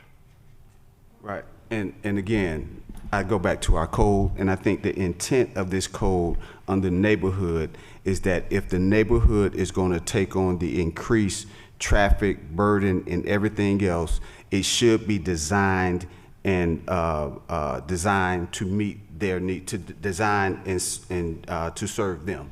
That's what I see the intent of this code. If it's limited to neighborhood, the surrounding neighborhood will take on more of a burden of what will be happening. And because of that, it should be designed to serve that immediate neighborhood or community within that 1 square mile. And again, But it I'm not seems making like- this up. I'm looking at the Okay. code. It seems like the MPP dealt with that by limiting it to the 200. Because it was currently zoned, as it stands today, it's zoned. As it stands today, it's zoned for 500. So MPB. No, it's not. No, it's not. So is that the current, okay, the current use is 500, correct? Okay, so It's a public there's a use. cap at 200 regardless of how. So if it was just regular public use, 1,000 people could come for congregation if you meet fire and building code. But MPB heard and met the concerns somewhere in the middle and say cap at 200, which means, and I'm gonna put this out there, on any given day, if there are more than 200, there is a violation of the fire code, which means you can call code enforcement or 911 and say, there is a violation, there are more than 200 cars in this parking lot facility, and by fire code, there will be a sign that says occupancy maximum load 200. Am I correct? Okay. So if the residents say it seems like there's 1,000 people in the building today because they're having a fair, there's 1,000 people in the building. By right, the residents can call 911. I want to make sure I get this right by policy. And staff can address the concern because they are at occupancy load. That would be correct, Commissioner Sue. It's only limited to a maximum congregation or congregants of 200 persons, which by the way, is the by right intensity of any residential zoning district within the city, if you will. Now, the intent is that it serves residents within a mile of that site. And like the good pastor said, he does have congregants within a mile of the site. Jody, I'm hesitant to have you weigh in, but do you want to? Yeah, Mayor, I think unfortunately we're legally constrained, or the council is legally constrained in a couple of different ways. One, if you don't approve a use of this property that a use of the property, you're essentially denying the private property owner the ability to use the property, because currently, as you know, with public use, there's no use for the property. So without some kind of zoning, we'd have a bit of a Bert Harris problem. The second thing is that we do have the RLUIPA Act, the federal law that says you can't treat religious uses differently than you would treat any other use, and this property has been used for a commercial, institutional medical facility use with arguably the same issues in terms of land use and traffic. So I think you have some significant legal issues here if it's the desire of the council to turn this. Okay, what Jody is saying is we probably lose if we vote this down and they take it to court. That's what I've been dancing around for 30 minutes. And if they want to go over 200 ever, they can apply to do that, but they have to come right back here to do that and have the same discussion again. So let me tell you where we are. We're on Commissioner Burns's motion, seconded by Commissioner Sheehan, to deny the hearing officer's recommendation, which was denying the quasi-judicial appeal. So my recommendation would be that we vote down Commissioner Burns's motion and then go from there.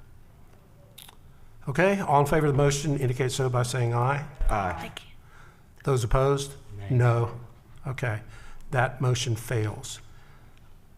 Is there a motion to approve the hearing officer's Mayor recommendation Dyer, of can denial? you state the no's? Hold on, wait, I thought you just moved to deny his. We did. We got to make a motion now.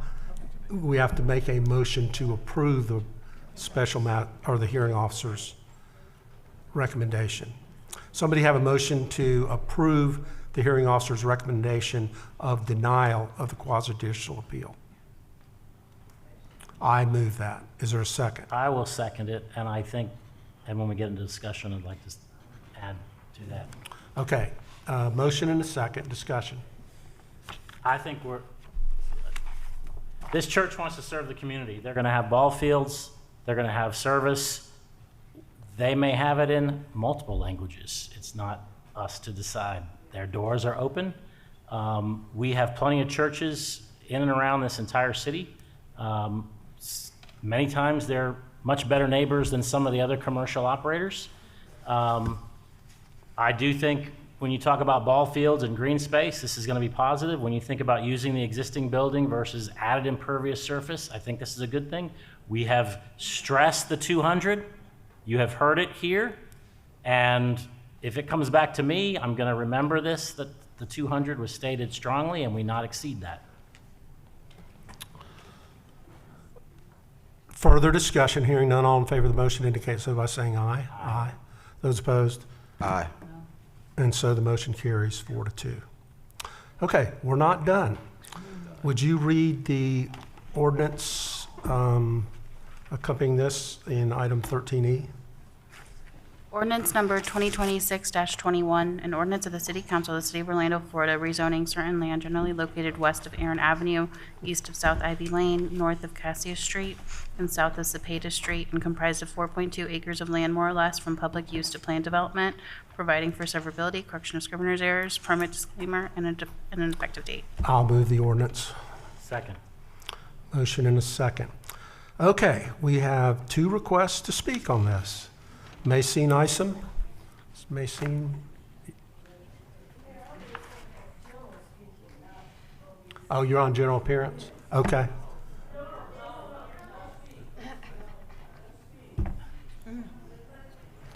We'll get you at general appearance. Wendell Webster.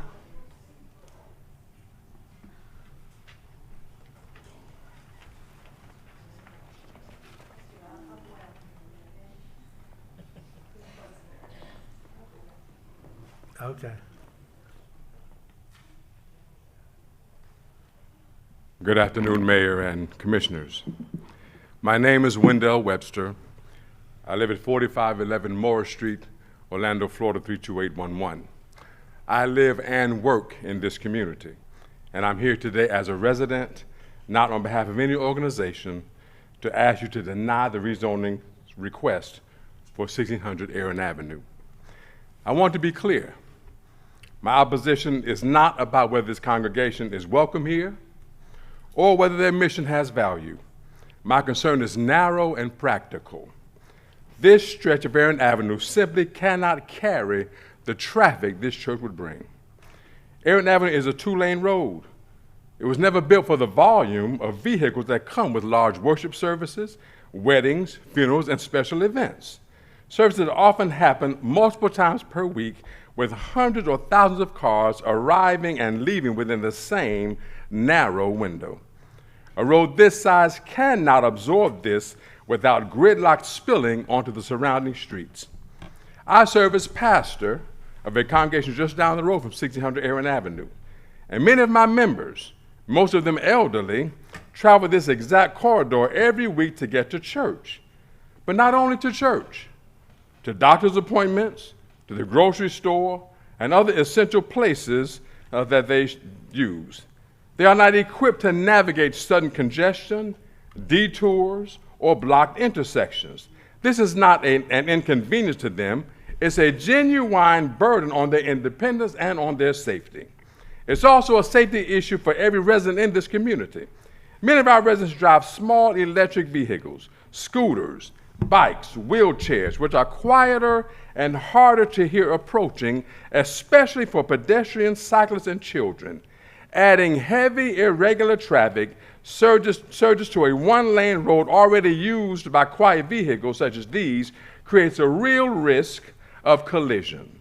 And perhaps most urgent, a two-lane road cannot guarantee access for fire trucks and ambulances. If Aaron Avenue is backed up during a service, and a resident on this street needs emergency help, minutes may be precious and responders may have no way to get to them. That is not a hypothetical. This is a foreseeable consequence of this rezoning, and it should weigh heavily on this commission. This is, at its core, a question of compatibility. A use of this scale belongs on a road built to carry it, not on a two-lane residential street that was never designed for it. I respectfully ask this commission to deny this rezoning request, or at a minimum, work with community residents and partners to ensure a full traffic and emergency access study before any approval moves forward. Thank you for your time and your service to this community. Thank you. Okay, Maxine.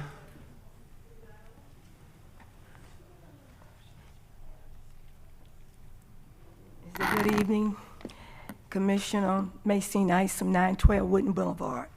I come before you today because I grew up at Carver Court. You build apartments on a dump. And the people back in my days, it was happy to build homes, resident homes, that we could own homes in that neighborhood. In the past few years, 564 apartments is supposed to be built where Lake Man Home is. I have approached you all with that. That's over 1,000 cars. Johnson Village, they got apartment buildings. Ivy Lane, they got apartment buildings. Traffic, you all are endangering the people in West Orlando. We have history over there. I know about history, 83 years. Now we are being cars. The next thing you're gonna say, the environment is poor. We would lose our homes. I don't want to go back to the plantation because we won't have any place to go. It's time for you all to think about what we need.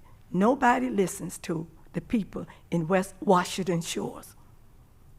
Every day, we got people coming off of John Young Park. Columbia is packed up. Now you're bringing a church in our community. I hope that this church doesn't do what they're doing in Minneapolis, Minnesota. I hope they don't do that, bringing illegal people into our, and hiding them in that church. This is the same thing. We know the illegals that's in our community, hiding. And read my lips, I personally are going to the governor and the president of the United States to come in and investigate what is happening. We are the last. You do not listen to our concerns. I brought to you all over 1,000 cars will be in the little Washington Shores neighborhood if you allow these people to build that 564 apartments in our neighborhood. Now you got a 4-story apartment on Orange Center with Reverend Wiggins in that area. We are just being pushed out of our neighborhood. All of a sudden, people want to come into a neighborhood. We have history. You pushed us out there. Now you got people coming in want to take over the neighborhood. I tell you, I will be going. I might be going by myself, but this, what you all are doing to our community, I'm going to the state and I'm going to the federal government. It needs to be investigated where this money is coming in, who's buying this property, and where the money is going. Because it's sure not coming out in our neighborhood. All our streets are bad. They're talking. Thank you, Maxine. Okay, there's a motion to approve the ordinance. Is there discussion? Hearing none, all in favor of the motion indicate so by saying aye. Aye. Those opposed? Okay, it's 4-2 again. Okay, motion carries. That concludes the official business today. Ed, could you get us ready for general appearance?